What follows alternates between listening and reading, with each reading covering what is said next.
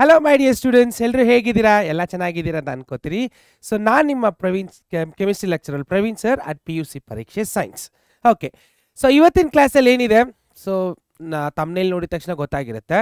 So chemical bonding and molecular ಸ್ಟ್ರಕ್ಚರ್ದು KCET synopsis, ಅದರ ಒಟ್ಟಿಗೆ previously asked PYQs of chemistry CET questions ನಾವು solve ಮಾಡ್ತೀವಿ. Okay, yes. ಸೊ ನಾವು ಪಾಠ ನೋಡೋಕ್ಕಿಂತ ಮುಂಚೆ, ಸೊ ನಿಮ್ಮೆಲ್ರಿಗೂ ಗೊತ್ತು, ಸೊ ನಮ್ಮ PUC ಪರೀಕ್ಷೆ ಸೈನ್ಸಲ್ಲಿ ಫಿಸಿಕ್ಸ್ ಆಗಿರಲಿ, ಕೆಮಿಸ್ಟ್ರಿ ಆಗಿರಲಿ, ಬಯಾಲಜಿ ಆಗಿರಲಿ, ಮ್ಯಾಥ್ಸ್ ಆಗಿರಲಿ, ಎಲ್ಲ ಕಾನ್ಸೆಪ್ಟ್ಸು ನಮ್ಮ ಟೀಚರ್ಸು ನಿಮಗೆ ಅತಿ ಈಸಿಯಾಗಿ ಹೇಳ್ಕೊಡ್ತಾರೆ ಅಲ್ವಾ. ಸೊ ನಾನು ನಿಮ್ಮ ಹತ್ರ ಕೇಳೋದೇನೆಂದರೆ, ಸೊ PUC ಪರೀಕ್ಷೆ ಚಾನಲ್ನ ಸಬ್ಸ್ಕ್ರೈಬ್ ಮಾಡ್ಕೊಳ್ಳಿ. ಇದೇ ಥರ ಈ ಚಾನಲ್ನು ನಿಮ್ಮ ಫ್ರೆಂಡ್ಸ್ಗೆ ಶೇರ್ ಮಾಡಿ, ಸೊ ಅವ್ರಿಗೂ ಇದು ಉಪಯೋಗ ಆಗಲಿ. ಓಕೆ, ಸೊ ಇದೆಲ್ಲ ಹೇಳ್ತಾ ಬನ್ನಿ ಇವತ್ತಿನ ಕ್ಲಾಸಲ್ಲಿ ಏನಿದೆ ಅಂತ ನೋಡೋಣ. Yes, so chemical bonding and molecular structure KCET synopsis ನೋಡಿ. ಈ ಚಾಪ್ಟರಲ್ಲಿ ತುಂಬ ಕಾನ್ಸೆಪ್ಟ್ಸ್ ಇದೆ, ಸರಿನಾ. ಸೊ ಇದರಲ್ಲಿ ನಾನು ಆದಷ್ಟು ಬೇಸಿಕ್ಸ್ ಡೆಫಿನೇಷನ್ ಮತ್ತು ಈಕ್ವೇಷನ್ಸ್ನ ಹೇಳ್ಕೊಡ್ತೀನಿ. ಡಿರೈವೇಷನ್ಸ್ ಆಗಿರಲಿ, ಪ್ರಾಬ್ಲಮ್ ಸಾಲ್ವಿಂಗ್ಲ ನಾನು ಮಾಡೋಕ್ಕೆ ಹೋಗಲ್ಲ. ಇವಾಗ ನಾವೇನಾದರೂ ಫಾರ್ ಎಕ್ಸಾಂಪಲ್ ಏನೋ ಒಂದು ಟಾಪಿಕ್ ಬರುತ್ತೆ ಅನ್ಕೋಣ, ಅಯಾನಿಕ್ ಬಾಂಡ್ ಅಂತ ಅನ್ಕೋಣ. ಸೊ ಅದರಲ್ಲಿ ನಾನು ಡೆಫಿನೇಷನ್ ಕೊಟ್ಟು ಏನು ಅಂತ ಎಕ್ಸ್ಪ್ಲೇನ್ ಮಾಡಿರ್ತೀನಿ.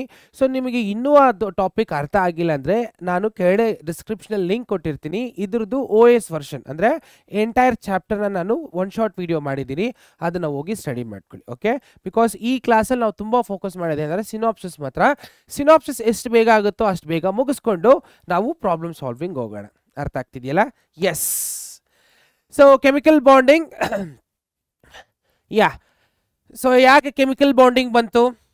ಸೊ ಕೆಮಿಕಲ್ ಬಾಂಡಿಂಗ್ ಯಾಕೆ ಬಂತು ಅಂದರೆ, ಕೆಮಿಕಲ್ಸ್ ಯಾವ ಥರ ಬಾಂಡ್ ಆಗುತ್ತೆ, ಯಾಕೆ ಒಂದು ಆಟಮ್ ಇನ್ನೊಂದು ಆಟಮ್ ಜೊತೆ ರಿಯಾಕ್ಟ್ ಆಗುತ್ತೆ ಅನ್ನೋ ಪ್ರಶ್ನೆ ಬಂದಾಗ ಕೆಮಿಕಲ್ ಬಾಂಡಿಂಗ್ ಆಗಿರಲಿ, ಮಾಲಿಕ್ಯುಲರ್ ಬಾಂಡಿಂಗ್ ಆಗಿರಲಿ ಅನ್ನೋ ಒಂದು ಥಿಯರೀಸು ಸೈಂಟಿಸ್ಟ್ ಮುಂದೆ ಹಾಕಕ್ಕೆ ಶುರು ಮಾಡಿದ್ರು ಅಲ್ವಾ. ಸೊ ಬೇಸಿಕ್ ಆಗಿ ನೀರು, ವಾಟರ್. ಸೊ ವಾಟರ್ ಏನಾದರೂ ಗ್ಯಾಷಿಯಸ್ ಫಾರ್ಮಲ್ಲಿ ಇತ್ತು ಅಂದರೆ ಲೈಫು ಈ ವರ್ಲ್ಡಲ್ಲಿ ಎಕ್ಸಿಸ್ಟ್ ಆಗಕ್ಕೆ ಆಗ್ತಿತ್ತಾ? ಇಲ್ಲ ಅಲ್ವಾ. ಸೊ ವಾಟರಲ್ಲಿ ಆಕ್ಸಿಜನ್ ಇದೆ, ಹೈಡ್ರೋಜನ್ ಇದೆ. ಬಟ್ ನೀವು ಆಕ್ಸಿಜನ್ ಹೈಡ್ರೋಜನ್ ಎರಡೂ ಸಪ್ರೇಟಾಗಿ ತೊಗೊಂಡ್ರೆ ಎರಡು ಗ್ಯಾಸು, ಆದರೆ ಕಂಬೈನ್ ಆದರೆ ಏನಾಗುತ್ತೆ? ಲಿಕ್ವಿಡ್ ಬರುತ್ತೆ ಅಲ್ವಾ. ಸೊ ವಾಟರ್ ಅನ್ನೋದು ಎಲ್ಲ ಜೀವರಾಶಿಗಳಿಗೂ ಒಂದು ಮುಖ್ಯವಾದ ಒಂದು ವಸ್ತು ಅಲ್ವಾ. ಸೊ ಇದು ಏನಾದರೂ ಲಿಕ್ವಿಡ್ ಫಾರ್ಮ್ ಇಲ್ಲದೆ ಗ್ಯಾಷಿಯಸ್ ಫಾರ್ಮಲ್ಲಿ ಇತ್ತು ಅಂದರೆ ನಮ್ಮ ಪರಿಸ್ಥಿತಿ ಏನಾಗ್ತಿತ್ತು ಅಲ್ವಾ. ಎಸ್. ನೆಕ್ಸ್ಟು, ನೀವು ಅಟ್ಮಾಸ್ಫಿಯರಲ್ಲಿ ನೋಡಿದ್ರೆ ವೇರಿಯಸ್ ಗ್ಯಾಸಸ್ ಇರುತ್ತೆ. Oxygen, nitrogen, carbon dioxide, water vapours, some other gases ಎಲ್ಲ ಇರುತ್ತೆ. ಈ ಗ್ಯಾಸಸ್ ಎಲ್ಲ ಯಾವ ಥರ ಒಟ್ಟಿಗೆ ಇರುತ್ತೆ, ಅದಕ್ಕೆ ಕೂಡ chemical bonding and molecular structure reason ಅಲ್ವಾ. ಎಸ್. ಸೊ ಅದೆಲ್ಲ ಇರಲಿ, ನಾವು ಡೈರೆಕ್ಟಾಗಿ ನಮ್ಮ ಕಾನ್ಸೆಪ್ಟ್ಗೆ ಹೋಗೋಣ ಬನ್ನಿ. ಸೊ ಫಸ್ಟು ನಮ್ಗೆ ಇರೋದು ಕೆಮಿಕಲ್ ಬಾಂಡಿಂಗಲ್ಲಿ ಬೇಸಿಕ್ ಅಂಡರ್ಸ್ಟ್ಯಾಂಡಿಂಗ್, ಅದು ಆಕ್ಟೇಟ್ ರೂಲು, ಅಯಾನಿಕ್ ಬಾಂಡು ಮತ್ತು ಕೋವಲೆಂಟ್ ಬಾಂಡ್. ಓಕೆ, ಸೊ ಬನ್ನಿ ಬೇಗ ಬೇಗ ನಾವು ಆಕ್ಟೇಟ್ ರೂಲ್ ಅಂದರೆ ಏನು, ಅಯಾನಿಕ್ ಬಾಂಡ್ ಅಂದರೆ ಏನು, ಕೋವಲೆಂಟ್ ಬಾಂಡ್ ಅಂದರೆ ಏನು ಅಂತ ರಿವಿಷನ್ ಮಾಡ್ಕೊಳ್ಳೋಣ. ಪದೇ ಹೇಳ್ತಾ ಇದ್ದೀನಿ, ಇದು synopsis class, revision class. So ಈ ಕ್ಲಾಸ್ ಏನಾದರೂ ನೀವು ಒನ್ ಶಾರ್ಟ್ ವಿಡಿಯೋ ನೋಡದೆ ಬರ್ತಾ ಇದ್ರೆ ದಯವಿಟ್ಟು ಒನ್ ಶಾರ್ಟ್ ವಿಡಿಯೋಸ್ನ ನೋಡಿಬಿಟ್ಟು ಆಮೇಲೆ ಇದಕ್ಕೆ ಬನ್ನಿ. ಬಿಕಾಸ್ ಅದನ್ನ ನೋಡದೆ ನೀವೇನಾದರೂ ಇದನ್ನು ನೋಡಿದ್ರೆ ಅರ್ಥ ಮಾಡ್ಕೊಳ್ಳೋಕೆ ತುಂಬ ಕಷ್ಟ ಆಗುತ್ತೆ. Okay, S. ಆಕ್ಟೇಟ್ ರೂಲ್ ಏನಪ್ಪ ಇದು ಆಕ್ಟೇಟ್ ರೂಲು? ಸೊ ನಿಮಗೆ ಗೊತ್ತು, ಆಕ್ಟೇಟ್ ರೂಲ್ ಅನ್ನೋ ಒಂದು ಕಾನ್ಸೆಪ್ಟು ಯಾರು ಕೊಟ್ಟಿರೋದು? ಲಿವಿಸ್ ಅನ್ನೋ ಒಂದು ಲಿವಿಸ್ ಸ್ಟ್ರಕ್ಚರ್ ಫಾರ್ಮುಲಾದಲ್ಲಿ ತಗೊಂಡು ಆಕ್ಟೇಟ್ ರೂಲ್ನ ಕೊಡ್ತಾರೆ. ಆಕ್ಟೇಟ್ ಅಂದರೆ ಎಷ್ಟು? 8 ಅಲ್ವಾ. ಸೊ 8 ಎಲೆಕ್ಟ್ರಾನ್ ರೂಲ್ ಅಂತಲೂ ಅದನ್ನು ಕರೀತಾರೆ ಅಲ್ವಾ. ಎಸ್. ಸೊ ಇವಾಗ ನೋಡಿದ್ರೆ ನಿಮ್ಗೆ ಕಾಣಿಸುತ್ತೆ ಹೈಡ್ರೋಜನ್ ಮಾಲಿಕ್ಯೂಲ್ ಮತ್ತು ಅಮೋನಿಯಾ ಮಾಲಿಕ್ಯೂಲ್, 2 ಮಾಲಿಕ್ಯೂಲ್ ಕಾಣಿಸ್ತಿದೆಯಲ್ಲ. ಎಸ್, ಇಲ್ಲಿ ನೋಡಿ, simple. So atoms can combine by transfer of valence electron from one atom to another by gaining or losing ಅಂತ ಅಲ್ವಾ. ಸೊ ಒಂದು ಆಟಮ್ ಇನ್ನೊಂದು ಆಟಮ್ಗೆ ಯಾವ ಥರ ಬಾಂಡ್ನ ಕ್ರಿಯೇಟ್ ಮಾಡುತ್ತಂದ್ರೆ ಎಲೆಕ್ಟ್ರಾನ್ನ ಒಂದು ಬಿಟ್ಕೊಡ್ಬೇಕು ಅಥವಾ ಎಲೆಕ್ಟ್ರಾನ್ನ ತಗೋಬೇಕು. ಈ ಥರ ಎಲೆಕ್ಟ್ರಾನ್ನ ಬಿಟ್ಟು ಅಥವಾ ತಗೊಳ್ಳೋ ಆ ಪ್ರೋಸೆಸ್ಸಲ್ಲಿ ಮಾತ್ರ ಬಾಂಡ್ ಫಾರ್ಮೇಷನ್ ಆಗುತ್ತೆ. ಸೊ ಇಲ್ಲಿ ನೀವು ನೋಡಿದ್ರೆ sodium electropositive atom, chlorine electronegative atom ಅಥವಾ electron dense atom. So sodium ಏನು ಮಾಡುತ್ತೆ, ಒಂದು ಎಲೆಕ್ಟ್ರಾನ್ನ ಕ್ಲೋರಿನ್ಗೆ ಕೊಟ್ಟು ಬಾಂಡ್ ಫಾರ್ಮೇಷನ್ ಮಾಡಿಕೊಂಡು ಸೋಡಿಯಂ ಕ್ಲೋರೈಡ್ ಬರುತ್ತೆ ಅಲ್ವಾ. ಏನು ಬರುತ್ತೆ? Sodium chloride. ಸೊ ಇದ್ರದ್ದು ಈಕ್ವೇಷನ್ ಹೆಂಗೆ ಬರೀಬೋದು? Na plus Cl minus will give you NaCl. So ಇದು ಅಯಾನು, ಇದು ಸ್ಟೇಬಲ್ ಪ್ರಾಡಕ್ಟ್, ಇದು ಸ್ಟೇಬಲ್, ಇದು ಸ್ಟೇಬಲ್ ಪ್ರಾಡಕ್ಟ್ ಅಲ್ವಾ. ಇದು ಎರಡು ರಿಯಾಕ್ಟಿವ್, ಇದು ಸ್ಟೇಬಲ್ ಆಗುತ್ತೆ. ಈ ಸ್ಟೆಬಿಲೈಸೇಷನ್ ಯಾಕೆ ಆಗುತ್ತೆ ಅನ್ನೋದು ಆಕ್ಟೇಟ್ ರೂಲ್ ಹೇಳ್ಕೊಡುತ್ತೆ. ಸೊ ಜನರಲಿ ಆಕ್ಟೇಟ್ ರೂಲ್ ಏನು ಹೇಳುತ್ತಂದ್ರೆ, ನೀವು ಪಿರಿಯಾಡಿಕ್ ಟೇಬಲ್ ಅಲ್ಲಿ ನೋಡಿದಾಗ ಈ ಕಡೆ ಲೆಫ್ಟ್ ರೈಟ್ ಸೈಡ್ ಕಾಲಮ್ ಅಲ್ಲಿ ನೋಬಲ್ ಗ್ಯಾಸಸ್ ಬರುತ್ತೆ, ಆರ್ಗಾನ್, ಕ್ರಿಪ್ಟಾನ್, ನಿಯಾನ್, ಝೆನಾನ್ ಅಂತ. ಸೊ ಇದೆಲ್ಲಾನು ನೋಬಲ್ ಗ್ಯಾಸಸ್ ಸ್ಟೇಬಲ್ ಫಾರ್ಮ್ ಯಾಕೆ ಅಟೆಂಡ್ ಆಯ್ತು ಅಂತಾನು ನೋಡಿದ್ರು. ಯಾಕೆ ಅದು ಅಟೆಂಡ್ ಆಯ್ತು ಅಂದ್ರೆ ಅದರದ್ದು ಔಟರ್ ಮೋಸ್ಟ್ ವೇಲೆನ್ಷಿಯಲ್ ಶೆಲ್, ಅರ್ಥ ಆಗುತ್ತಾ? ಔಟರ್ ಮೋಸ್ಟ್ ವೇಲೆನ್ಷಿಯಲ್ ಶೆಲ್ ಅಂದ್ರೆ, ಸೊ ಔಟರ್ ಮೋಸ್ಟ್ ವೇಲೆನ್ಷಿಯಲ್ ಶೆಲ್ ಅಲ್ಲಿ ಕರೆಕ್ಟ್ ಆಗಿ 8 ಎಲೆಕ್ಟ್ರಾನ್ಸ್ ಇರುತ್ತೆ. ಸೊ ಆ ಕಾರಣದಿಂದ ಆ ಎಲ್ಲ ಎಲಿಮೆಂಟ್ಸ್ ಏನಾಯ್ತು, ಸ್ಟೇಬಲ್ ಆಯ್ತು ಅಂತ ಸೈಂಟಿಸ್ಟ್ ಅದನ್ನ ಡಿಸ್ಕವರ್ ಮಾಡಿದ್ರು. ಸೊ ಅದೇ ತರ ಯಾವುದೇ ಒಂದು ಆಟಮ್ಗೆ ಔಟರ್ ಮೋಸ್ಟ್ ಶೆಲ್ ಅಲ್ಲಿ 8 ಎಲೆಕ್ಟ್ರಾನ್ ಇತ್ತು ಅಂದ್ರೆ ಅದು ಸ್ಟೇಬಲ್ ಆಗುತ್ತೆ. ಬಟ್ ಆಟಮ್ಸ್ ನ ನೀವು ನೋಡ್ತಾ ಹೋದ್ರೆ ಔಟರ್ ಮೋಸ್ಟ್ ಶೆಲ್ ಅಲ್ಲಿ ಒಂದು 8ಗಿಂತ ಕಡಿಮೆ ಇರುತ್ತೆ ಅಥವಾ 8ಗಿಂತ ಜಾಸ್ತಿ ಇರುತ್ತೆ. ಸೊ ಅವಾಗ ಏನ್ ಮಾಡುತ್ತೆ ಆಟಮು, 8 ಎಲೆಕ್ಟ್ರಾನ್ ಸ್ಟೆಬಿಲಿಟಿ ಮಾಡ್ಲಿಕ್ಕೋಸ್ಕರ 8ಗಿಂತ ಜಾಸ್ತಿ ಇದ್ರೆ ಆ ಎಲೆಕ್ಟ್ರಾನ್ ನ ಕೊಡಕ್ ನೋಡುತ್ತೆ, ಅಥವಾ 8ಗಿಂತ ಕಡಿಮೆ ಇತ್ತು ಅಂದ್ರೆ ಬೇರೆ ಕಡೆಯಿಂದ ತಗೊಳಕ್ ನೋಡುತ್ತೆ. ಬಟ್ ಇಲ್ಲಿ ನೀವು ಸೋಡಿಯಂ ನೋಡಿದ್ರೆ ಔಟರ್ ಮೋಸ್ಟ್ ಶೆಲ್ ಅಲ್ಲಿ ನೋಡಿ, ಇದು ಕಾಣಿಸ್ತಿದೆಯಲ್ಲ, ಈ ಔಟರ್ ಮೋಸ್ಟ್ ಶೆಲ್ ಅಲ್ಲಿ ಒಂದೇ ಒಂದು ಎಲೆಕ್ಟ್ರಾನ್ ಇದೆ. ಸೊ ಇದಕ್ಕೆ 7 ಎಲೆಕ್ಟ್ರಾನ್ಸ್ ತಗೊಳಕ್ಕಿಂತ 1 ಎಲೆಕ್ಟ್ರಾನ್ ನಾವು ಬಿಟ್ಕೊಡೋದು ಈಸಿ ಆಗುತ್ತೆ. ನಾನು ಹೇಳೋದು ಅರ್ಥ ಆಗ್ತಿದೆ ನಿಮಗೆ? ಈ ಔಟರ್ ಮೋಸ್ಟ್ ಶೆಲ್ ಅಲ್ಲಿ ಒಂದೇ ಒಂದು ಎಲೆಕ್ಟ್ರಾನ್ ಇದೆ, ಇದಕ್ಕೆ 8 ಎಲೆಕ್ಟ್ರಾನ್ ಬೇಕು. ಸೊ 1 ಎಲೆಕ್ಟ್ರಾನ್ ಇದೆ, ಇನ್ನು ಎಷ್ಟು ಎಲೆಕ್ಟ್ರಾನ್ ಬೇಕು? 7 ಬೇಕು. ಸೋಡಿಯಂ 7 ಎಲೆಕ್ಟ್ರಾನ್ ತಗೊಳಕ್ಕಿಂತ 1 ಎಲೆಕ್ಟ್ರಾನ್ನ ಬಿಟ್ಕೊಟ್ಬಿಡುತ್ತೆ. ಅವಾಗ ಇದು ಔಟರ್ ಮೋಸ್ಟ್ ಶೆಲ್ ಆಗುತ್ತೆ. ಯಾವುದು? ಎರಡನೇದು. ಅಲ್ಲಿ 8 ಎಲೆಕ್ಟ್ರಾನ್ಸ್ ಇದೆ, ಅವಾಗ ಸ್ಟೆಬಿಲಿಟಿ ಅಟೆಂಡ್ ಆಗ್ಬಿಡುತ್ತೆ. ಇದೇ ನೀವು ಕ್ಲೋರಿನ್ಗೆ ಬಂದ್ರೆ, ಕ್ಲೋರಿನ್ದು ಔಟರ್ ಮೋಸ್ಟ್ ಶೆಲ್ ಅಲ್ಲಿ 7 ಎಲೆಕ್ಟ್ರಾನ್ಸ್ ಆಲ್ರೆಡಿ ಇದೆ. ಸೊ ಅದು 7 ಎಲೆಕ್ಟ್ರಾನ್ಸ್ ಬಿಟ್ಕೊಡಕ್ಕಾಗಲ್ಲ. ಸೊ 7 ಎಲೆಕ್ಟ್ರಾನ್ ಜೊತೆ 1 ಎಲೆಕ್ಟ್ರಾನ್ ಬೇಕು ಅದಕ್ಕೆ. ಸೊ 1 ಎಲೆಕ್ಟ್ರಾನ್ನ ಬೇರೆ ಕಡೆಯಿಂದ ತಗೊಂಡು ಸ್ಟೆಬಿಲಿಟಿ ಅಟೆಂಡ್ ಆಗ್ಬಿಡುತ್ತೆ. ಸೊ ಇಬ್ರದ್ದು ಸ್ಟೆಬಿಲಿಟಿ, ಇಬ್ರು ಬಾಂಡ್ ಫಾರ್ಮೇಷನ್ ಮಾಡ್ಕೊಂಡು ಸ್ಟೇಬಲ್ ಆಗ್ಬಿಡ್ತಾರೆ. ಸೊ ಈ ಕಾನ್ಸೆಪ್ಟು ಆಕ್ಟೇಟ್ ರೂಲ್ ನಮ್ಗೆ ಹೇಳ್ಕೊಡುತ್ತೆ. ಕ್ಲಿಯರ್ ಆಗ್ತಿದೆಯಲ್ವಾ? ಆಕ್ಟೇಟ್ ರೂಲ್ ಏನು ಹೇಳುತ್ತೆ, ಔಟರ್ ಮೋಸ್ಟ್ ಶೆಲ್ ಅಲ್ಲಿ ಎಷ್ಟು ಎಲೆಕ್ಟ್ರಾನ್ಸ್ ಇರಬೇಕು? 8 ಎಲೆಕ್ಟ್ರಾನ್ಸ್ ಇರಬೇಕು. ಇದ್ರೆ ಅದರದ್ದು ಸ್ಟ್ರಕ್ಚರ್ ಏನಾಗಿರುತ್ತೆ? ಸ್ಟೇಬಲ್ ಇರುತ್ತೆ. ಅದಕ್ಕೆ ಆಟಮ್ಸ್ ಏನು ಮಾಡುತ್ತೆ, ಬೇರೆ ಆಟಮ್ ಜೊತೆ ರಿಯಾಕ್ಟ್ ಮಾಡಿಕೊಂಡು ಸ್ಟೆಬಿಲಿಟಿನ ಅಟೆಂಡ್ ಮಾಡುತ್ತೆ, either by giving electron are taking electron. ಅರ್ಥ ಆಯ್ತಲ್ಲ ಆಕ್ಟೇಟ್ ರೂಲು? ಎಸ್. ಬನ್ನಿ ನೆಕ್ಸ್ಟ್ ಹೋಗೋಣ.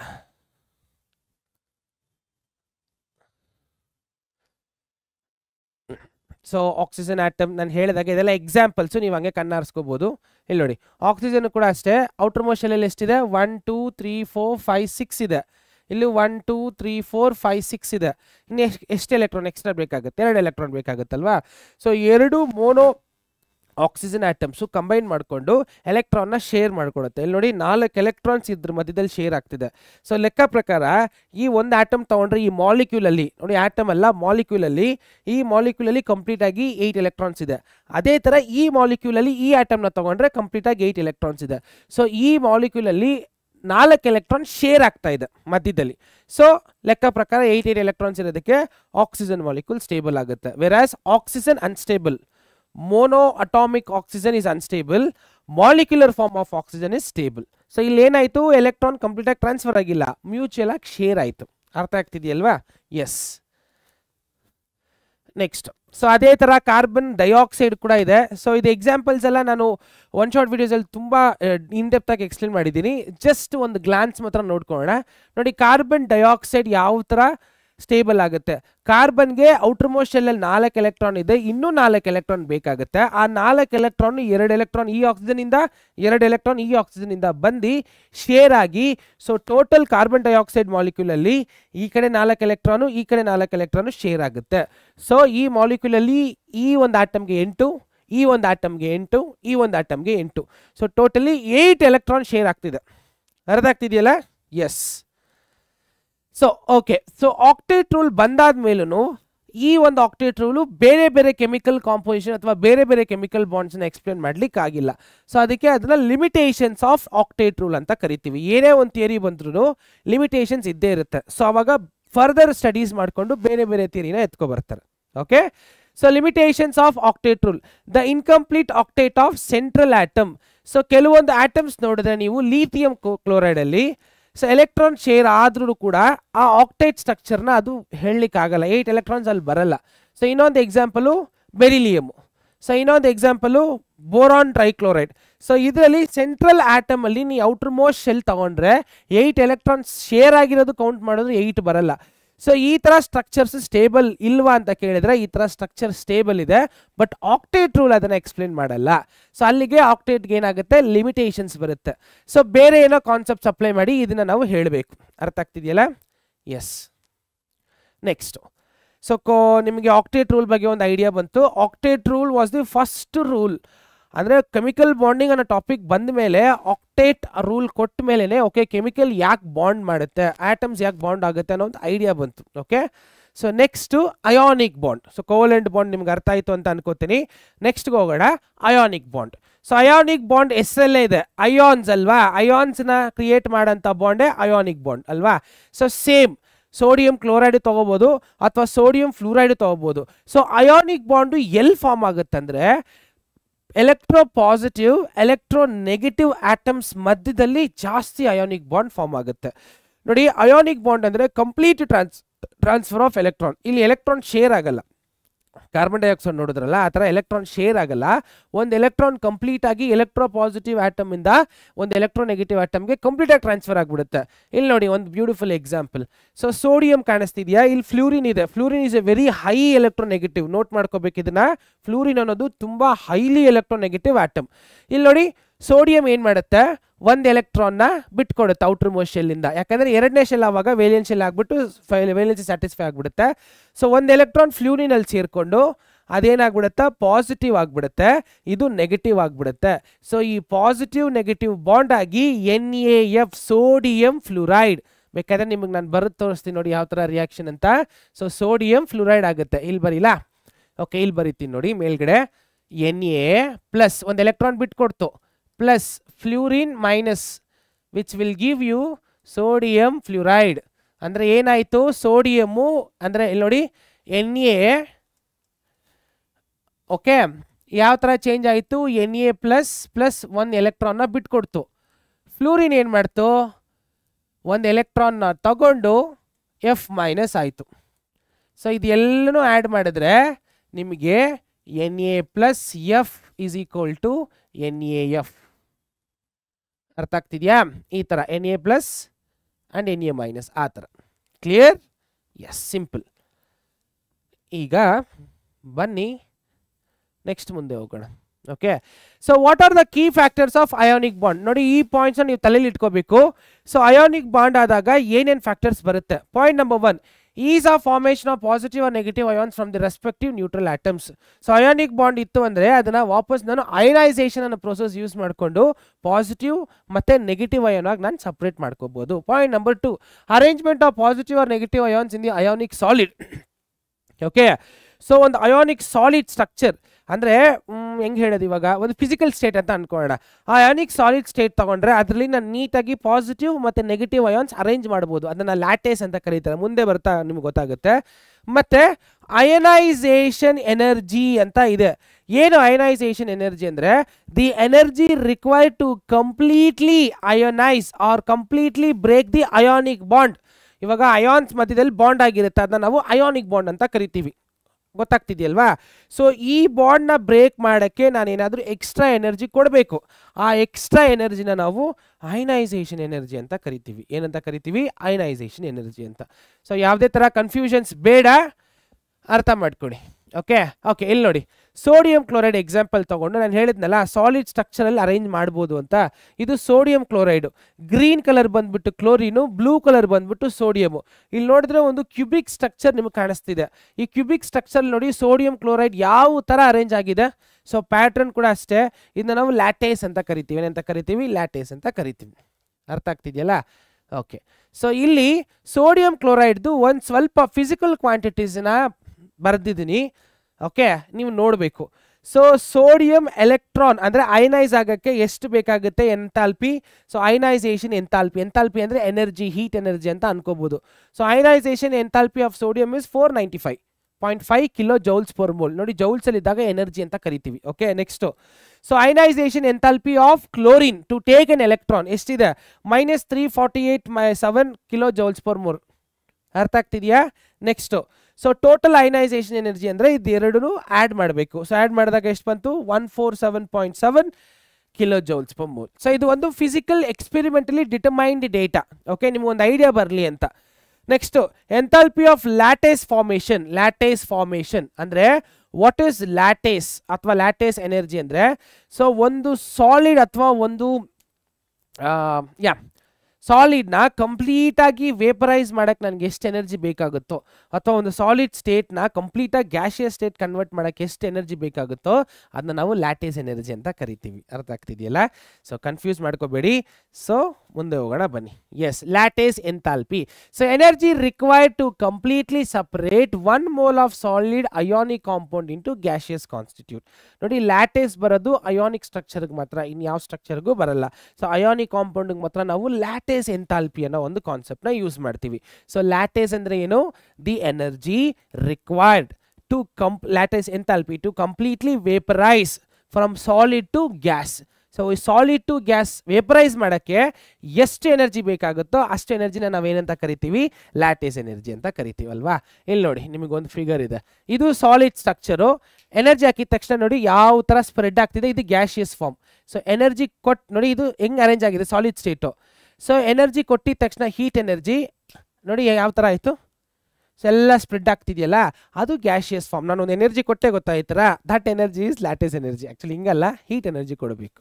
Okay, yes. So ionic bond ಮುಗೀತು, ಆಕ್ಟೇಟ್ ರೂಲು ಮುಗೀತು. ಬನ್ನಿ, ಕೋವಲೆಂಟ್ ಬಾಂಡ್ ಅಂದರೆ ಏನು ಅಂತ ಒಂದು ಸ್ವಲ್ಪ ಗ್ಲಾನ್ಸ್ ಮಾಡ್ಕೊಳ್ಳೋಣ. ನಾನು ಪದೇ ಪದೇ ಹೇಳ್ತಾ ಇದ್ದೀನಿ, ಇದು ಒಂಥರ ರಿವಿಷನ್ ಕ್ಲಾಸ್ ಇದ್ದಂಗೆ. ಓಕೆ, ನಿಮಗೆ ಇನ್ ಡೆಪ್ತ್ ಎಕ್ಸ್ಪ್ಲನೇಷನ್ ಬೇಕು ಅಂದರೆ ದಯವಿಟ್ಟು ಒನ್ ಶಾರ್ಟ್ ವೀಡಿಯೋಸ್ ಮಾಡಿದ್ದೀನಿ, chemical bonding and molecular structure, ಅದನ್ನು ನೋಡಿಕೊಂಡು ಬನ್ನಿ. If you need a very large explanation, ತುಂಬ ದೊಡ್ಡ ಎಕ್ಸ್ಪ್ಲನೇಷನ್ ಅಥವಾ ಇನ್ ಡೆಪ್ತ್ ಎಕ್ಸ್ಪ್ಲನೇಷನ್ ಬೇಕಂದರೆ ಅದನ್ನ ನೋಡ್ಕೊಂಡು ಬನ್ನಿ. ಅರ್ಥ ಆಗ್ತಿದೆಯಲ್ಲ? ಎಸ್, ಬನ್ನಿ, ಕೋವಲೆಂಟ್ ಬಾಂಡ್ ಅಂದರೆ ಏನು ಅಂತ ನೋಡೋಣ. ಸೊ ಎಸ್, ಇವಾಗ ಕೋವಲೆಂಟ್ ಬಾಂಡ್ ಅಂದರೆ, ಅಯಾನಿಕ್ ಬಾಂಡ್ ಅಂದರೆ ಕಂಪ್ಲೀಟ್ ಶೇರ್ ಆಫ್ ಎಲೆಕ್ಟ್ರಾನ್. ಒಂದು ಎಲೆಕ್ಟ್ರಾನ್ ತೆಗೆದು ಆ ಕಡೆ ಹಾಕ್ಬಿಟ್ರೆ ಮುಗಿದ ಕತೆ ಅಷ್ಟೇ. ನನಗೆ ಅದು ಎಲೆಕ್ಟ್ರಾನೇ ಬೇಡ, ನೀನೇ ಇಟ್ಕೊಂಬಿಡಪ್ಪ ಅಂತ ಬಾಂಡ್ ಕ್ರಿಯೇಟ್ ಆಯಿತು ಅಂದರೆ ಅಯಾನಿಕ್ ಬಾಂಡ್ ಆಗುತ್ತೆ. ಕೋವಲೆಂಟ್ ಬಾಂಡ್ ಅಂದರೆ ಕಾರ್ಬನ್ ಡೈಆಕ್ಸೈಡಲ್ಲಿ ನಿಮ್ಗೆ ಹೇಳಿದೆ ಗೊತ್ತಾ, ಎಲೆಕ್ಟ್ರಾನ್ಸು ಶೇರ್ ಆಗ್ತಾ ಇರುತ್ತೆ. ಸೊ ಶೇರಿಂಗ್ ಅಂದರೆ ಏನು? ಇದು ನಿನಗೂ ಅಲ್ಲ ನನಗೂ ಅಲ್ಲ, ನಮ್ಮಿಬ್ರಿಗೆ. ಸೊ ಆ ಒಂದು ಕಾನ್ಸೆಪ್ಟ್ ಬಂದಾಗ ಕೋವಲೆಂಟ್ ಬಾಂಡ್ ಅರೈಸ್ ಆಗುತ್ತೆ. ಅರ್ಥ ಆಗ್ತಿದೆಯಲ್ಲ? Covalent, cooperation. ಅರ್ಥ ಆಗ್ತಿದೆಯಲ್ಲ? ಆ ಥರ ಕೋವಲೆಂಟ್ ಅಂದರೆ ಎಲೆಕ್ಟ್ರಾನ್ಸು ಅದು ಕಂಪ್ಲೀಟಾಗಿ ನಿನಗೂ ಸೇರಲ್ಲ ನನಗೂ ಸೇರಲ್ಲ, ನಾವಿಬ್ಬರು ಇಟ್ಕೊಂಡು ಅದನ್ನು ಶೇರ್ ಮಾಡ್ಕೊಳ್ಳೋಣ. So that is covalent bond. So ಇವಾಗ ಒಂದು ಎಕ್ಸಾಂಪಲ್ ಕೋವಲೆಂಟ್ ಬಾಂಡ್ಗೆ ಇಲ್ಲಿರೋದು ಕ್ಲೋರಿನು. ಕ್ಲೋರಿನಲ್ಲಿ ಔಟರ್ ಮೋಸ್ಟ್ ಶೆಲ್ಲಲ್ಲಿ ಎಷ್ಟು ಎಲೆಕ್ಟ್ರಾನ್ಸ್ ಇದೆ? 7 ಎಲೆಕ್ಟ್ರಾನ್ಸ್ ಇದೆ. ಕರೆಕ್ಟಾ? 7 ಅಲ್ವಾ ಇರೋದು? 1 2 3 4 5 6 7 ಎಲೆಕ್ಟ್ರಾನ್ ಇದೆ. ಆಕ್ಟೇಟ್ ಸ್ಟ್ರಕ್ಚರ್ ಬರೋಕ್ಕೆ ಅಥವಾ ಆಕ್ಟೇಟ್ ಸ್ಟೆಬಿಲಿಟಿ ಇರಬೇಕಂದ್ರೆ ಎಷ್ಟು ಎಲೆಕ್ಟ್ರಾನ್ಸ್ ಇರಬೇಕು? 8 ಎಲೆಕ್ಟ್ರಾನ್ಸ್ ಇರಬೇಕು. ಕರೆಕ್ಟ್ ಅಲ್ವಾ? ಸೊ 1 ಎಲೆಕ್ಟ್ರಾನ್ ಕ್ಲೋರಿನ್ಗೆ ಬೇಕಾಗಿದೆ. ಸೊ 1 ಎಲೆಕ್ಟ್ರಾನ್ ಡಿಫಿಷಿಯೆಂಟ್ ಇದೆ. ಸೊ ಕ್ಲೋರಿನ್ ಏನು ಮಾಡುತ್ತೆ? ಇನ್ನೊಂದು ಕ್ಲೋರಿನ್ ಜೊತೆ ಮಾತಾಡಿಕೊಂಡು, ಓಕೆ, ಇನ್ನೊಂದು ಎಲೆಕ್ಟ್ರಾನ್ ನನ್ನ ಹತ್ರನೂ ಇಲ್ಲ, ಇನ್ನೊಂದು ಎಲೆಕ್ಟ್ರಾನ್ ನಿನ್ನ ಹತ್ರನೂ ಇಲ್ಲ, ಒಂದು ಕೆಲಸ ಮಾಡೋಣ, ನಾನೊಂದು ಎಲೆಕ್ಟ್ರಾನ್ ನನ್ನಿಂದ ಕೊಡ್ತೀನಿ, ನೀನೊಂದು ಎಲೆಕ್ಟ್ರಾನ್ ನಿನ್ನಿಂದ ಕೊಡು, ನಾವಿಬ್ಬರು ಅದನ್ನು ಮ್ಯೂಚುವಲ್ ಆಗಿ ಶೇರ್ ಮಾಡ್ಕೊಳ್ಳೋಣ ಅಂತ ಮಾತಾಡಿಕೊಂಡು ಕ್ಲೋರಿನ್ ಮಾಲಿಕ್ಯೂಲ್ ಫಾರ್ಮ್ ಆಗುತ್ತೆ. ಇದು ಮೋನೋಅಟಾಮಿಕ್ ಫಾರ್ಮು, ಇದು atom form. Atom form of chlorine is unstable, molecular form of chlorine is stable. ಅರ್ಥ ಆಗ್ತಿದೆಯಾ? ಅಟಾಮಿಕ್ ಫಾರ್ಮು, ಸಾರಿ ಅದು atomic form, molecular form. Atomic form of chlorine is unstable, ಯಾಕಂದರೆ outermost ಶೆಲ್ಲಲ್ಲಿ 7 electrons ಇದೆ. Versus molecular formula ತಗೊಂಡ್ರೆ, ಕ್ಲೋರಿನ್ದು molecular formula ತಗೊಂಡ್ರೆ, 2 chlorine ಆಟಮ್ಗೂ ಮಾಲಿಕ್ಯುಲರ್ ಸ್ಟ್ರಕ್ಚರಲ್ಲಿ 8 ಎಲೆಕ್ಟ್ರಾನ್ಸ್ ಬರುತ್ತೆ ಲೆಕ್ಕ ಪ್ರಕಾರ. ಹೆಂಗಂದ್ರೆ ಎಷ್ಟು ಎಲೆಕ್ಟ್ರಾನ್ ನೋಡಿ ಶೇರ್ ಆಗ್ತಿದೆ? 2 ಎಲೆಕ್ಟ್ರಾನ್. ಸೊ ಈ ಆಟಮು ಈ ಮಾಲಿಕ್ಯುಲರ್ ತಗೊಂಡು ಕೌಂಟ್ ಮಾಡಿದ್ರೆ ಔಟರ್ ಮೋಸ್ಟ್ ವೇಲೆನ್ಸಿ, ನಾನು ಪದೇ ಪದೇ ಸ್ಟ್ರೆಸ್ ಮಾಡ್ತಾ ಇದ್ದೀನಿ, outermost valency, outermost valency, outermost valency. Outermost valency ಅಂದರೆ ಆಚೆ ಇರೋ ವೇಲೆನ್ಸಿ. ಯಾಕಂದರೆ ಅಕಾರ್ಡಿಂಗ್ ಟು ಲಿವಿಸ್ ಅವ್ರೇನು ಹೇಳ್ತಾರೆ ಅಂದರೆ, ಬರೀ ಆಚೆ ಇರೋವಂಥ ಎಲೆಕ್ಟ್ರಾನ್ ಮಾತ್ರ ಕೆಮಿಕಲ್ ಬಾಂಡ್ ಆಗ್ಲಿಕ್ಕೆ ಹೆಲ್ಪ್ ಆಗುತ್ತೆ, ನಾಟ್ ದಿ ಇನ್ನರ್ ಎಲೆಕ್ಟ್ರಾನ್ಸ್ ಅಂತ. Okay, clear? ಸೊ 2 ಕ್ಲೋರಿನಲ್ಲೂ 8 ಎಲೆಕ್ಟ್ರಾನ್ ಇದೆ by sharing 1 pair of electrons. Clear? So ಇಂಥ ಬಾಂಡ್ ನಾವೇನಂತ ಕರಿತೀವಿ? ಕೋವಲೆಂಟ್ ಬಾಂಡ್ ಅಂತ ಕರಿತೀವಿ. ಎಸ್. ಸೊ ಇದಕ್ಕೆ ಇನ್ನೊಂದು ಎಕ್ಸಾಂಪಲ್ ಕೂಡ ಇದೆ, ಕಾರ್ಬನ್ ಡೈಆಕ್ಸೈಡ್. ಸೊ ಕಾರ್ಬನ್ ಡೈಆಕ್ಸೈಡಲ್ಲಿ ಕಾರ್ಬನ್ಗೆ ಎಕ್ಸ್ಟ್ರಾ ಇನ್ನೂ 4 ಎಲೆಕ್ಟ್ರಾನ್ಸ್ ಬೇಕಾಗುತ್ತೆ. ಯಾಕಂದರೆ ಅದ್ರದ್ದು outermost valency p orbital, actually carbon outermost valency ಅದ್ರಲ್ಲಿ ಬರೀ 4 ಎಲೆಕ್ಟ್ರಾನ್ ಮಾತ್ರ ಇದೆ. ಅದರಲ್ಲಿ ಇನ್ನೂ 4 ಎಲೆಕ್ಟ್ರಾನ್ ಬೇಕು ಅದಕ್ಕೆ in order to attend stability. So ಅವಾಗ ಕಾರ್ಬನ್ ಏನು ಮಾಡುತ್ತೆ, 2 ಎಲೆಕ್ಟ್ರಾನು ಒಂದು ಆಕ್ಸಿಜನಿಂದ, ಇನ್ನೊಂದು 2 ಎಲೆಕ್ಟ್ರಾನ್ ಇನ್ನೊಂದು ಆಕ್ಸಿಜನಿಂದ. ಸೊ ಟೋಟಲ್ ಆಗಿ 4 ಎಲೆಕ್ಟ್ರಾನ್ 2 ಆಕ್ಸಿಜನಿಂದ 2 ಎಲೆಕ್ಟ್ರಾನ್ ತಗೊಂಡು ಸ್ಟೆಬಿಲಿಟಿನ ಅಟೆಂಡ್ ಮಾಡುತ್ತೆ. ಅದೇ ಥರ ಆಕ್ಸಿಜನ್ಗೂ 2 ಎಲೆಕ್ಟ್ರಾನ್ ಬೇಕು. ಯಾಕೆಂದರೆ ಆಕ್ಸಿಜನ್ದು ಔಟರ್ ಮೋಸ್ಟ್ ವೇಲೆನ್ಸಲ್ಲಿ 2 ಎಲೆಕ್ಟ್ರಾನ್ ಮಿಸ್ ಆಗಿರುತ್ತೆ. ಯಾಕೆಂದರೆ ಅದರದ್ದು ಔಟರ್ ಮೋಸ್ಟ್ ಸೆಲ್ಲಲ್ಲಿ 6 ಎಲೆಕ್ಟ್ರಾನ್ಸ್ ಇರುತ್ತೆ. ಇನ್ನು 2 ಎಲೆಕ್ಟ್ರಾನ್ ಹಾಕಿದ್ರೆ ಅದು ಸ್ಟೆಬಿಲಿಟಿ ಅಟೆಂಡ್ ಮಾಡಿಬಿಡುತ್ತೆ. ಅರ್ಥ ಆಗ್ತಿದೆಯಲ್ಲ? ಸೊ ಆಕ್ಸಿಜನ್ಗೂ 2 ಬೇಕು, ಕಾರ್ಬನ್ಗೆ 4 ಬೇಕು. ಸೊ 2 ಆಕ್ಸಿಜನ್ ಪಕ್ಕದಲ್ಲಿ ಬಂದು ಈ 2 ಆಕ್ಸಿಜನ್ 2 ಎಲೆಕ್ಟ್ರಾನ್ ಕೊಡುತ್ತೆ, ಕಾರ್ಬನ್ 2 ಎಲೆಕ್ಟ್ರಾನ್ ಕೊಡುತ್ತೆ. ಇಲ್ಲಿ ಮ್ಯೂಚುವಲ್ ಅಂಡರ್ಸ್ಟ್ಯಾಂಡಿಂಗ್ ಆಗಿಬಿಟ್ಟು ಶೇರಿಂಗ್ ಆಫ್ ಎಲೆಕ್ಟ್ರಾನ್ ಆಗಿ ಕೋವಲೆಂಟ್ ಬಾಂಡ್ ಕ್ರಿಯೇಟ್ ಆಗುತ್ತೆ. ಓಕೆ, ಸೊ ಇವಾಗ ಸ್ಟೆಬಿಲಿಟಿ ನೋಡಿ, ಇದನ್ನ ಹಿಂಗಾದ್ರೂ ಬರಿಬೋದು ಅಥವಾ ಹಿಂಗಾದ್ರೂ ಬರಿಬೋದು. ಸೊ 1 ಬಾಂಡ್ ಆಗಲಿಕ್ಕೆ ಎಷ್ಟು ಎಲೆಕ್ಟ್ರಾನ್ಸ್ ಬೇಕಾಗುತ್ತೆ? 2 ಪೇರ್, 2 ಎಲೆಕ್ಟ್ರಾನ್ ಅಥವಾ 1 ಪೇರ್ ಆಗುತ್ತೆ. 1 ಪೇರ್ ಬೇಕು. So 1 pair of electrons 1 bond, 2 pair of electrons double bond. ಅರ್ಥ ಆಗ್ತಿದೆಯಲ್ಲ? ಸೊ 1 ಬಾಂಡಲ್ಲಿ ಎಷ್ಟು ಎಲೆಕ್ಟ್ರಾನ್ಸ್ ಇದೆ? 2 ಎಲೆಕ್ಟ್ರಾನ್ಸ್ ಇದೆ. 2 ಬಾಂಡಲ್ಲಿ 4 ಎಲೆಕ್ಟ್ರಾನ್ಸ್, 3 ಬಾಂಡಲ್ಲಿ 6 ಎಲೆಕ್ಟ್ರಾನ್ಸ್. ಅರ್ಥ ಆಗ್ತಿದೆಯಾ? ಎಸ್, ಸಿಂಪಲ್ ಅಸಂಪ್ಷನ್ ಅಷ್ಟೇ. ಸೊ ಇನ್ನೂ ಒಂದು ಎಕ್ಸಾಂಪಲ್ ನೋಡಿ. Carbon 4 hydrogen, 2 carbon 4 hydrogen. So ethane ಒಂದು ಆರ್ಗಾನಿಕ್ ಮಾಲಿಕ್ಯೂಲ್ ಫಾರ್ಮುಲಾ, ಒಂದು ಆರ್ಗಾನಿಕ್ ಮಾಲಿಕ್ಯೂಲ್. ಜಸ್ಟ್ ಒಂದು ಮೆಮರೈಸೇಷನ್ ಅಷ್ಟೇ. ಇನ್ನೊಂದು ಎಕ್ಸಾಂಪಲ್ ನೀವೇನು ಕೊಡ್ಬೋದು ಅಂತ. ಅರ್ಥ ಆಗ್ತಿದೆಯಲ್ಲ? ಸೊ ನೋಡಿ ಯಾವ ಥರ ಎಲೆಕ್ಟ್ರಾನ್ ಶೇರ್ ಆಗ್ತಿದೆ ಅಂತ. ಆ ಕಡೆ ಹೈಡ್ರೋಜನ್ ಮತ್ತು ಕಾರ್ಬನ್ ಮಧ್ಯದಲ್ಲಿ, ಮತ್ತು ಕಾರ್ಬನ್ ಮಧ್ಯದಲ್ಲಿ ಯಾವ ಥರ ಎಲೆಕ್ಟ್ರಾನ್ ಶೇರ್ ಆಗ್ತಿದೆ ನೋಡಿ. ನೋಡಿ ಇದು ಎಲ್ಲ ಕತೆ ಪುರಾಣ ಯಾಕೆ ಆಗ್ತಿದೆ ಅಂದರೆ ಸ್ಟೆಬಿಲಿಟಿ ಅಟೆಂಡ್ ಮಾಡಬೇಕು ಅಷ್ಟೇ. ಒಂದು ಆಟಮು ಅದರದ್ದು ನೋಬಲ್ ಕಾನ್ಫಿಗ್ರೇಷನ್. ಸರ್ ಏನು ಸರ್ ಇದು ಹೇಳೋದು ನಮ್ಗೆ ಅರ್ಥ ಆಗ್ತಿಲ್ಲ ಅಂತ ಕೇಳಿದ್ರೆ, ನೀವು ಪಿರಿಯಾಡಿಕ್ ಟೇಬಲಲ್ಲಿ ರೋಸಲ್ಲಿ ನೋಡಿದ್ರೆ ಈ ಆಟಮ್ ಎಲ್ಲಿರುತ್ತೋ ಅದ್ರದ್ದು ಲಾಸ್ಟಲ್ಲಿ ಒಂದು ಆಟಮ್ ಇರುತ್ತೆ. ಆ ಆಟಮ್ ಸ್ಟೆಬಿಲಿಟಿನ ಅಟೆಂಡ್ ಮಾಡಿಬಿಟ್ಟು ಫುಲ್ಲು ಹಂಗೆ ಸೆಟ್ಲ್ ಆಗಿಬಿಟ್ಟಿರುತ್ತೆ. ಸೊ ಇಲ್ಲಿರೋ ಆಟಮ್ ಎಲ್ಲ ಏನು ಮಾಡುತ್ತೆ, ಆ ಸ್ಟೆಬಿಲಿಟಿ ಅದೆಷ್ಟು ಸ್ಟೇಬಲ್ ಆಗಿ ಸೆಟಲ್ಡ್ ಆಗಿದೆಯೋ ಆ ಸೆಟಲ್ಮೆಂಟ್ಗೋಸ್ಕರ ಇವೆಲ್ಲ ಓಡಾಡ್ತಾ ಇರುತ್ತೆ. ಅರ್ಥ? ನಾವೆಲ್ಲ ಅಷ್ಟೇ ತಾನೆ. ನಾವೆಲ್ಲ ಏನಕ್ಕೆ ಓದಬೇಕು, ಏನಕ್ಕೆ ಕೆಲಸ ಮಾಡಬೇಕು? ದುಡಿಯೋಕ್ಕೆ, ಹೌದಾ ಅಲ್ವಾ? ಏನಕ್ಕೆ ದುಡಿಬೇಕು? ಸಮಾಜ ಸೇವೆ ಮಾಡೋಕ್ಕೆ. ಅದು ಒಂದು ಕಡೆ ಇದ್ರೂ ಮೇಯ್ನ್ ಅಜೆಂಡಾ ಏನು? ದುಡ್ಬೇಕು. ದುಡ್ಡು ಏನಕ್ಕೆ ಬೇಕು? ಸೆಟಲ್ಡ್ ಲೈಫ್ ಆಗಬೇಕು. ಅದೇ ಥರನೂ ಆಟಮ್ಸ್ ಅಷ್ಟೇ. ಅದರಲ್ಲಿ ಎಲೆಕ್ಟ್ರಾನ್ಸ್ ಇದೆ ಇಲ್ಲ, ಸೊ ಸ್ಟೆಬಿಲಿಟಿ, ನಾನು ಆರಾಮಾಗಿರ್ಬೇಕು, ಯಾರ ಜೊತೆ ರಿಯಾಕ್ಟ್ ಆಗಬಾರ್ದು ಅನ್ನೋಗೋಸ್ಕರ ಈ ಕೆಮಿಕಲ್ ಬಾಂಡು ಎಲ್ಲ ಈ ಪ್ರಪಂಚ ಇರೋದೇ ಆ ಒಂದು ಕಾರಣಕ್ಕೋಸ್ಕರ. ಅರ್ಥ ಆಗ್ತಿದೆಯಾ? ಎಸ್, ಮುಂದೆ ಹೋಗೋಣ. ಸೊ ಡಬಲ್ ಬಾಂಡ್ ನೋಡಿದ್ರಿ. ಇವಾಗ ಕಾರ್ಬನ್ ಟ್ರಿಪಲ್ ಬಾಂಡ್ ನೋಡಿ. ಈ ಕೋವಲೆನ್ಸ್ ಅಲ್ಲಿ ನಾವು ಸಿಂಗಲ್ ಬಾಂಡ್ ನೋಡಿದ್ವಿ, ಎಕ್ಸಾಂಪಲ್ ಡಬಲ್ ಬಾಂಡ್ ನೋಡಿದ್ವಿ. ಸೊ ಈ ಎಕ್ಸಾಂಪಲ್ ಟ್ರಿಪಲ್ ಬಾಂಡ್ ನೋಡ್ತಾ ಇದ್ವಿ. ಸೊ ಟ್ರಿಪಲ್ ಬಾಂಡ್ ಅಲ್ಲಿ ಟೋಟಲ್ ಎಷ್ಟು ಎಲೆಕ್ಟ್ರಾನ್ ಶೇರ್ ಆಗ್ತಾ ಇದೆ? So totally 1 2 3 4 5 6. 1 ಬಾಂಡಿಗೆ 2 ಎಲೆಕ್ಟ್ರಾನ್ ಅಂದರೆ 3 ಬಾಂಡಿಗೆ ಎಷ್ಟು? 3 2 6 ಅಲ್ವಾ? ಸೊ 6 ಎಲೆಕ್ಟ್ರಾನ್ ಶೇರ್ ಆಗುತ್ತೆ. ಅದೇ ಅಷ್ಟೇ, ಇದ್ರ ಮೇಲೆ ಎಲೆಕ್ಟ್ರಾನ್ಸ್ ಹೋಗಲ್ಲ. 4 ಬಾಂಡ್ ಎಲ್ಲ ಮಾಡೋಕ್ಕೆ ಚಾನ್ಸೇ ಇಲ್ಲ. ಅರ್ಥ ಆಗ್ತಿದೆಯಲ್ಲ? So max to max 3 bonds ಅಷ್ಟೇ ಕೋವಲೆಂಟ್ ಬಾಂಡಲ್ಲಿ. ಓಕೆ, ಸೊ ಇನ್ನೊಂದು ಅಮೋನಿಯಾ ಇದೆ, ಅದ್ರ ಬಗ್ಗೆ ನಾನು ಜಾಸ್ತಿ ಎಕ್ಸ್ಪ್ಲೇನ್ ಮಾಡೋಕ್ಕೆ ಹೋಗಲ್ಲ. Nitrogen bonds. Okay, so covalent bond ಆಯಿತು. ಕೋವಲೆಂಟ್ ಬಾಂಡಲ್ಲಿ single bond, double bond, triple bond ಆಯಿತು. ಸೊ ಬನ್ನಿ ಬೇಗನೆ ಡೈಪೋಲ್ ಮೂಮೆಂಟ್ ಅಂದರೆ ಏನು ಅಂತ ನೋಡ್ಕೊಳ್ಳೋಣ. Because CET point of view ಅಲ್ಲಿ ಡೈಪೋಲ್ ಮೂಮೆಂಟು ತುಂಬಾ ಇಂಪಾರ್ಟೆಂಟು. ಬಿಕಾಸ್ ಇದು ಫಿಸಿಕಲ್ ಆಸ್ಪೆಕ್ಟ್ ಆಗಿರುತ್ತೆ. ನಾನು ಹೇಳಿದ ಅರ್ಥ ಆಗ್ತಿದೆಯಲ್ಲ? ಸೊ ಫಿಸಿಕಲ್ ಆಸ್ಪೆಕ್ಟ್ ಆಗಿರೋದಕ್ಕೆ ಈಕ್ವೇಷನ್ಸ್ ಕೂಡ ಬರುತ್ತೆ.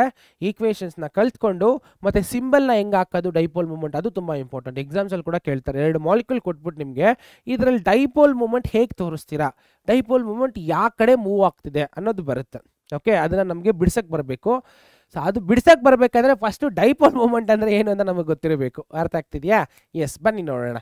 ಸೊ ಡೈಪೋಲ್ ಮೂಮೆಂಟ್ ಹೋಗೋಕ್ಕಿಂತ ಮುಂಚೆ ನಮಗೆ ಬಾಂಡ್ ಪ್ಯಾರಾಮೀಟರ್ಸ್ ಅಂದರೆ ಏನಂತ ಗೊತ್ತಿರಬೇಕು, ರೆಸೊನೆನ್ಸ್ ಅಂದರೆ ಏನಂತ ಗೊತ್ತಿರಬೇಕು.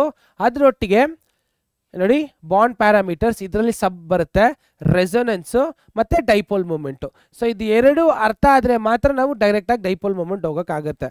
ಸೊ ಇದೆಲ್ಲ ಏನು ಅರ್ಥ ಮಾಡ್ಕೊಳ್ಳದೆ ನೀವು ಡೈಪೋಲ್ ಮೂಮೆಂಟ್ಗೆ ಹೋದರೆ ಏನೂ ಅರ್ಥ ಆಗಲ್ಲ. ಓಕೆ, ಸೊ ಬೇಗ ಎಷ್ಟು ಫಾಸ್ಟ್ ಆಗುತ್ತೋ ಅಷ್ಟು ಫಾಸ್ಟಾಗಿ ಸೊ ಬಾಂಡ್ ಪ್ಯಾರಾಮೀಟರ್ಸಲ್ಲಿ ಏನೇನು ಕ್ರೈಟೀರಿಯಾ ಇದೆ ಅಂತ ನೋಡಿಕೊಂಡು ನಾವು ಸಡನ್ನಾಗಿ ಎಷ್ಟು ಫಾಸ್ಟ್ ಆಗುತ್ತೋ ಅಷ್ಟು ಫಾಸ್ಟ್ ಡೈಪೋಲ್ ಮೂಮೆಂಟ್ಗೆ ಹೋಗೋಣ. Okay, S.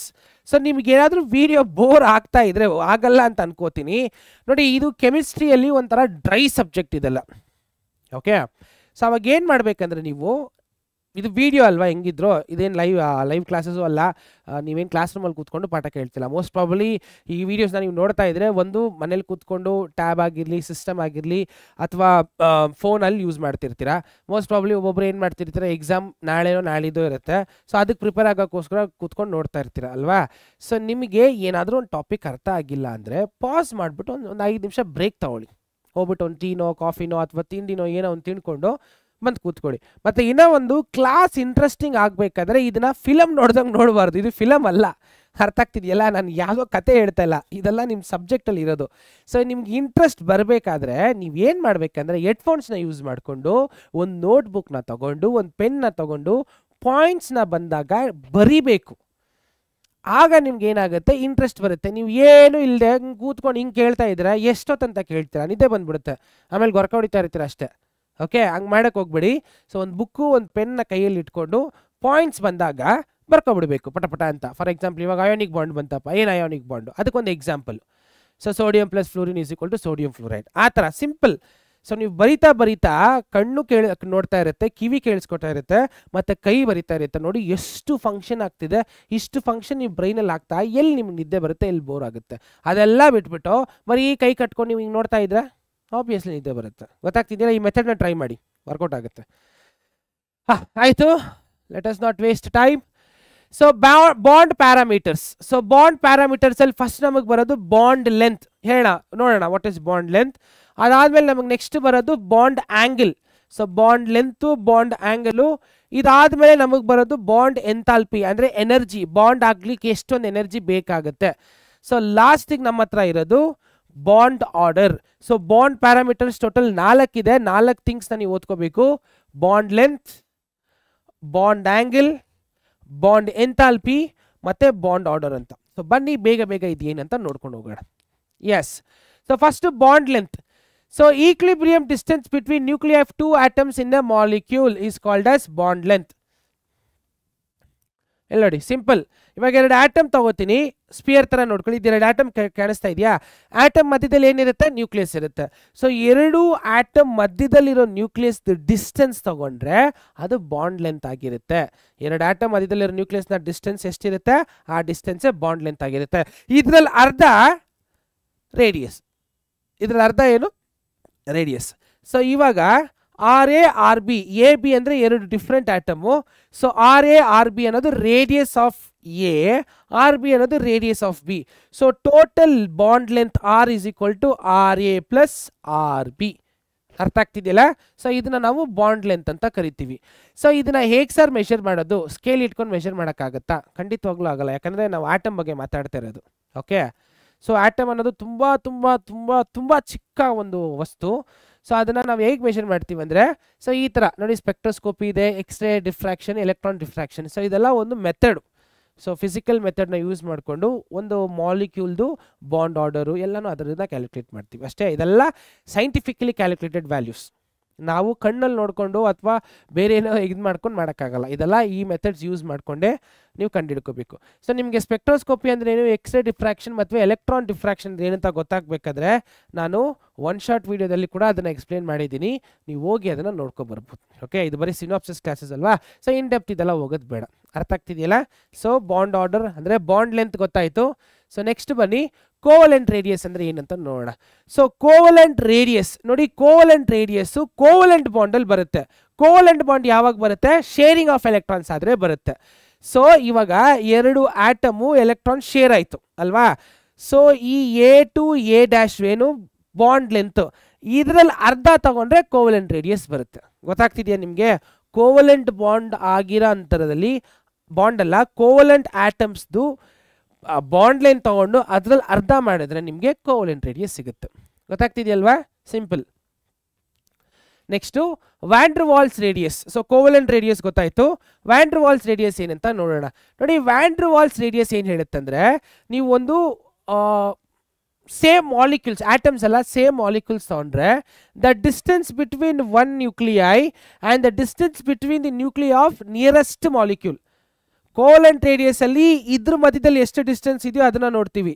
Okay, van der Waals radius ಅಲ್ಲಿ ಈ ಮಾಲಿಕ್ಯೂಲ್ ಅಲ್ಲಿರೋ ಒಂದು ಆಟಮು ಮತ್ತೆ ಆ ಮಾಲಿಕ್ಯೂಲ್ ಬೇರೆ ಪಕ್ಕದಲ್ಲಿರೋ ಒಂದು ಮಾಲಿಕ್ಯೂಲ್ದು ಆಟಮ್ ಮಧ್ಯದಲ್ಲಿ ಎಷ್ಟು ಡಿಸ್ಟೆನ್ಸ್ ಇದೆಯೋ ಅದ್ರಲ್ಲಿ ಅರ್ಧ van der Waals radius. So van der Waals force ಯಾವತ್ತೂ ಒಂದು ಮಾಲಿಕ್ಯೂಲು ಅದ್ರ ಪಕ್ಕದಲ್ಲಿರೋ ಮಾಲಿಕ್ಯೂಲ್ಗೆ ರಿಲೇಟ್ ಮಾಡುತ್ತೆ. ಅದನ್ನು ನಾವು ವ್ಯಾನ್ ಡರ್ ವಾಲ್ಸ್ ಫೋರ್ಸಸ್ ಅಂತ ಅಥವಾ ವ್ಯಾನ್ ಡರ್ ವಾಲ್ಸ್ ರೇಡಿಯಸ್ ಅಂತ ಕರಿತೀವಿ. ಅರ್ಥ ಆಗ್ತಿದೆಯಲ್ಲ? ಎಸ್, ಕನ್ಫ್ಯೂಷನ್ಸ್ ಬೇಡ. ಡೌಟ್ ಇದ್ರೆ ದಯವಿಟ್ಟು ಕಮೆಂಟ್ ಸೆಕ್ಷನ್ ಇದನ್ನ ಪಿನ್ ಮಾಡಿ. ಸೊ ನಾನು ಲೈವ್ ಡೌಟ್ ಸಾಲ್ವಿಂಗ್ ಕ್ಲಾಸಸಲ್ಲಿ ನಾನು ನಿಮಗೆ ಎಕ್ಸ್ಪ್ಲೇನ್ ಮಾಡ್ತೀನಿ, ಏನೇ ಡೌಟ್ಸ್ ಬರಲಿ. ಡೌಟ್ಸು ರಿಗಾರ್ಡಿಂಗ್ ಸಬ್ಜೆಕ್ಟು, ಸರ್ ನೀವು ಆ ಕ್ಲಾಸ್ ಯಾವಾಗ ಮಾಡ್ತೀರಾ, ಈ ಕ್ಲಾಸ್ ಅದು ಬೇಡ. ಓಕೆ, ಸೊ ನಿಮಗೆ ಏನು ನೀವು ಹೇಳಬೇಕಂದ್ರೆ ಇವಾಗ ಪಾಠ ಮಾಡೋವಾಗ ಸರ್ ಇದು ಒಂದು ಹೇಳಿದ್ರಲ್ಲ ನನಗೆ ಇದು ಒಂದು ಗೊತ್ತಾಗಲಿಲ್ಲ ಅಂತ ಮೆನ್ಷನ್ ಮಾಡಿದ್ರೆ ಡೌಟ್ ಸಾಲ್ವಿಂಗ್ ಕ್ಲಾಸಸಲ್ಲಿ ನಿಮಗೆ ಅದನ್ನ ನಾವು ಎಕ್ಸ್ಪ್ಲೇನ್ ಮಾಡ್ತೀನಿ. ಅರ್ಥ ಆಗ್ತಿದೆಯಲ್ಲ? Yes, next. So covalent versus van der Waals radius ಅದೇನು ಅಷ್ಟು ಇಂಪಾರ್ಟೆಂಟ್ ಅಲ್ಲ, ನಾವು ಫರ್ದರ್ ಮೂವ್ ಆಗೋಣ. Okay, bond length. ಸೊ ಇದೆಲ್ಲ ಎಕ್ಸ್ಪೆರಿಮೆಂಟಲಿ ಡಿಟರ್ಮೈನ್ಡ್ ವ್ಯಾಲ್ಯೂಸು. ಓಕೆ, ನೋಡಿ ಹೈಡ್ರೋಜನ್ನು, ಫ್ಲೂರಿನು, ನೋಡಿ ಬಾಂಡ್ ಲೆಂತ್ಸ್ ನೋಡಿ ನೀವು ಈ ವ್ಯಾಲ್ಯೂಸ್ನ ಇಟ್ಕೊಂಡು ಆ್ಯಕ್ಚುಲಿ ಒಂದು ಪ್ರಿಡಿಕ್ಟ್ ಮಾಡ್ಬೋದು. ಸೊ ನೋಡಿ ಇದರಲ್ಲಿ ಎಷ್ಟು ಕಮ್ಮಿ ಇದೆ ನೋಡಿ, ಇದು ಪೀಕೋಮೀಟರ್, ತುಂಬ ಕಮ್ಮಿ. ಪೀಕೋಮೀಟರ್ ಅಂತ ಅರ್ಥ, ಪೀಕೋಮೀಟರ್ಸ್ ಇವೆಲ್ಲ. ಓಕೆ, ಸೊ ಇದೆರಡು ನೋಡಿ. ಮತ್ತು ಈ ವ್ಯಾಲ್ಯೂಸ್ ನೋಡಿ, ಯಾವ ವ್ಯಾಲ್ಯೂ ಅಪ್ಪ ಇರೋದಲ್ಲ, ಹೈಯೆಸ್ಟ್ ಯಾವುದು ಇದರಲ್ಲಿ ಇರೋದು 267. ಸೊ ಓಕೆ, ಫ್ಲೂರಿನ್ ಮತ್ತು ಅಯೋಡಿನ್ನ ಕಂಪೇರ್ ಮಾಡೋಣ. ಫ್ಲೂರಿನ್ ಮತ್ತು ಅಯೋಡಿನ್ನ ನೋಡಿ, ಫ್ಲೂರಿಂದು 144 ಇದೆ. ಅದೇ ನೀವು ಅಯೋಡಿನ್ ಕಂಪೇರ್ ಮಾಡಿದ್ರೆ 267 ಇದೆ. ಸೊ ಹ್ಯಾಲೋಜನ್ಸ್ನ ಬರ್ಕೊಂಡು ಹೋದ್ರೆ fluorine is more electronegative than chlorine, which is more electronegative than bromine, which is more electronegative than iodine. ಇದು ಹ್ಯಾಲೋಜನ್ ಸೀರೀಸು ಅಲ್ವಾ. ತುಂಬ ಎಲೆಕ್ಟ್ರೋನೆಗೆಟಿವ್ ಆಟಮ್ ಅಂದರೆ ಫ್ಲೂರಿನು, ಅಯೋಡಿನು ಕಂಪ್ಯಾರಿಟಿವ್ಲಿ ಕಮ್ಮಿ. ಅಂದರೆ ಫ್ಲೂರಿನ್ ಅಟ್ರಾಕ್ಷನ್ ಇದೆ ಗೊತ್ತಾ, ಅದು ತುಂಬ ಜಾಸ್ತಿ, ಯಾಕಂದರೆ ತುಂಬ ಎಲೆಕ್ಟ್ರೋನೆಗೆಟಿವ್. ಅದಕ್ಕೆ ಇದ್ರದ್ದು ಬಾಂಡ್ ಲೆಂತು ತುಂಬ ಕಮ್ಮಿ ಇದೆ, 144. ಅಯೋಡಿನ್ ಅಟ್ರಾಕ್ಷನು ತುಂಬ ಕಮ್ಮಿ ಇದೆ ಕಂಪ್ಯಾರಿಟಿವ್ಲಿ ಟು ಫ್ಲೂರಿನ್. ಅದಕ್ಕೆ ಅದರದ್ದು ಬಾಂಡ್ ಲೆಂತ್ ಎಷ್ಟಿದೆ, 267. ಎಷ್ಟು ಎಲೆಕ್ಟ್ರೋನೆಗೆಟಿವ್ ಇರುತ್ತೋ ಅಷ್ಟು ಹತ್ರ ಇರುತ್ತೆ. ಅರ್ಥ ಆಗ್ತಿದೆಯಾ? ಸೊ ಬಾಂಡ್ ಲೆಂತ್ನ ಇಟ್ಕೊಂಡು ಆ ಆಟಮ್ ಎಲೆಕ್ಟ್ರೋನೆಗೆಟಿವಾ ಇಲ್ವಾ ಅಂತಲೂ ನೋಡ್ಕೋಬೋದು ನಾವು. ನೋಡಿ ಎಷ್ಟು ಈಸಿ ಇದೆ, ಸಿಂಪಲ್. ಮುಂದೆ ಹೋಗೋಣ. ಸೊ ಬಾಂಡ್ ಆ್ಯಂಗಲ್ಗೆ ಬರೋಣ. ಸೊ ಆ್ಯಂಗಲ್ ಅಂದರೆ ಏನು ಅರ್ಥ ಆಗುತ್ತಪ್ಪ ನಿಮಗೆ? ಸೊ ಆ್ಯಂಗಲ್ ಅಂದರೆ the distance between two constructive lines ಅಂತ ಮ್ಯಾಥಮೆಟಿಕ್ಸಲ್ಲಿ ಹೇಳ್ಕೊಟ್ಟಿರ್ತಾರೆ ನಿಮ್ಮ ಕಾರ್ತಿಕ್ ಸರ್ ಅಲ್ವಾ. ಕಾರ್ತಿಕ್ ಸರ್, ಶ್ವೇತಾ ಮ್ಯಾಮ್ ಇಬ್ಬರು ಯಾರೋ ಒಬ್ರು ಹೇಳ್ಕೊಟ್ಟಿರ್ತಾರೆ. ಎರಡು ಲೈನ್ ಮಧ್ಯದಲ್ಲಿ ಏನೇ ಒಂದು ಡಿಸ್ಟೆನ್ಸ್ ಬಂದರೂ ಅದನ್ನು ಆ್ಯಂಗಲ್ ಅಂತ ಕರಿತೀವಿ. ಆ್ಯಂಗಲ್ನ ಹೆಂಗೆ ಬರೀತೀರಾ? ಥೀಟಾ, ಡಿಗ್ರೀಸಲ್ಲಿ ಬರೀತೀರಾ ಅಲ್ವಾ. ಸೊ ಅದೇ ಥರ ಕೆಮಿಸ್ಟ್ರಿಯಲ್ಲಿ ಬಾಂಡ್ ಆ್ಯಂಗಲ್ ಅಂದರೆ ಇವಾಗ ಒಂದು ಮಾಲಿಕ್ಯೂಲ್ಗೆ ಒಂದು ಆಟಮ್ಗೆ 2 ಆಟಮ್ ಬಂದು ಅಟ್ಯಾಚ್ ಆಯಿತು, ಬಾಂಡ್ ಫಾರ್ಮ್ ಆಯ್ತಲ್ವಾ. ಸೊ ಆ ಬಾಂಡ್ ಮಧ್ಯದಲ್ಲಿ ಏನಾದರೂ ಒಂದು ಡಿಸ್ಟೆನ್ಸ್ ಬಂತು ಅಂದರೆ ಅದನ್ನು ನಾವು ಆ್ಯಂಗಲ್ ಅಂತ ಕರಿತೀವಿ. ಸೊ ಮಾಲಿಕ್ಯೂಲಲ್ಲಿ ಮಾತ್ರ ಆ್ಯಂಗಲ್ ಬರುತ್ತೆ, ಆಟಮಲ್ಲಿ ಆ್ಯಂಗಲ್ ಬರಲ್ಲ. ಅರ್ಥ ಆಗ್ತಿದೆಯಲ್ಲ? ಸೊ ಒಂದು ಮಾಲಿಕ್ಯೂಲ್ ಫಾರ್ಮ್ ಆಯಿತು ಅಂದರೆ ಆ ಬಾಂಡಲ್ಲಿ ಎಷ್ಟು ಡಿಗ್ರಿ ಬರುತ್ತೆ, ಎಷ್ಟು ಆ್ಯಂಗಲ್ ಬರುತ್ತೆ. ಇವಾಗ ಫಾರ್ ಎಕ್ಸಾಂಪಲ್ ಏನು ಮಾಲಿಕ್ಯೂಲ್ ಇದು ಹಾಕ್ತೀರಾ ಕಮೆಂಟ್ ಸೆಕ್ಷನಲ್ಲಿ? ವಾಟರ್ ಮಾಲಿಕ್ಯೂಲ್ ಅಲ್ವಾ. ಸೊ ವಾಟರ್ ಮಾಲಿಕ್ಯೂಲಲ್ಲಿ 2 ಹೈಡ್ರೋಜನ್ ಮಧ್ಯದಲ್ಲಿ ಎಷ್ಟು ಆ್ಯಂಗಲ್ ಇದೆ ನೋಡಿ, 104.5 ಡಿಗ್ರಿ. ಇದು ಹೆಂಗೆ ಸರ್ ಕಂಡು ಹಿಡಿದ್ರೆ same spectroscopy, what is that, X ray diffraction, electron diffraction ಇಟ್ಕೊಂಡೆ ಕಂಡು ಹಿಡಿದಿರೋದು. ಓಕೆ, ಮೈಕ್ರೋಸ್ಕೋಪಲ್ಲ ಮತ್ತು ಸ್ಕೇಲ್ ಇಟ್ಕೊಂಡಲ್ಲ. ಅರ್ಥ ಆಗ್ತಿದೆಯಾ? ಇದೆಲ್ಲ ಎಕ್ಸ್ಪೆರಿಮೆಂಟಲ್ ಡಿಟರ್ಮೈನ್ಡ್ ವ್ಯಾಲ್ಯೂಸ್. ಸೊ ಬನ್ನಿ ನೆಕ್ಸ್ಟ್ ಫರ್ದರ್ ಹೋಗೋಣ. So bond enthalpy. ಸೊ ಏನು ಬಾಂಡ್ ಎಂಥಾಲ್ಪಿ ಅಂದರೆ energy required to break 1 mole of bonds between 2 atom in gaseous state. So ಒಂದು ಗ್ಯಾಶಿಯಸ್ ಸ್ಟೇಟಲ್ಲಿ ಒಂದು ಬಾಂಡ್ನ ಬ್ರೇಕ್ ಮಾಡೋಕ್ಕೆ ಎಷ್ಟು ಎನರ್ಜಿ ಬೇಕಾಗುತ್ತೋ ಅಷ್ಟು ಎನರ್ಜಿನ ನಾವೇನಂತ ಕರಿತೀವಿ? ಬಾಂಡ್ ಎಂಥಾಲ್ಪಿ ಅಂತ ಕರಿತೀವಿ. ಏನಂತ ಕರಿತೀವಿ? Bond enthalpy. ಸೊ ಕೆಲವೊಂದು ಎಕ್ಸಾಂಪಲ್ಸ್ ಇದೆ. So for molecules containing same, ಇಲ್ಲಿ ನೋಡಿ ಹೈಡ್ರೋಜನ್ ಬಾಂಡ್ನ ಬ್ರೇಕ್ ಮಾಡೋಕ್ಕೆ ಎಷ್ಟು ಬೇಕಾಗುತ್ತೆ ನನಗೆ? 438.8 kJ/mol. ಪದೇ ಹೇಳ್ತಾ ಇದ್ದೀನಿ, ಈ ವ್ಯಾಲ್ಯೂಸ್ ಎಲ್ಲ ಕ್ಯಾಲ್ಕುಲೇಟ್ ಮಾಡಿರೋದಲ್ಲ, ಎಕ್ಸ್ಪೆರಿಮೆಂಟಲಿ ಡಿಟರ್ಮೈನ್ಡ್ ವ್ಯಾಲ್ಯೂಸ್. ಎಂಥ ವ್ಯಾಲ್ಯೂಸ್ ಇವೆಲ್ಲ? Experimentally determined values. Okay, so ಬನ್ನಿ ನೆಕ್ಸ್ಟ್ ಹೋಗೋಣ. ಬಾಂಡ್ ಆರ್ಡರ್ ನೋಡಿ, ಬಾಂಡ್ ಆರ್ಡರ್ನ ಸಿಂಪಲ್ ಆಗಿ ಹೇಳಬೇಕಂದ್ರೆ ಎಷ್ಟು ಬಾಂಡ್ ಇರುತ್ತೋ ಅದೇ bond order. Number of bonds is equal to bond order. For example hydrogen ಮಧ್ಯದಲ್ಲಿ ಎಷ್ಟು ಬಾಂಡ್ ಇದೆ? 1 ಬಾಂಡ್ ಇದೆ, ಅಂದರೆ ಬಾಂಡ್ ಆರ್ಡರ್ ಎಷ್ಟಾಯಿತು? 1 ಆಯಿತು. ಆಕ್ಸಿಜನ್ ಮಧ್ಯದಲ್ಲಿ 2 ಬಾಂಡ್, ಡಬಲ್ ಬಾಂಡ್ ಅಲ್ವಾ, ಬಾಂಡ್ ಆರ್ಡರ್ ಎಷ್ಟಾಯಿತು? 2 ಆಯಿತು. ನೈಟ್ರೋಜನಲ್ಲಿ 3, ನೈಟ್ರೋಜನ್ ಬಾಂಡ್ 3 ಆಗುತ್ತೆ. ಸೊ ಅದರದ್ದು bond order 3. Carbon monoxide triple bond 3. So ಎಷ್ಟು ಬಾಂಡ್ ಬರುತ್ತೋ ಒಂದು ಕನ್ಫ್ಯೂಸ್ ಮಾಡ್ಕೋಬಾರ್ದು ನೀವು. ಸರ್ ಬಾಂಡ್ ಆರ್ಡರ್ ಅಂದರೆ ಈ ಥರ ಮಾಡ್ಬೋದಾ? ಯಾರೋ ಒಬ್ರು ಕೇಳಿದ್ರು ಆ್ಯಕ್ಚುಲಿ ನನಗೆ. ಈಗ ಹಿಂಗೆ ಬರುತ್ತೆ, ಓಕೆ ಈ ಥರ ಇದು ಮೀಥೇನ್ CH4. ಓಕೆ ಇದು CH4. ಒಂದು ನಿಮಿಷ ನೀಟಾಗಿ ಬರೀತೀನಿ. ಇಲ್ಲಿ ನೋಡಿ CH4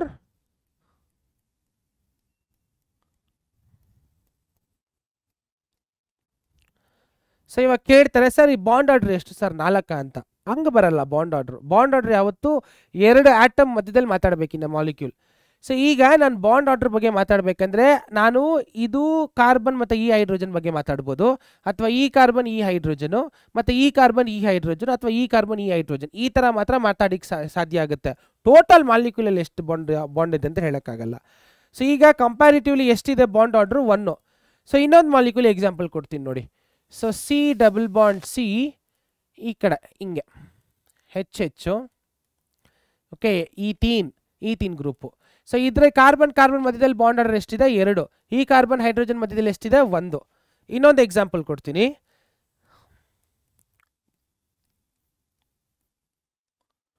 ಇಲ್ಲಿ ನೋಡಿ. ಸೊ ಸೈನೈಡ್ ಐಸೋಸೈನೈಡ್ ಬಂತು. So bond order between carbon and nitrogen ಎಷ್ಟಿದೆ 3. ಆ ಥರ 2 ಆಟಮ್ ಮಾತ್ರ ಇಟ್ಕೊಂಡು ಹೇಳಲಿಕ್ಕಾಗುತ್ತೆ. ಟೋಟಲ್ ಬಾಂಡ್ಸ್ ಎಷ್ಟಿದೆ ಅಂತ ಹೇಳೋಕ್ಕಾಗಲ್ಲ. ಅದು ಟೋಟಲ್ ನಂಬರ್ ಆಫ್ ಬಾಂಡ್ಸ್. ಅರ್ಥ ಆಗ್ತಿದ್ದಿಲ್ಲ ನಾನು ಹೇಳೋದು? ಸೊ ಬಾಂಡ್ ಆರ್ಡರ್ ಅಂದರೆ 2 ಆಟಮ್ ಇನ್ ಮಾಲಿಕ್ಯೂಲ್ ಎಷ್ಟು ಬಾಂಡ್ಸ್ ಇದೆ. 1 ಇದ್ರೆ 1, 2 ಇದ್ರೆ 2 ಆರ್ಡರ್, 3 ಟ್ರಿಪಲ್ ಬಾಂಡ್ ಇದ್ರೆ ಆರ್ಡರ್ 3. ಸಿಂಪಲ್. 3ಕ್ಕಿಂತ ಜಾಸ್ತಿ ಹೋಗೋಕ್ಕೆ ಸಾಧ್ಯನೇ ಇಲ್ಲ. ಸೊ ಮಾಡ್ತಿದ್ದೆ ತಪ್ಪು ಮಾಡ್ತಿದ್ದೀರ ಅಂತ ಅರ್ಥ. ಓಕೆ ಸೊ ಎಕ್ಸಾಂಪಲ್ಸ್ ಇದೆ. Okay yes. So next resonance ನೋಡಿ. ರೆಸೊನೆನ್ಸ್ ಆ್ಯಕ್ಚುಲಿ ಇದ್ರ ಬಗ್ಗೆ ಇನ್ ಡೆಪ್ತ್ ಆಗಿ ಈ ಒಂದು ಚಾಪ್ಟರ್ ನಾವು ಎಕ್ಸ್ಪ್ಲೇನ್ ಮಾಡೋಕ್ಕಾಗಲ್ಲ. ಯಾಕೆ ರೆಸೊನೆನ್ಸ್ ಅನ್ನೋದು ಕಂಪ್ಲೀಟ್ ಆಗಿ ಒಂದು ಆರ್ಗಾನಿಕ್ ಕೆಮಿಸ್ಟ್ರಿ ರಿಲೇಟೆಡ್ ಅಂತ ಒಂದು ಟಾಪಿಕ್. ಅರ್ಥ ಆಗ್ತಿದೆಯಾ? ಸೊ ಆ ರೆಸೊನೆನ್ಸ್ ಅಲ್ಲಿ ತುಂಬಾ ಓದೋದಿದೆ. ಸೊ ಜಸ್ಟ್ ಒಂದು ಗ್ಲಾನ್ಸ್ ಅಷ್ಟೇ ರೆಸೊನೆನ್ಸ್ ಅಂದರೆ ಏನು, ಇದು ಯಾವ ಥರ ವರ್ಕ್ ಆಗುತ್ತೆ ಅವತ್ತು ಹೇಳ್ತೀನಿ. ಅವತ್ತು ತುಂಬ ಇನ್ ಡೆಪ್ತ್ ಎಕ್ಸ್ಪ್ಲನೇಷನ್ ಈ ಚಾಪ್ಟರ್ ನಿಮಗೆ ಸಿಗಲ್ಲ. ನೀವು ಒನ್ ಶಾರ್ಟ್ ವಿಡಿಯೋಸ್ ನೋಡಿದ್ರು ಕೂಡ ರೆಸೊನೆನ್ಸ್ ಅಲ್ಲಿ ಅಷ್ಟೇ ಎಕ್ಸ್ಪ್ಲನೇಷನ್ ಬರಲ್ಲ. ಯಾಕಂದ್ರೆ ನಿಮಗೆ ಇನ್ನೊಂದು ಚಾಪ್ಟರ್ ಇದೆ ಆರ್ಗಾನಿಕ್ ಕೆಮಿಸ್ಟ್ರಿ, ಬೇಸಿಕ್ಸ್ ಇನ್ ಆರ್ಗಾನಿಕ್ ಕೆಮಿಸ್ಟ್ರಿ ಅಂತ. ಸೊ ಅದರಲ್ಲಿ ನಮಗೆ ಒಂದು ಟಾಪಿಕೇ ಇದೆ ರೆಸೊನೆನ್ಸ್ ಅಂತ. So resonance in a conjugated system, in a open cycle system ಅಂತ ಎಷ್ಟೋ ಇದೆ. ಸೊ ಅಲ್ಲಿ ನಾವು ಇನ್ ಡೆಪ್ತ್ ಆಗಿ ಸ್ಟಡಿ ಮಾಡೋಣ. ಸೊ ಇಲ್ಲಿ ಸದ್ಯಕ್ಕೆ ರೆಸೊನೆನ್ಸ್ ಅಂದರೆ ಏನು ಅಂತ ಒಂದು ಐಡಿಯಾ ಬರಲಿ ಅಷ್ಟೇ. ಓಕೆ ಇಲ್ಲಿ ನೋಡಿ. So living structure of carbon trioxide. ಇಲ್ಲಿ 3 ಸ್ಟ್ರಕ್ಚರಲ್ಲಿ ನಂಬರ್ ಆಫ್ ಕಾರ್ಬನ್ ಆಟಮ್ಸ್ ಆಗಿರಲಿ, ನಂಬರ್ ಆಫ್ ಆಕ್ಸಿಜನ್ ಆಟಮ್ಸ್ ಆಗಿರಲಿ, ಅದ್ರ ಮೇಲಿರೋ ಲೋನ್ ಪೇರ್ಸ್ ಎಲ್ಲ ಸೇಮ್ ಇರುತ್ತೆ. ಬಟ್ ಆ ಡಬಲ್ ಬಾಂಡ್ ಅರೇಂಜ್ಮೆಂಟ್ ನೋಡಿದ್ರೆ ನೀವು ಒಂದೊಂದಕ್ಕೂ ಚೇಂಜ್ ಆಗಿರುತ್ತೆ. ಯಾಕೆ ಚೇಂಜ್ ಆಗುತ್ತೆ ಅಂದರೆ ಸ್ಟೆಬಿಲಿಟಿನ ಅಟೆಂಡ್ ಮಾಡೋಕ್ಕೆ ಆ ಒಂದು ಲೋನ್ ಪೇರ್ ಆಫ್ ಎಲೆಕ್ಟ್ರಾನ್ಸ್ ಅದ್ರ ಮಧ್ಯದಲ್ಲೇ ಚೇಂಜ್ ಆಗ್ತಾ ಹೋಗುತ್ತೆ. ಆ ಕಾರ್ಬನಿಂದ ಈ ಆಕ್ಸಿಜನ್ ಕೊಡು, ಈ ಆಕ್ಸಿಜನಿಂದ ಆ ಕಾರ್ಬನ್ ಕೊಡು, ತಿರ್ಗಾ ಆಕ್ಸಿಜನಿಂದ ಆ ಕಾರ್ಬನ್ಗೆ ಹೋಗೋ ಆ ಥರ. ಸೊ ಈ ಥರ ಎಲೆಕ್ಟ್ರಾನ್ಸ್ ಏನು ಮಾಡ್ತಿರುತ್ತೆ ಆ ಒಂದು ಸಿಸ್ಟಮಲ್ಲೇ ಮೂವ್ ಆಗ್ತಿರುತ್ತೆ. ನೀವು ಬೇಕಾದ್ರೆ ಕಂಪೇರ್ ಮಾಡ್ಕೊಳ್ಳಿ. ಇಲ್ಲಿ ಲೋನ್ ಪೇರ್ ಆಫ್ ಎಲೆಕ್ಟ್ರಾನ್ಸ್ 2 ಇದೆಯಾ, ಡಬಲ್ ಬಾಂಡ್ ಇಲ್ಲಿ ಇದೆಯಾ ನೋಡಿ. ಇಲ್ಲಿರೋ ಡಬಲ್ ಬಾಂಡ್ ಇಲ್ಲಿ ಶಿಫ್ಟ್ ಆಯಿತು, ಕಾಣಿಸ್ತಿದೆಯಾ ನಿಮಗೆ? ಸೊ ಅಗೇನ್ ಇಲ್ಲಿರೋ ಡಬಲ್ ಬಾಂಡ್ ಏನಾಯಿತು, ಈ ಕಡೆ ಶಿಫ್ಟ್ ಆಯಿತು. ಸೊ ಆ ಥರ. ಸೊ ಇದನ್ನ ನಾವು ರೆಸೊನೆನ್ಸ್ ಅಂತ ಕರಿತೀವಿ. ರೆಸೊನೆನ್ಸ್ ಏನಕ್ಕೆ ಆಗುತ್ತೆ ಅಂದರೆ ಮಾಲಿಕ್ಯೂಲಲ್ಲೇ ಸ್ಟೆಬಿಲಿಟಿ ಬರಲಿ ಅಂತ. ಓಕೆ ಇವಾಗ 3 ಜನ ಇದ್ದಾರೆ, 3 ಜನ ಒಂದೊಂದು ವೆಯ್ಟ್ನ ಒತ್ಕೊಂಡಿದ್ದಾರೆ. 3 ಜನ ಬೇಡ, ಒಬ್ಬರು ಮಾತ್ರ ವೆಯ್ಟ್ ಒತ್ಕೊಂಡಿದ್ದಾರೆ. ಓಕೆ ಆ ವೆಯ್ಟ್ನ ಕೆಳಗಡೆ ಇಡೋಕ್ಕಾಗಲ್ಲ. ಬಟ್ 3 ಜನ ಒಟ್ಟಿಗೆ ಇದ್ದಾರೆ. ಏನು ಮಾಡ್ತಾರೆ, ಒಬ್ಬನ ಕೈಲಿ ಆಗಿಲ್ಲ ಅಂದರೆ ತೆಗ್ದು ಇನ್ನೊಬ್ಬನ ಕೈಲಿ ಕೊಡ್ತಾನೆ, ಎರಡನೇದವನಿಗೆ. ಅವ್ನು ಎಷ್ಟು ಕೈಲಿ ಹಿಡ್ಕೊಳಕ್ಕಾಗುತ್ತೋ ಅಷ್ಟೊತ್ತು ಇಟ್ಕೊಂಡು ತೆಗ್ದು 3ನೇವ್ನಿಗೆ ಕೊಡ್ತಾನೆ. ಸೊ ಅವ್ನು ಅಲ್ಲಿ ತನಕ first person second person free ಆಗಿರ್ತಾ ಇರ್ತಾನೆ. ಆಮೇಲೆ 3ನೇವ್ನಿಗೆ ಆಗಿಲ್ಲ ಅಂದರೆ ತೆಗ್ದು ತಿರ್ಗಾ ಫಸ್ಟ್ ಪರ್ಸನ್ ಕೊಡ್ತಾರೆ. ಸೊ ಈ ಥರ ವೆಯ್ಟ್ನ ಕೆಳಗಡೆ ಇಡೋಕ್ಕಾಗಲ್ಲ. ಬಟ್ ಆದ್ರೂ 3 ಜನ ವೆಯ್ಟ್ನ ಶೇರ್ ಮಾಡ್ತಾರೆ. ಶೇರ್ ಮಾಡಿದಾಗ ಒಬ್ಬರ ಮೇಲೆ ಒಂದು ಪ್ರೆಷರ್ ಬೀಳಕ್ಕೆ ಹೋಗಲ್ಲ. ಆ ಒಂದು ಸಿಸ್ಟಮ್ನ ನಾವು ರೆಸೊನೆನ್ಸ್ ಅಂತ ಕರಿತೀವಿ. ಅರ್ಥ ಆಗ್ತಿದ್ದಿಲ್ಲ ನಾನು ಹೇಳೋದು? ಎಸ್. ಸೊ ಅಷ್ಟೇ. ರೆಸೊನೆನ್ಸ್ ಬಗ್ಗೆ ಇದೇನು ಬೇಡ, ಮಿಸ್ಕನ್ಸೆಪ್ಷನು ಇದೆಲ್ಲ tautomerism, that is not that very important. So ಬನ್ನಿ ನಾವು ಡೈಪೋಲ್ ಮೂಮೆಂಟ್ಗೆ ಹೋಗೋಣ. So what is dipole moment? So dipole moment ಅನ್ನೋದು ಸ್ಪೆಷಲಿ ಅಯಾನಿಕ್ ಕ್ಯಾರೆಕ್ಟರ್ ಇರೋಂಥ ಮಾಲಿಕ್ಯೂಲ್ಸ್ಗೆ ಮಾತ್ರ ಎಕ್ಸಿಸ್ಟ್ ಆಗುತ್ತೆ. ಸ್ಪೆಸಿಫಿಕಲಿ ಅಯಾನಿಕಲ್ಲಿ ಜಾಸ್ತಿ ಇರುತ್ತೆ. ಅಥವಾ ಇನ್ನೂ ಚೆನ್ನಾಗಿ ಹೇಳ್ಬೇಕಂದ್ರೆ ಪೊಲ್ಯಾರಿಟಿ ಯಾವ ಮಾಲಿಕ್ಯೂಲ್ಸಲ್ಲಿ ಬರುತ್ತೋ ಆ ಮಾಲಿಕ್ಯೂಲ್ಸಲ್ಲಿ ಈ ಒಂದು ಡೈಪೋಲ್ ಮೂಮೆಂಟ್ ಕ್ರಿಯೇಟ್ ಆಗುತ್ತೆ. ಸರ್ ಪೊಲ್ಯಾರಿಟಿ ಅಂದರೆ ಏನು? ಸಿಂಪಲ್ ಆಗಿ ಹೇಳ್ತೀನಿ, ಕೇಳಿಸ್ಕೊಳ್ಳಿ. ಪಾಸಿಟಿವ್ ನೆಗೆಟಿವ್ ಎರಡೂ ಒಂದು ಮಾಲಿಕ್ಯೂಲ್ ಮೇಲೆ ಇತ್ತು ಅಂದರೆ ಅಲ್ಲಿ ಪೊಲ್ಯಾರಿಟಿ ಇದೆ ಅಂತ ಅರ್ಥ. ಪೊಲ್ಯಾರಿಟಿ ಅಂದರೆ 2 ಚಾರ್ಜ್ ಒಟ್ಟಿಗೆ ಇರಬೇಕು. ಅರ್ಥ ಆಗ್ತಿದೆಯಾ? ಒಂದೇ ಮಾಲಿಕ್ಯೂಲ್ಗೆ 2 ಚಾರ್ಜ್ ಬರಬೇಕು, ಅದನ್ನು ನಾವು ಪೊಲಾರಿಟಿ ಅಂತ ಕರಿತೀವಿ. ಸೊ ಆ ಮಾಲಿಕ್ಯೂಲ್ಗೆ ಪೊಲಾರಿಟಿ ಬಂತು ಅಂದರೆ ಅವಾಗ ಆ ಮಾಲಿಕ್ಯೂಲ್ ಡೈಪೋಲ್ ಮೂಮೆಂಟ್ನ ಎಕ್ಸಿಬಿಟ್ ಮಾಡುತ್ತೆ. ಅರ್ಥ ಆಗ್ತಿದೆಯಾ? ಸೊ ಇಲ್ಲಿ ನೋಡಿ, ಸೊ ಎಲೆಕ್ಟ್ರಾನ್ ಶೇರ್ ಆಗಿರೋದು ಮತ್ತು ಎಲೆಕ್ಟ್ರಾನ್ ಫಾರ್ಮ್ ಆಗಿರೋದು. ಸೊ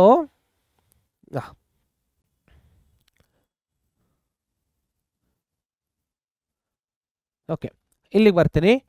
ಸೊ ಇದು ಲೆಸ್ ಎಲೆಕ್ಟ್ರೋನೆಗೆಟಿವ್ ಆಟಮ್, ಇದು ಮೋರ್ ಎಲೆಕ್ಟ್ರೋನೆಗೆಟಿವ್ ಆಟಮ್. ಅವಾಗ ಏನಾಗುತ್ತೆ, ಲೆಸ್ ಎಲೆಕ್ಟ್ರೋನೆಗೆಟಿವ್ ಇರೋ ಆಟಮು ಎಲೆಕ್ಟ್ರಾನ್ನ ಮೋರ್ ಎಲೆಕ್ಟ್ರೋನೆಗೆಟಿವ್ ಇರೋ ಆಟಮ್ಗೆ ಕೊಡುತ್ತೆ. ಗೊತ್ತಾಗ್ತಿದೆಯಾ? ನೋಡಿ, ಇಲ್ಲಿರೋ ಎಲೆಕ್ಟ್ರಾನು ಏನು ಮಾಡುತ್ತೆ, ಲೆಸ್ ಎಲೆಕ್ಟ್ರೋನೆಗೆಟಿವ್ ಇರೋದು ಮೋರ್ ಎಲೆಕ್ಟ್ರೋನೆಗೆಟಿವ್ಗೆ ಏನು ಮಾಡುತ್ತೆ, ಕೊಟ್ಬಿಡುತ್ತೆ. ಈ ಥರ ಕೊಟ್ಟಾಗ ಈ ಲೆಸ್ ಎಲೆಕ್ಟ್ರೋನೆಗೆಟಿವ್ ಏನಾಗುತ್ತೆ, ಪಾರ್ಷಿಯಲ್ ಪಾಸಿಟಿವ್ ಚಾರ್ಜ್ನ ಅಕ್ವೈರ್ ಮಾಡ್ಕೊಳ್ಳುತ್ತೆ. ಈ more electronegative atom partial negative ಚಾರ್ಜ್ನ ಅಕ್ವೈರ್ ಮಾಡ್ಕೊಡುತ್ತೆ. ಸೊ ಈ ಥರ ಅಕ್ವೈರ್ ಮಾಡಿಕೊಂಡು ಏನಾಗುತ್ತೆ, ಪೊಲಾರಿಟಿ ಬಂದ್ಬಿಡುತ್ತೆ ಮಾಲಿಕ್ಯೂಲ್ ಅಲ್ಲಿ. ನೋಡಿ, ಪಾರ್ಷಿಯಲ್ ಪಾಸಿಟಿವ್, ಓಕೆ ನೋಡಿ, ಒಂದು ನಿಮಿಷ, ನೋಡಿ, ಪಾರ್ಷಿಯಲ್ ಪಾಸಿಟಿವ್, ಪಾರ್ಷಿಯಲ್ ನೆಗೆಟಿವ್. ಅರ್ಥ ಆಗ್ತಿದೆಯಾ? ಸೊ ಈ ಥರ ಇದನ್ನ ನಾವು ಪೊಲಾರಿಟಿ ಅಂತ ಕರಿತೀವಿ. ಇಂಥ ಮಾಲಿಕ್ಯೂಲ್ಸ್ಗೆ ಏನು ಬರುತ್ತೆ, ಡೈಪೋಲ್ ಮೂಮೆಂಟ್ ಬರುತ್ತೆ. ಅರ್ಥ ಆಗ್ತಿದೆಯಾ? ಎಸ್. ನೌ ನೋಡಿ, ಫ್ಯೂ ಎಕ್ಸಾಂಪಲ್ಸ್ ಇದೆ, ನೀವು ನೋಡ್ಕೋಬಹುದು. ನಾನು ಮಧ್ಯದಲ್ಲಿ ನಿಂತ್ಕೊಂಡ್ಬಿಡ್ತೀನಿ, ಈ ಕಡೆ ಎಕ್ಸಾಂಪಲ್ಸ್ ಇದೆ. ಇಲ್ಲಿ ಹೈಡ್ರೋಜನ್ ಕ್ಲೋರೈಡ್ HCl ನೋಡಿ ಯಾವ ಥರ ಬಂತು ಪೊಲಾರಿಟಿ. ಇಲ್ಲಿ ವಾಟರ್ ಪೊಲಾರಿಟಿ ಯಾವ ಥರ ಬಂತು ನೋಡಿ. SH2 H2S, ಆ್ಯಕ್ಚುಲಿ ಇದು H2S ಗ್ಯಾಸು. ನೆಕ್ಸ್ಟ್ ಇಲ್ಲಿ ನೋಡಿ, nitrogen ಟ್ರೈಫ್ಲೋರೈಡ್.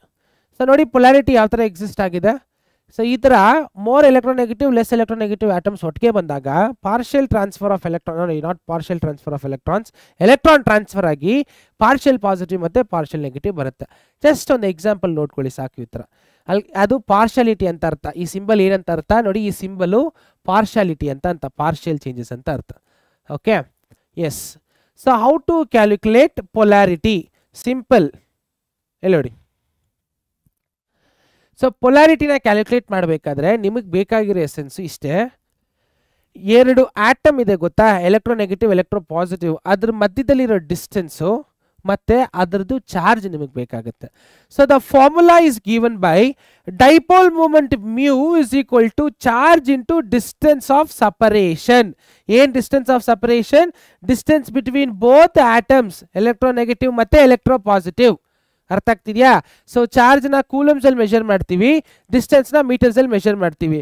So dipole moment SI unit physically ಏನಾಗಿರುತ್ತೆ, ಕೂಲಮ್ ಪರ್ ಮೀಟರ್ ಅಲ್ವಾ? ಆದರೆ ಅದಕ್ಕೆ ಇನ್ನೊಂದು SI ಯೂನಿಟ್ ಇದೆ, ಡಿಬೆ ಯೂನಿಟ್ಸ್. ಏನಂತ ಕರಿತೀವಿ? ಡಿಬೆ ಯೂನಿಟ್ಸ್ ಅಂತ. So 1 debye is equal to 3.33 into 10⁻⁻13 coulomb per metre.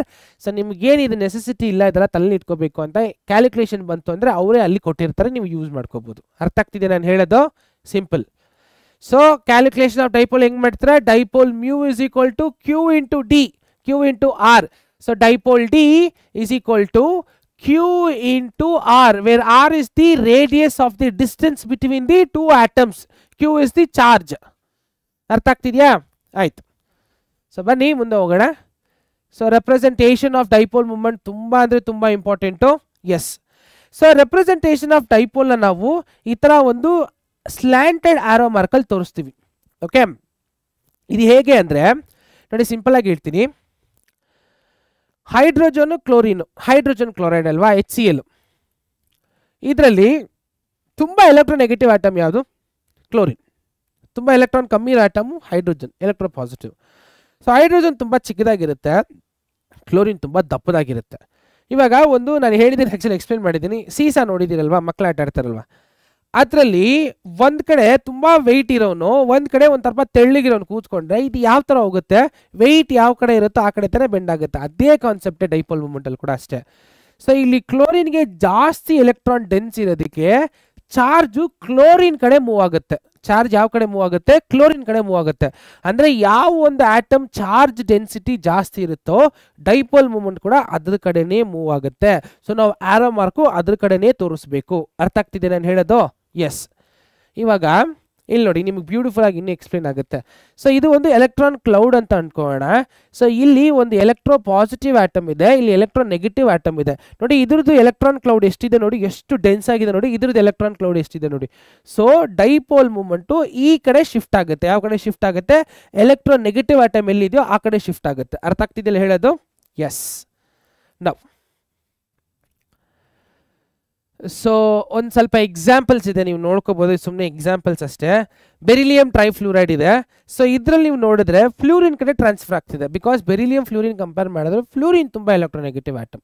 So ಅದೇ ಥರ ಇಲ್ಲಿ ಬೋರಾನ್ ಟ್ರೈಫ್ಲೂರೈಡು, ಬೋರಾನ್ಗಿಂತ ಫ್ಲೂರಿನ್ ತುಂಬ ಎಲೆಕ್ಟ್ರೋನೆಗೆಟಿವ್, ಅದಕ್ಕೆ ಆರೋ ಮಾರ್ಕ್ಸ್ ಎಲ್ಲ ಅದ್ರ ಕಡೆ ಪ್ರೊಜೆಕ್ಟ್ ಆಗ್ತಾ ಇರುತ್ತೆ. ಕಾಣಿಸ್ತಿದೆಯಾ ನಿಮಗೆ? ಸೊ ಇದೆಲ್ಲ ಫ್ಯೂ ಎಕ್ಸಾಂಪಲ್ಸು ನೀವು ನೋಡ್ಕೋಬೋದು. Okay, done. ಈಗ ಸೊ ಅಯೋನಿಕ್ ಬಾಂಡ್ ಮುಗೀತು, ಕೋವಲೆಂಟ್ ಬಾಂಡ್ ಮುಗೀತು, ಡೈಪೋಲ್ ಮೂಮೆಂಟ್ ಮುಗೀತು. ಸೊ ಡೈಪೋಲ್ ಮೂಮೆಂಟಲ್ಲಿ ಬಾಂಡ್ ಪ್ಯಾರಾಮೀಟರ್ಸಲ್ಲಿ ಎಲ್ಲ ಒಂದು ಸ್ವಲ್ಪ ರಿವಿಷನ್ ಮಾಡ್ಕೊಂಡು ಬಂದ್ವಿ ಅಲ್ವಾ? ಸೊ ಈಗ ನೆಕ್ಸ್ಟ್ ಪಾರ್ಟ್ ಆಫ್ ದಿ ಲೆಸನ್ಗೆ ಬರೋಣ. That is VSEPR theory. ಏನು ಥಿಯರಿ ಇದು? VSEPR theory. ಅರ್ಥ ಆಗ್ತಿದೆಯಲ್ಲ? ಸೊ ವೇಲೆನ್ಷಿಯಲ್ ರಿಪಲ್ಷನ್ ಥಿಯರಿ ಅಂತಾನೂ ಕರೀತಾರೆ. ಏನಂತ ಕರೀತಾರೆ ಇದನ್ನ? ವೇಲೆನ್ಷಿಯಲ್ ರಿಪಲ್ಷನ್ ಥಿಯರಿ. ಸೊ ಇಲ್ಲಿ ತನಕ ಒಂದು ಆಟಮ್ಗೆ ಬಾಂಡ್ ಆಗಬೇಕಂದ್ರೆ ಎಲೆಕ್ಟ್ರಾನ್ ಟ್ರಾನ್ಸ್ಫರ್ ಆಗಬೇಕು ಅಥವಾ ಎಲೆಕ್ಟ್ರಾನ್ ಶೇರ್ ಆಗಬೇಕು ಅನ್ನೋ ಒಂದು ಕಾನ್ಸೆಪ್ಟಲ್ಲಿ ಇದ್ವಿ. ಸೊ ಆ ಕಾನ್ಸೆಪ್ಟ್ನೆಲ್ಲ ಮೀರಿದ ಒಂದು ಕಾನ್ಸೆಪ್ಟು ವ್ಯಾಸ್ಪರ್ ಥಿಯರಿ ಅಂತ. ಓಕೆ, ಬನ್ನಿ ಇದರಲ್ಲಿ ಪಾಸ್ಟ್ಲೇಟ್ಸ್ ಇದೆ, ಬೇಗ ಬೇಗ ಬೇಗ ಬೇಗ ಪಾಸ್ಟ್ಲೇಟ್ಸ್ ನೋಡಿಕೊಂಡು ಥಿಯರಿ ಏನು ಅಂತ ನಾವು ಅರ್ಥ ಮಾಡ್ಕೊಳ್ಳೋಣ. ಅರ್ಥ ಆಗ್ತಿದೆಯಾ? ಸೊ ಇದನ್ನ ಇಂಟ್ರೊಡ್ಯೂಸ್ ಮಾಡಿರೋರು ಯಾರು ಗೊತ್ತಾ? ಎಸ್. ಸೊ ಇದರಲ್ಲಿ ನಾವು VSEPR theory, VBT valential bond theory 1, valential bond theory 2 ಅಂತ ಬರುತ್ತೆ. ಸೊ ಇದೆರಡು ನೋಡ್ಕೊಂಡು ಹೋಗೋಣ. ಓಕೆ, ಸೊ ಪೋವೆಲ್ ಮತ್ತೆ Sidgwick in 1940 introduced VSEPR valence shell electron pair repulsion theory. ಏನು ಇಂಟ್ರೊಡ್ಯೂಸ್ ಮಾಡಿದ್ರು? Valence shell electron pair repulsion theory. So ರಿಪಲ್ಷನ್ನ ಇಟ್ಕೊಂಡು ಕೆಮಿಕಲ್ ಬಾಂಡ್ ಆಗಿರಲಿ ಒಂದು ಮಾಲಿಕ್ಯುಲರ್ ಸ್ಟ್ರಕ್ಚರ್ನ ಡಿಡ್ಯೂಸ್ ಮಾಡ್ತಾರೆ. ಒಂದು ಮಾಲಿಕ್ಯುಲರ್ ಸ್ಟ್ರಕ್ಚರ್ ಯಾವ ಥರ ಬರುತ್ತೆ ಅಂತ. ಸೊ ಯಾರ್ಯಾರು? ಪೋವೆಲ್ ಮತ್ತು ಸಿಡ್ವಿಕ್. ಯಾವ ವರ್ಷದಲ್ಲಿ? 1940. ಸೊ CETಯಲ್ಲಿ ಕ್ವೆಶನು ಬರುತ್ತಾ ಅಂತ ಕೇಳಿದ್ರೆ ಗೊತ್ತಿಲ್ಲ, ಈ ಥರ ಕ್ವೆಶನ್ಸ್ ಎಲ್ಲ ಅವ್ರು ಕೇಳೋಕೆ ಹೋಗಲ್ಲ, ಬಟ್ ಒಂದು ಜನರಲ್ ನಾಲೆಜ್ ಇರಲಿ ನಿಮಗೆ. Okay, yes. ನೆಕ್ಸ್ಟು, ಸೊ ಅದಾದಮೇಲೆ ಇನ್ನಿಬ್ರು ಸೈಂಟಿಸ್ಟ್ ಇದನ್ನ ಒಂದು ಸ್ವಲ್ಪ ಮಾಡಿಫೈ ಮಾಡ್ತಾರೆ. ಸೊ ಯಾರ್ಯಾರು ಅಂತ ಕೇಳಿದ್ರೆ ರೊನಾಲ್ಡ್ ಸಿಡ್ನಿ, ಅದಾದಮೇಲೆ ರೊನಾಲ್ಡ್ ಗಿಲ್ಸಿಪೈ. ಸೊ ರೊನಾಲ್ಡ್ ಗಿಲ್ಸಿಪೈ ಮತ್ತು ರೊನಾಲ್ಡ್ ಸಿಡ್ನಿ ಅವ್ರು ಏನು ಮಾಡ್ತಾರೆ, ಅದನ್ನು ಫರ್ದರ್ ಮಾಡಿಫೈ ಮಾಡ್ತಾರೆ. ಓಕೆ, ಸೊ ಬೇಗ ಬೇಗ ಬನ್ನಿ. ಪಾಸ್ಟ್ಲೇಟ್ ಎಕ್ಸಾಮ್ಸಲ್ಲಿ ಅಂದರೆ ಥಿಯರಿ ಎಕ್ಸಾಮಲ್ಲಿ ಪಾಸ್ಟ್ಲೇಟ್ಸ್ನ ನೀವು ಬರೆದ್ರೆ ಸಾಕು. ಎಕ್ಸ್ಪ್ಲೇನ್ ದಿ ಪಾಸ್ಟ್ಲೇಟ್ಸ್ ಆಫ್ ವ್ಯಾಸ್ಪರ್ ಥಿಯರಿ ಅಂತ ಕೇಳಿದ್ರೆ ಈ ಥರ ಡಯಾಗ್ರಾಮ್ ಒಂದು ಚಿಕ್ಕದಾಗಿ ಬಿಡಿಸ್ಕೊಂಡು ನೀವು ಇದನ್ನು ಬರ್ಕೊಂಡು ಹೋಗ್ಬೋದು. ಬೇಕಾದರೆ ನೋಟ್ಸ್ ಇದ್ದರೆ ದಯವಿಟ್ಟು ಬರ್ಕೊಂಡ್ಬಿಡಿದ್ವಲ್ಲ. Okay, yes. The shape of the molecule depends upon the number of valence shell electron pair around the central metal atom. So, ಒಂದು molecule ಅಥವಾ atom, the shape of the molecule depends upon the number of valence shell electron pair present in the central atom. So, ಒಂದು molecule the shape outermost shell ಅಲ್ಲಿ ಎಷ್ಟು electrons ಇರುತ್ತೋ ಅದ್ರ ಮೇಲೆ depend ಆಗುತ್ತೆ ಅಂತ ಫಸ್ಟ್ ಪಾಯಿಂಟ್ ಹೇಳ್ತಾರೆ. Point number 2, pair of electron in the valence shell repel one another since electron cloud are negatively charged. So ಒಂದು ಮಾಲಿಕ್ಯೂಲ್ ಅಥವಾ ಒಂದು ಮಾಲಿಕ್ಯೂಲ್ ತಗೊಂಡ್ರೆ ಅದ್ರದ್ದು ಎಲೆಕ್ಟ್ರಾನ್ ಪೇರ್ ಏನ್ ಮಾಡುತ್ತೆ, ರಿಪಲ್ ಆಗ್ಬಿಡುತ್ತೆ. ಯಾಕಂದ್ರೆ ನೆಗೆಟಿವ್ ಏನಾಗುತ್ತೆ, ಅಟ್ರಾಕ್ಷನ್ ಆಗುತ್ತೆ. ನೆಗೆಟಿವ್ ರಿಪಲ್ಷನ್ ಅಲ್ವಾ. ಸೊ ಅದಕ್ಕೆ ಆಟಮ್ ಅಲ್ಲಿ ಸ್ಪೇಸ್ ಜಾಸ್ತಿ ಇರೋದ ಕಾರಣ. ಅದಕ್ಕೆ ಆಟಮ್ ಅಲ್ಲಿ most of the space in the atom is empty ಅಂತ ಹೇಳ್ತಾರೆ. ಗೊತ್ತಾ ಯಾಕೆ ಅಂತ ಕೇಳಿದ್ರೆ ಎಲೆಕ್ಟ್ರಾನ್ ಪೇರ್ ಒಂದು ಶೆಲ್ಲಲ್ಲಿ ಒಂದು ಎಲೆಕ್ಟ್ರಾನ್ ಇರುತ್ತೆ, ಇನ್ನೊಂದು ಶೆಲ್ಲಲ್ಲಿ ಒಂದು ಎಲೆಕ್ಟ್ರಾನ್ ಇರುತ್ತೆ. ಅದು ಹತ್ರ ಬಂದಷ್ಟು ಏನಾಗುತ್ತೆ, ನೆಗೆಟಿವ್ ರಿಪಲ್ ಆಗ್ಬಿಡುತ್ತೆ. ಸೊ ಎಲೆಕ್ಟ್ರಾನ್ಸು ಎಷ್ಟು ದೂರ ಇರೋಕ್ಕಾಗುತ್ತೋ ಅಷ್ಟು ದೂರ ಇರುತ್ತೆ. ಅದೇ ಥರ ನ್ಯೂಕ್ಲಿಯಸ್ಗೂ ಕನೆಕ್ಟ್ ಆಗಿರುತ್ತೆ. ಬಿಕಾಸ್ ನ್ಯೂಕ್ಲಿಯಸ್ ಪಾಸಿಟಿವ್, ಎಲ್ಲಿರೋ ಎಲೆಕ್ಟ್ರಾನ್ನ ಅದು ಹಿಂಗೆ ಇಟ್ಕೊಳ್ಳುತ್ತೆ. ಆದರೆ ಎಲೆಕ್ಟ್ರಾನ್ ಹತ್ರ ಬರ್ತಾ ರಿಪಲ್ಷನ್ ಫೋರ್ಸ್ ಜಾಸ್ತಿ ಆಗಿಬಿಡುತ್ತೆ. ಸೊ ಆಟಮಲ್ಲಿ ರಿಪಲ್ಷನ್ ಫೋರ್ಸ್ ಆಗಿರಲಿ, ನ್ಯೂಕ್ಲಿಯರ್ದು ಅಟ್ರಾಕ್ಷನ್ ಫೋರ್ಸ್ ಆಗಿರಲಿ ಬ್ಯಾಲೆನ್ಸ್ಡ್ ಆಗಿರುತ್ತೆ. ಸೊ ಎಲೆಕ್ಟ್ರಾನ್ ಬೇರೆ ಎಲ್ಲೂ ಹೋಗೋಕ್ಕಾಗಲ್ಲ, ನ್ಯೂಕ್ಲಿಯಸ್ ಹತ್ರನೂ ಬರೋಕ್ಕಾಗಲ್ಲ. ಸೊ ಅದು ಕರೆಕ್ಟಾಗಿ ಅದ್ರ ಪಾಡಿಗೆ ಅದು ಎಲ್ಲಿರಬೇಕೋ ಅಲ್ಲಿರುತ್ತೆ. ಅದಕ್ಕೆ ಅದನ್ನ ಎಲೆಕ್ಟ್ರಾನ್ ಕ್ಲೌಡ್ ಅಂತ ಕರೀತಾರೆ. ಸೊ ಇದೆಲ್ಲ ಎಕ್ಸ್ಪ್ಲೇನ್ ಮಾಡ್ತಿರೋದು ಎಲ್ಲಿ? ವ್ಯಾಸ್ಪರ್ ಥಿಯರಿಯಲ್ಲಿ. Okay, yes. Postulate number 3, these pairs of electrons tend to occupy such position in space that minimizes repulsion and maximizes distance between them. ನಾನು ಹೇಳಿದಾಗೆ. ಓಕೆ, ಸೊ ರಿಪಲ್ಷನ್ ಇಂದ electron ಕಡೆಯಿಂದನೂ ದೂರ ಇರುತ್ತೆ, ಅದೇ ಥರ ನ್ಯೂಕ್ಲಿಯಸ್ ಮತ್ತು ಎಲೆಕ್ಟ್ರಾನ್ ಕಡೆನೂ ಹತ್ರ ಇರುತ್ತೆ. ಸೊ ಇದನ್ನ ಮ್ಯಾಕ್ಸಿಮೈಸ್ ಮಾಡುತ್ತೆ. ಅರ್ಥ ಆಗ್ತಿದೆಯಲ್ಲ ಹೇಳೋದು? ಎಸ್. ನೆಕ್ಸ್ಟ್, ಸೊ ಇಲ್ಲಿ ನೀವು ಒಂದು ಸ್ಟ್ರಕ್ಚರ್ ನೋಡ್ಬೋದು. ಆಕ್ಚುಲಿ ಎಲೆಕ್ಟ್ರಾನ್ ಕ್ಲೌಡ್ ಸ್ಪಿಯರ್ ತರ ಇರಬೇಕಲ್ವಾ, ಯಾಕೆ ಈ ತರ ಡಂಬಲ್ ಶೇಪ್ ಬರುತ್ತೆ ಅಂದ್ರೆ ಎಲೆಕ್ಟ್ರಾನ್ ಏನಾಗುತ್ತೆ ರಿಪಲ್ ಆಗ್ಬಿಟ್ಟು ಆಚೆ ಹೋಗ್ಲಿಕ್ಕೆ ನೋಡ್ತಾ ಇರುತ್ತೆ. ನಾನು ಹೇಳೋದು ಕಾಣಿಸ್ತಿದ್ಯಾ ನೋಡಿ, ಒಂದು ನಿಮಿಷ ರೀ, ನಾನು ಬರೆದು ತೋರಿಸ್ತೀನಿ ನಿಮಗೆ. ಸೊ ಜನರಲಿ ಎಲೆಕ್ಟ್ರಾನು ನೋಡಿ, ಇದು ಆಟಮ್ ಮಾಲಿಕ್ಯೂಲ್ ಅಂತ ಅನ್ಕೊಂಡ್ರೆ ಏನಪ್ಪ ಬರೀತಾರೆ ಇದು, ಇದು ಮಾಲಿಕ್ಯೂಲ್ ಅಂತ ಅನ್ಕೊಂಡ್ರೆ ಯಾಕೆ ಬರೀತಾ ಇಲ್ಲ,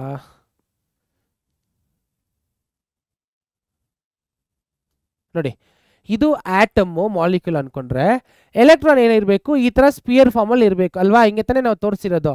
ಬಟ್ ಏನಾಗುತ್ತೆ ಎಲೆಕ್ಟ್ರಾನ್ ರಿಪಲ್ಷನ್ ಆಗಿರೋದಕ್ಕೆ ಸೊ ಆಟಮ್ ಇಂದ ಅದು ದೂರ ಹೋಗಕ್ಕೆ ಟ್ರೈ ಮಾಡುತ್ತೆ, ಅದಕ್ಕೆ ಈ ತರ ಡಂಬಲ್ಡ್ ಶೇಪ್ ಬರ್ತಾ ಇರೋದು, ದೂರ ಹೋಗಕ್ಕೆ ಟ್ರೈ ಆಗುತ್ತೆ.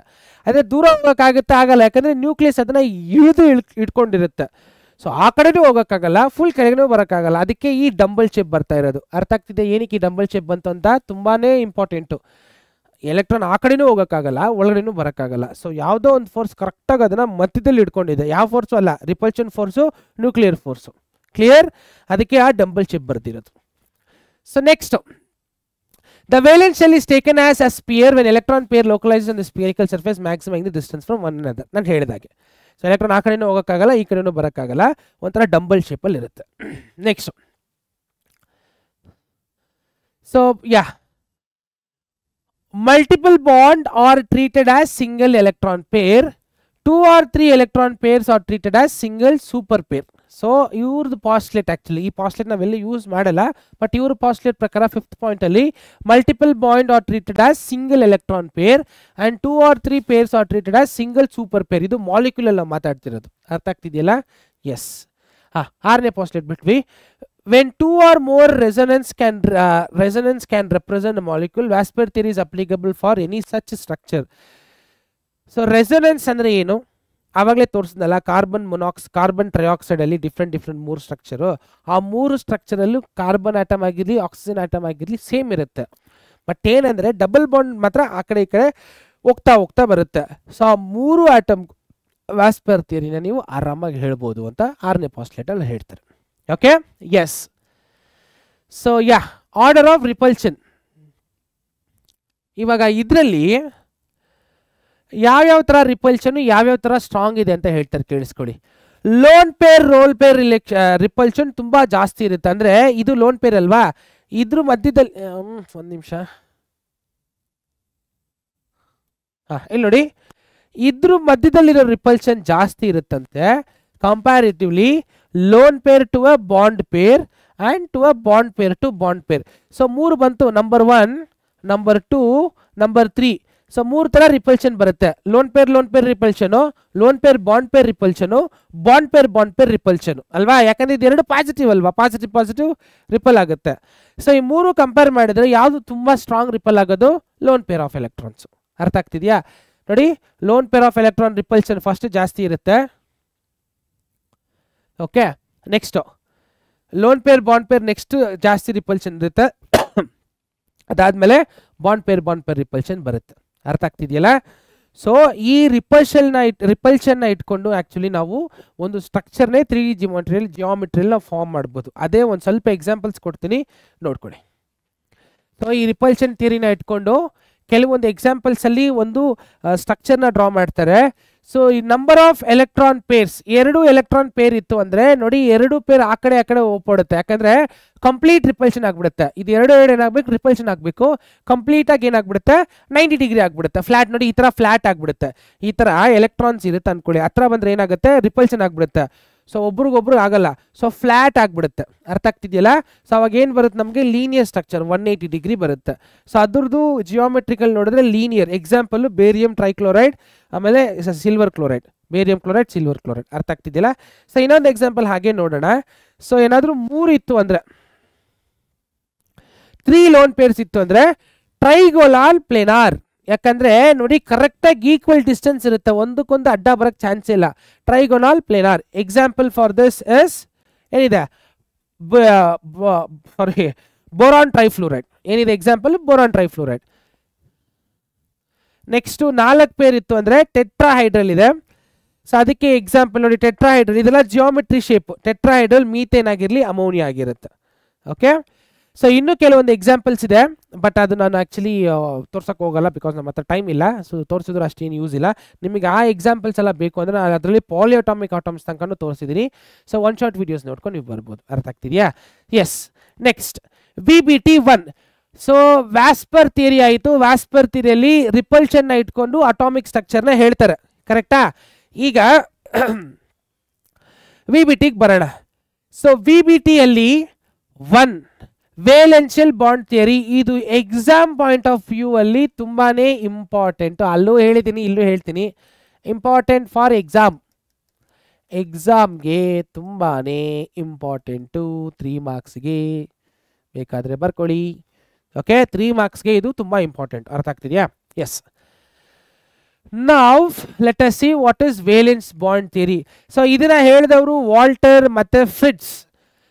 ಯಾವ ವರ್ಷದಲ್ಲಿ? 1927.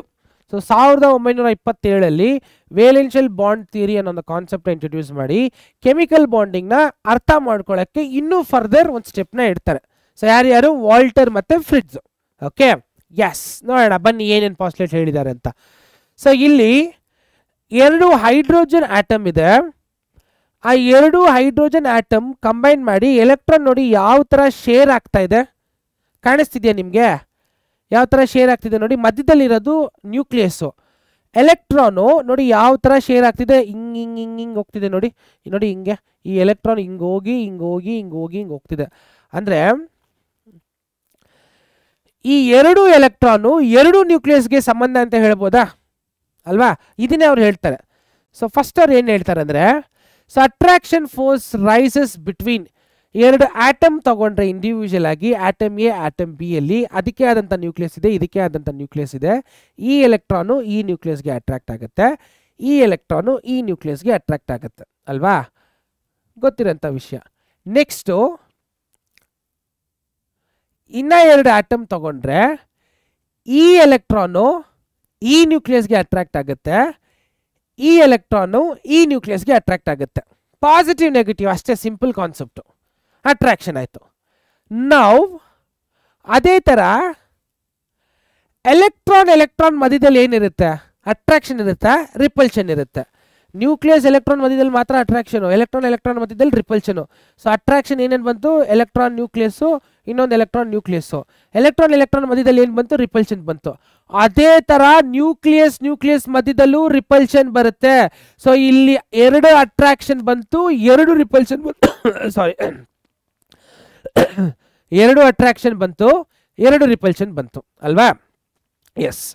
ಸೊ ಈ ಒಂದು ಪಾಸ್ಟ್ಲೇಟ್ನ ಇಟ್ಕೊಂಡು ಅವರಿಬ್ರು ಏನು ಮಾಡ್ತಾರೆ ಅಂದರೆ ಒಂದು ಗ್ರಾಫ್ನ ಡಿನೋಟ್ ಮಾಡ್ತಾರೆ ನೋಡಿ. ರಿಪಲ್ಸಿವ್ ಫೋರ್ಸು, ಅಟ್ರಾಕ್ಟಿವ್ ಫೋರ್ಸ್ ಅಂತ. So bring 2 atoms close to each other. 2 ಆಟಮ್ನ ಕ್ಲೋಸ್ ಆಗಿ ತರಕ್ಕೆ ಯಾವ್ಯಾವ ಫೋರ್ಸ್ ಯೂಸ್ ಆಗುತ್ತೆ? Nucleus electron, nucleus electron. 2 ಆಟಮ್ನ ಆಚೆ ತಳ್ಳಲಿಕ್ಕೆ ಅಥವಾ ನಾನ್ ಅಟ್ರಾಕ್ಟಿವ್ ಫೋರ್ಸ್ ಏನೇನು ಬರುತ್ತೆ? ರಿಪಲ್ಷನ್ ಬಿಟ್ವೀನ್ ನ್ಯೂಕ್ಲಿಯಸ್ ಮತ್ತು ರಿಪಲ್ಷನ್ ಬಿಟ್ವೀನ್ ಎಲೆಕ್ಟ್ರಾನ್. ಅರ್ಥ ಆಗ್ತಿದೆ ನಾನು ಹೇಳ್ತಿರೋದು? ಎಸ್. ಈಗ ಆರ್ಬಿಟ್ ಓವರ್ಲ್ಯಾಪ್ ಕಾನ್ಸೆಪ್ಟ್ ಅಂತ ಇಂಟ್ರೊಡ್ಯೂಸ್ ಮಾಡ್ತಾರೆ. ಸೊ ಆರ್ಬಿಟ್ ಓವರ್ಲ್ಯಾಪ್ ಅಂದ್ರೆ ಏನು? ಆರ್ಬಿಟಾಲ್ ಆರ್ಬಿಟ್ಗೂ ಆರ್ಬಿಟಾಲ್ಗೂ ಏನು ವ್ಯತ್ಯಾಸ ಗೊತ್ತಾ? ಯಾರಿಗಾದ್ರೂ ಗೊತ್ತಿದ್ರೆ ಕಮೆಂಟ್ ಸೆಕ್ಷನ್ ಮಾಡಿ ನೋಡೋಣ. ಆರ್ಬಿಟ್ ಅಂದ್ರೆ place where electron will revolve. ಯಾವ ಪಾತಲ್ಲಿ ಎಲೆಕ್ಟ್ರಾನ್ ಸುತ್ತಾ ಇರುತ್ತೋ ಅದನ್ನ ನಾವು ಏನಂತ ಕರಿತೀವಿ? ಆರ್ಬಿಟ್ ಅಂತ ಕರಿತೀವಿ. ಆರ್ಬಿಟಾಲ್ ಅಂದ್ರೆ ಏನು? ಆರ್ಬಿಟಾಲ್ ಅಂದ್ರೆ ಆ ಜಾಗದಲ್ಲಿ ಎಲೆಕ್ಟ್ರಾನ್ನ ಕಂಡುಹಿಡಿಬೋದು. ಅದೇ ಆರ್ಬಿಟ್ ಮತ್ತು ಆರ್ಬಿಟಾಲ್ಗಿರೋ ಅಂತ ವ್ಯತ್ಯಾಸ. ಗೊತ್ತಾಗ್ತಿದೆಯಾ? ಸೊ ಈ ಕಾನ್ಸೆಪ್ಟಲ್ಲಿ ಏನು ಮಾಡ್ತಾರೆ ಅಂದರೆ ಆರ್ಬಿಟಾಲ್ನ ಓವರ್ಲ್ಯಾಪ್ ಮಾಡಿಕೊಂಡು ಬಾಂಡ್ ಹೆಂಗೆ ಫಾರ್ಮ್ ಆಗುತ್ತೆ ಅಂತ ಹೇಳ್ತಾರೆ. ನೋಡಿ ಫರ್ದರ್ ಹೆಂಗೆ ಮೂವ್ ಆಗ್ತಿದೆ. ಎಲೆಕ್ಟ್ರಾನ್ ಶೇರಿಂಗು, ಎಲೆಕ್ಟ್ರಾನ್ ಟ್ರಾನ್ಸ್ಫರ್ ಎಲ್ಲ ಮುಗಿದು ಇವಾಗ ನಾವು ಮೂವ್ ಆಗ್ತಿರೋದಲ್ಲಿ ಆರ್ಬಿಟಾಲ್ಗೆ ಹೋಗ್ಬಿಟ್ವಿ. ನೋಡಿ 2 ಹೈಡ್ರೋಜನ್ನು ಹೈ ಎನರ್ಜಿ ಸ್ಟೇಟಲ್ಲಿ ಕಂಬೈಂಡ್ ಆಗಿದ ತಕ್ಷಣ ಲೋ ಎನರ್ಜಿ ಸ್ಟೇಟ್ ಆಗುತ್ತೆ. ಓಕೆ, ಹೈಲಿ ಸ್ಟೇಬಲ್ ಎಫೆಕ್ಷನ್ಸ್ ಹೇಳ್ತೀನಿ ನೋಡಿ. ಸೊ ಅವ್ರ ಥಿಯರಿ ಪ್ರಕಾರ ನೋಡಿ ಅಮೋನಿಯಾ, ವಾಟರ್ ಮತ್ತೆ methane. So valency bond theory explains the formation and directional properties of bonds in polyatomic models like ammonia, water and this is methane. So further ಆಗಿ ಇಂಥ molecules ಅಲ್ಲಿ ಯಾವ ಥರ ಬಾಂಡ್ ಫಾರ್ಮೇಷನ್ ಆಗುತ್ತೆ, stability ಯಾವ ಥರ ಆಗುತ್ತೆ ಅಂತಲೂ ಈ ಒಂದು VBT ವೇಲೆನ್ಷಿಯಲ್ ಬಾಂಡ್ ಥಿಯರಿಯಲ್ಲಿ ಹೇಳ್ತಾರೆ. ಬನ್ನಿ ನೋಡೋಣ ಇನ್ನು ಫರ್ದರ್ ಏನಿದೆ ಅಂತ. ಓಕೆ, ಎಸ್, ಇಲ್ಲಿ ನೋಡಿ. ಈಗ VBT1 ನಲ್ಲಿ ಓವರ್ಲ್ಯಾಪಿಂಗ್ ಅನ್ನೋ ಕಾನ್ಸೆಪ್ಟ್ ಗೊತ್ತಾಯ್ತು ನಮಗೆ. ಓವರ್ಲ್ಯಾಪಿಂಗ್ ಅಂದ್ರೆ ಏನು, ಒಂದ್ರ ಮೇಲೆ ಒಂದನ್ನ ನಾನು ಇಟ್ಟರೆ ಅದನ್ನ ಓವರ್ಲ್ಯಾಪಿಂಗ್ ಅಂತ ಕರಿತೀವಿ ಅಲ್ವಾ. ಒಂದ್ರ ಮೇಲೆ ಒಂದನ್ನ ನಾನು ಹಿಂಗೆ ಇಟ್ಟರೆ ಅದು ಓವರ್ಲ್ಯಾಪಿಂಗ್ ಅಂತ ಲೆಕ್ಕ ಬರುತ್ತೆ. ಇವಾಗ ಆ ಥರ ಅಟಾಮಿಕ್ ಆರ್ಬಿಟಲ್ಸ್ ಓವರ್ಲ್ಯಾಪ್ ಆದಾಗ 3 ಥರ ಓವರ್ಲ್ಯಾಪ್ ಆಗುತ್ತೆ. ಒಂದು ಪಾಸಿಟಿವ್ ಓವರ್ಲ್ಯಾಪ್, ಇನ್ನೊಂದು ನೆಗೆಟಿವ್ ಓವರ್ಲ್ಯಾಪ್, ಇನ್ನೊಂದು ಝೀರೋ ಓವರ್ಲ್ಯಾಪ್. ಸೊ 3 ಥರ ಓವರ್ಲ್ಯಾಪ್ ಆಗುತ್ತೆ. Positive overlap, negative overlap, zero overlap. ಬನ್ನಿ ಬೇಗ ಏನಂತ ನೋಡ್ಕೊಂಡು ಹೋಗೋಣ. So first positive or in phase overlap. So positive overlap ಅಂದರೆ 4 ಥರ ಇರುತ್ತೆ ನೋಡಿ. ದಿಸ್ ಪಾಸಿಟಿವ್ ಇದು ನೋಡಿ ಎಸ್ ಆರ್ಬಿಟಾಲ್, ಇದು ಪಿ ಆರ್ಬಿಟಾಲ್ ಸ್ಟ್ರಕ್ಚರ್. ಪಿ ಆರ್ಬಿಟಾಲ್, ಎಸ್ ಆರ್ಬಿಟಾಲ್ ಒಂದೊಂದಕ್ಕೂ ಒಂದೊಂದು ಸ್ಟ್ರಕ್ಚರ್ ಇದೆ. ಎಸ್ ಆರ್ಬಿಟಲ್ಗೆ ಸ್ಪಿಯರ್ ಥರ ಬರುತ್ತೆ, ಪಿ ಆರ್ಬಿಟಲ್ಗೆ ಡಂಬಲ್ಡ್ ಶೇಪ್ ಬರುತ್ತೆ. ಅರ್ಥ ಆಗ್ತಿದೆಯಲ್ಲ. ಸೊ ಇಲ್ಲಿ ಇನ್ನೊಂದು ನೀವು ನೋಡ್ಬೋದು, ಓವರ್ಲ್ಯಾಪಿಂಗ್ ಬಂದ್ಬಿಟ್ಟು ಸರ್ ಪಾಸಿಟಿವ್ ಬಂದ್ಬಿಟ್ಟು ರಿಪೆಲ್ ಆಗಬೇಕಲ್ಲ, ಯಾಕೆ ಇದು ಒಟ್ಟಿಗೆ ಬರೋದವ್ರು ಅಂತ ಕನ್ಫ್ಯೂಸ್ ಮಾಡ್ಕೋಬೇಡಿ.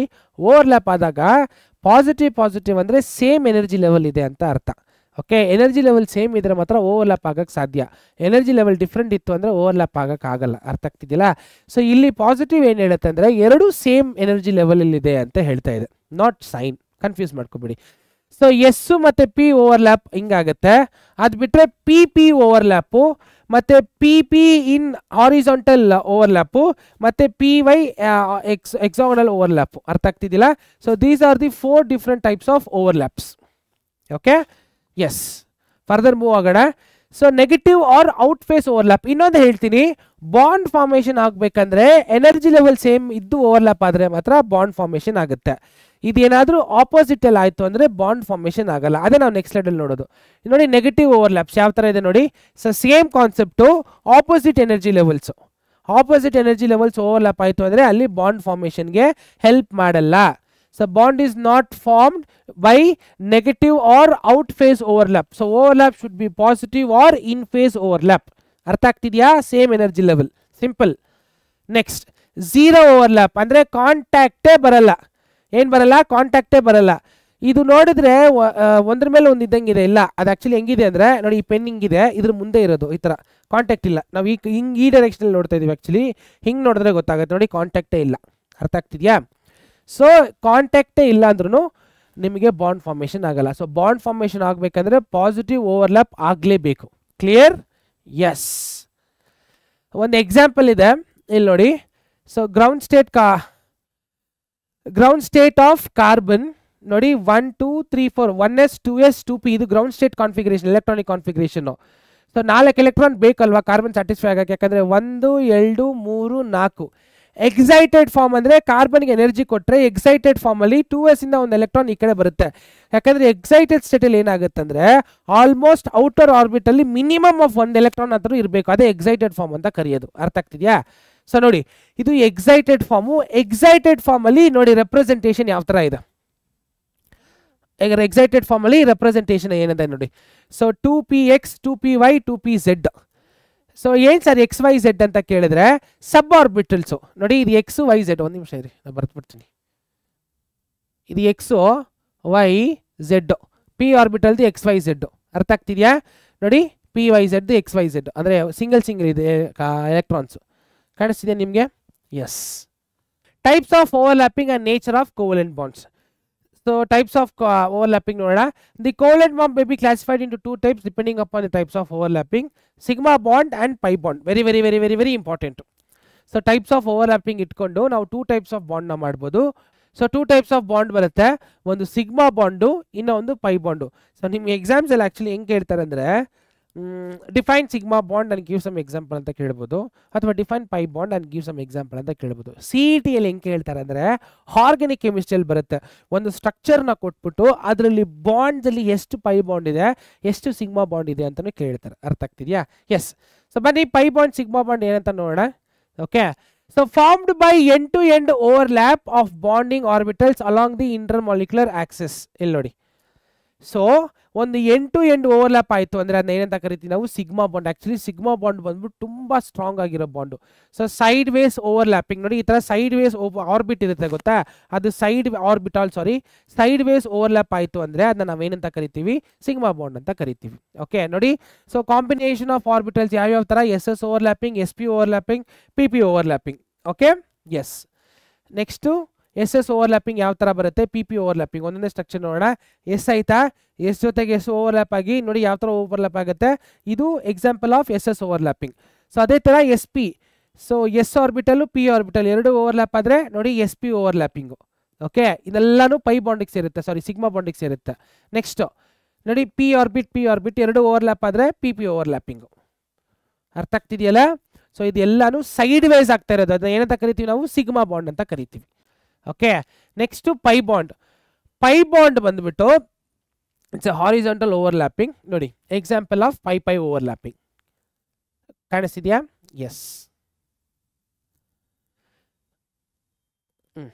ಸೊ ನಾನು ಹೇಳಿದಾಗೆ strength of sigma and pi bond ಅಲ್ಲಿ sigma bond is much greater when compare to pi bond, because sigma bond ಅಲ್ಲಿ ಆಲ್ಮೋಸ್ಟ್ ಎಕ್ಸ್ಟೆಂಟ್ ಆಫ್ ಬಾಂಡಿಂಗ್ ತುಂಬಾ ಜಾಸ್ತಿ ಇರುತ್ತೆ, ಎಕ್ಸ್ಟೆಂಟ್ ಆಫ್ ಓವರ್ಲ್ಯಾಪಿಂಗ್ ತುಂಬಾನೇ ಜಾಸ್ತಿ ಇರುತ್ತೆ when comparatively to pi bond. ಅರ್ಥ ಆಗ್ತಿದೆಯಲ್ಲ.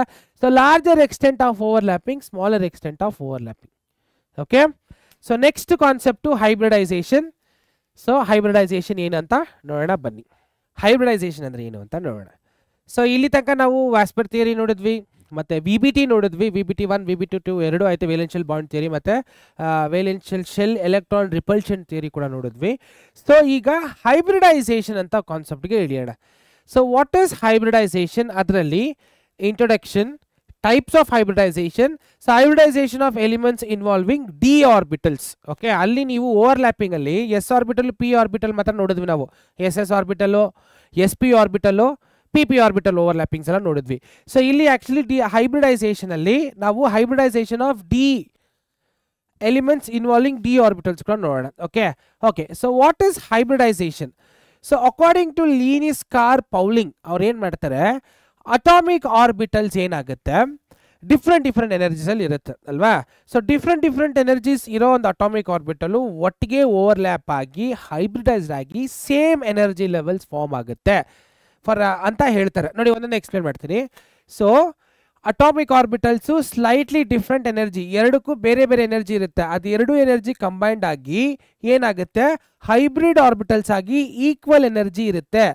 ಸೊ ಈ ಎಕ್ಸ್ಟ್ರಾ ಎನರ್ಜಿ ಎಲ್ಲೋಗಿರುತ್ತಂದ್ರೆ ಬಾಂಡ್ ಫಾರ್ಮೇಷನ್ಗೆ ಆಗಿರುತ್ತೆ ಅಂತ ಈ ಲೀನಿಯಸ್ ಕಾಲ್ ಅವರು ಹೇಳ್ತಾರೆ. ಓಕೆ, ಹೈಬ್ರಿಡೈಸೇಷನ್ ಪ್ರೋಸೆಸ್ ಅಲ್ಲಿ ಎರಡು ಡಿಫ್ರೆಂಟ್ ಎನರ್ಜಿ ಲೆವೆಲ್ಸ್ ಇರೋ ಆಟಮ್ಸು ಕಂಬೈನ್ಡ್ ಆಗಿ ಸೇಮ್ ಎನರ್ಜಿ ಲೆವೆಲ್ ಇರೋ ಮಾಲಿಕ್ಯೂಲ್ ಆಗಿ ಫಾರ್ಮ್ ಆಗಿರುತ್ತೆ. ಈ ಡಿಫ್ರೆಂಟ್ ಎನರ್ಜಿ ಏನಾಗುತ್ತೆ, ಒಂದ್ ಕಡೆ ಜಾಸ್ತಿ ಒಂದ್ ಕಡೆ ಕಮ್ಮಿ ಇದೆ. ಸೊ ಎಕ್ಸ್ಟ್ರಾ ಎನರ್ಜಿ ಎಲ್ಲೋಯ್ತು, ಬಾಂಡ್ ಫಾರ್ಮೇಷನ್ಗೆ ಆಗುತ್ತೆ ಅಂತ ಅವರು ಹೇಳ್ತಾರೆ. Okay, so used in bond formation. So intermixing of orbitals of slightly different energies so that they redistribute their energy, resulting in the formation of new orbitals of equivalent energies and shape ಅಂತ ಅವ್ರು ಹೇಳ್ತಾರೆ. Okay, so silent futures ಏನಂತ ನೋಡ್ಕೊಂಬರೋಣ ಒಂದೊಂದೇ, ಒಂದು ಸ್ವಲ್ಪ ಬೇಗ ಬನ್ನಿ. The number of hybrid orbitals is equal to the number of atomic orbitals that get hybridised. ಅದು ಗೊತ್ತಿರೋ ವಿಷಯ ಅಲ್ವಾ. ನೆಕ್ಸ್ಟ್ ಇಲ್ಲಿ ನೋಡಿ, ಸೊ ಯಾವೊಂದು ಆರ್ಬಿಟಾಲ್ಸು ಹೈಬ್ರಿಡೈಸ್ ಆಗುತ್ತೋ that is equal to number of hybridised orbitals. ಇಲ್ಲಿ 2s of one atom, 2p of another atom. So ಇದರಲ್ಲಿ ಸಬ್ಶೆಲ್ಸು XYZ ಇದೆಲ್ಲ. ಓಕೆ, ಸೊ ಹೈಬ್ರಿಡೈಸ್ ಆದ್ಮೇಲೆ ಎಷ್ಟು ಆಟಮ್ಸ್, ಎಷ್ಟು ಆರ್ಬಿಟ್ಸ್ ಇದೆ, ಆರ್ಬಿಟಾಲ್ಸ್ ಇದೆ, ಸಬ್ಶೆಲ್ಸ್ ಇದೆ, 1 2 3 4. ಸೊ ಹೈಬ್ರಿಡೈಸ್ ಆದ್ಮೇಲೆ ಏನಾಗುತ್ತೆ, sp3. ಸೊ ಇಲ್ಲಿ ಯಾಕೆ 3 ಬಂತು ಅಂದ್ರೆ PL 3 ಸಬ್ಶೆಲ್ ಇದೆ, SL ಒಂದೇ ಒಂದು ಸಬ್ಶೆಲ್ ಇದೆ, ಅದಕ್ಕೆ ಎಸ್ಗೆ 1 ಪಿಗೆ 3, ಅದಕ್ಕೆ ಇದೇನಾಗುತ್ತೆ sp3 ಹೈಬ್ರಿಡೈಸ್ಡ್ ಆರ್ಬಿಟಲ್ ಆಗುತ್ತೆ. ಅರ್ಥ ಆಗ್ತಿದೆ ಹೇಳೋದು. Next okay, the hybridised orbitals are always equal to energy and shape. So energy ಮತ್ತೆ ಶೇಪ್ ಆಗಿರಲಿ, ಆರ್ಬಿಟಲ್ಸ್ ಏನಿರುತ್ತೆ ಸೇಮ್ ಆಗಿರುತ್ತೆ. ನೋಡಿ 2s ಅನ್ನೋದು ಬೇರೆ ಎನರ್ಜಿ ಲೆವೆಲ್, 2p ಅನ್ನೋದು ಬೇರೆ ಎನರ್ಜಿ ಲೆವೆಲ್. ಸೊ ಇದು ಎರಡು ಮರ್ಜ್ ಆಗಿ sp3 ಆಗಿ ಸೇಮ್ ಎನರ್ಜಿ ಲೆವೆಲ್ ಆಗಿರುತ್ತೆ. ಎಕ್ಸ್ಟ್ರಾ ಎನರ್ಜಿ ಬಾಂಡ್ ಫಾರ್ಮೇಷನ್ಗೆ ಹೆಲ್ಪ್ ಆಗಿರುತ್ತೆ. ಸೊ ಇದನ್ನ ಅವರು ಕಾರ್ಲ್ಸ್ ಲೀನಿಯಸ್ ಹೇಳ್ತಾರೆ ಹೈಬ್ರಿಡೈಸೇಷನ್ ಪ್ರೋಸೆಸ್ ಅಲ್ಲಿ. Okay, yes.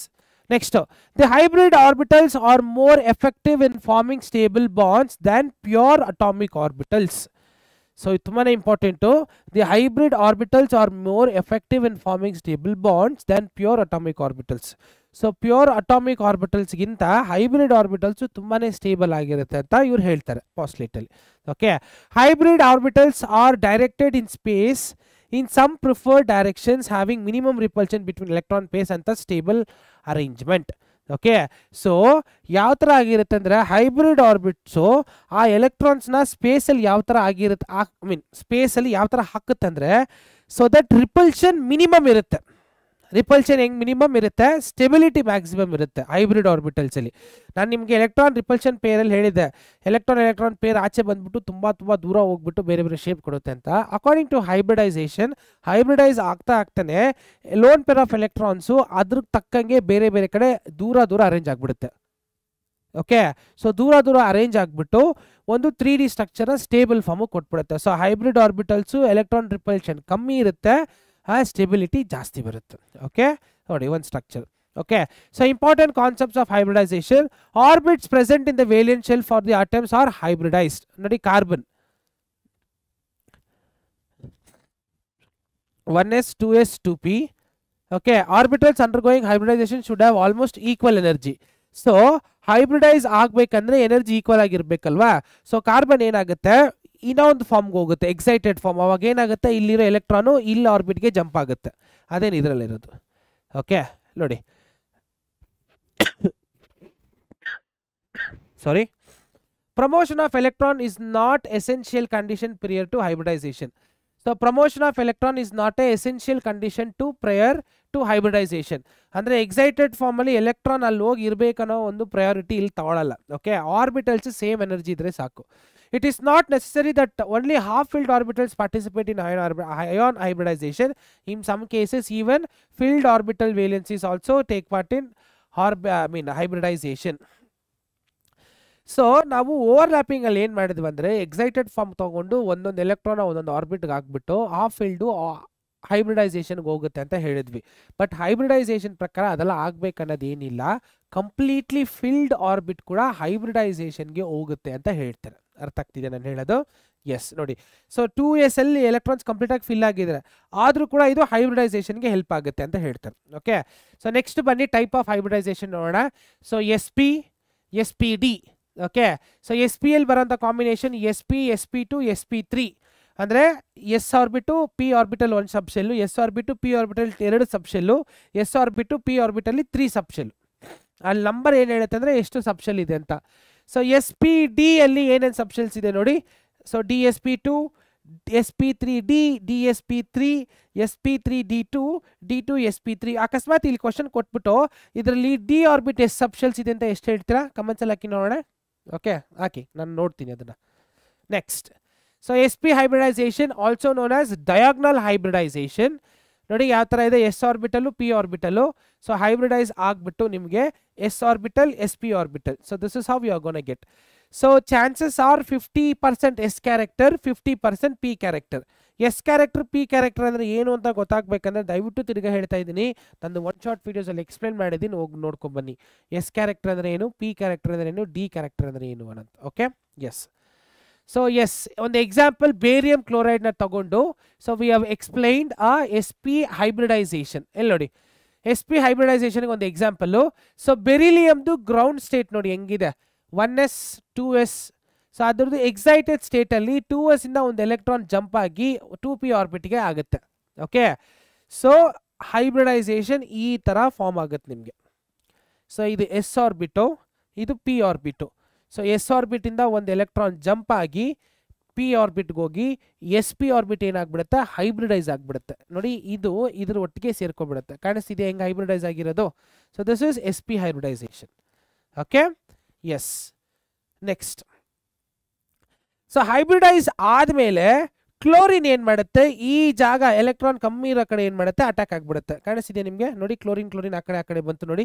So sideways overlapping. So sideways ಓವರ್ಲ್ಯಾಪಿಂಗಲ್ಲಿ ಕ್ಲೋರಿನ್ ನೋಡಿ, ಪಾಸಿಟಿವ್ ಸೇಮ್ ಎನರ್ಜಿ ಇರೋ ಕಡೆ ಕ್ಲೋರಿನ್ ಹೇಗಾಗುತ್ತೆ, ಅಟ್ಯಾಚ್ ಆಗಿ BCl2 ಫಾರ್ಮ್ ಆಗುತ್ತೆ. ಎಸ್, ನಾವು sp2 ಹೈಬ್ರಿಡೈಸೇಷನಲ್ಲಿ so same. So planar angle ಬಂದ್ಬಿಟ್ಟು 122 ಡಿಗ್ರಿ ಇರುತ್ತೆ. ಸೊ ಸೇಮ್ ಹೈಬ್ರಿಡೈಸೇಷನ್ ಯಾವ ಥರ ಆಗ್ತಿದೆ ನೋಡಿ, ಕಲರ್ ಆಗಿ ತೋರಿಸಿದ್ದೀನಿ. Green colour circle, white colour circle, red colour circle ಆಕ್ಸಿಸಲ್ಲಿ. ಓಕೆ, ಅದು different orbits PY ZY S ನೋಡ್ಕೊಬಿಡಿ. Okay, sp2. So 2 subshells of P and 1 subshell of S. So green colour is 2 subshell and 1 subshell S. Okay, yes. So next ಬರೋದು sp2 hybridization in bcl3. So boron ದು ground state energy. So 1 2 3 4 5 electrons ಇದೆ. So excited state ಅಲ್ಲಿ ಏನಾಗುತ್ತೆ, ಒಂದು electron ಇಲ್ಲಿ jump ಆಗುತ್ತೆ, ಕರೆಕ್ಟಾ? ನೋಡಿ, ಎಲೆಕ್ಟ್ರಾನಿಕ್ ಎಕ್ಸೈಟೆಡ್ ಸ್ಟೇಟ್ ಅಲ್ಲಿ ಒಂದು ಎಲೆಕ್ಟ್ರಾನ್ ಜಂಪ್ ಆಯಿತು. ಸೊ ಅದ್ರದ್ದು ಫಾರ್ಮೇಷನ್ ಆಫ್ bcl3. ಸೊ 3 ಕಡೆ ಪಾಸಿಟಿವ್ ಸೇಮ್ ಎನರ್ಜಿ ಬಂತು. ಸೊ ಕ್ಲೋರೈಡು ಆ ಪಾಸಿಟಿವ್ ಅಟ್ರಾಕ್ಷನ್ ಒಂದೊಂದೇ sigma bond side wise overlapping ಆಗುತ್ತೆ. ಓಕೆ, ಸೊ ಎಲ್ಲಿ ಡಿಫಿಷಿಯನ್ಸಿ ಬರುತ್ತೆ ಅಂದರೆ ಎಕ್ಸೈಟೆಡ್ ಸ್ಟೇಟ್ ಆದಮೇಲೆ. ನೋಡಿ, ಆರ್ಬಿಟಲ್ಲಿ ಇಲ್ಲೆಲ್ಲ ಎಲೆಕ್ಟ್ರಾನ್ಸ್ ಬೇಕು.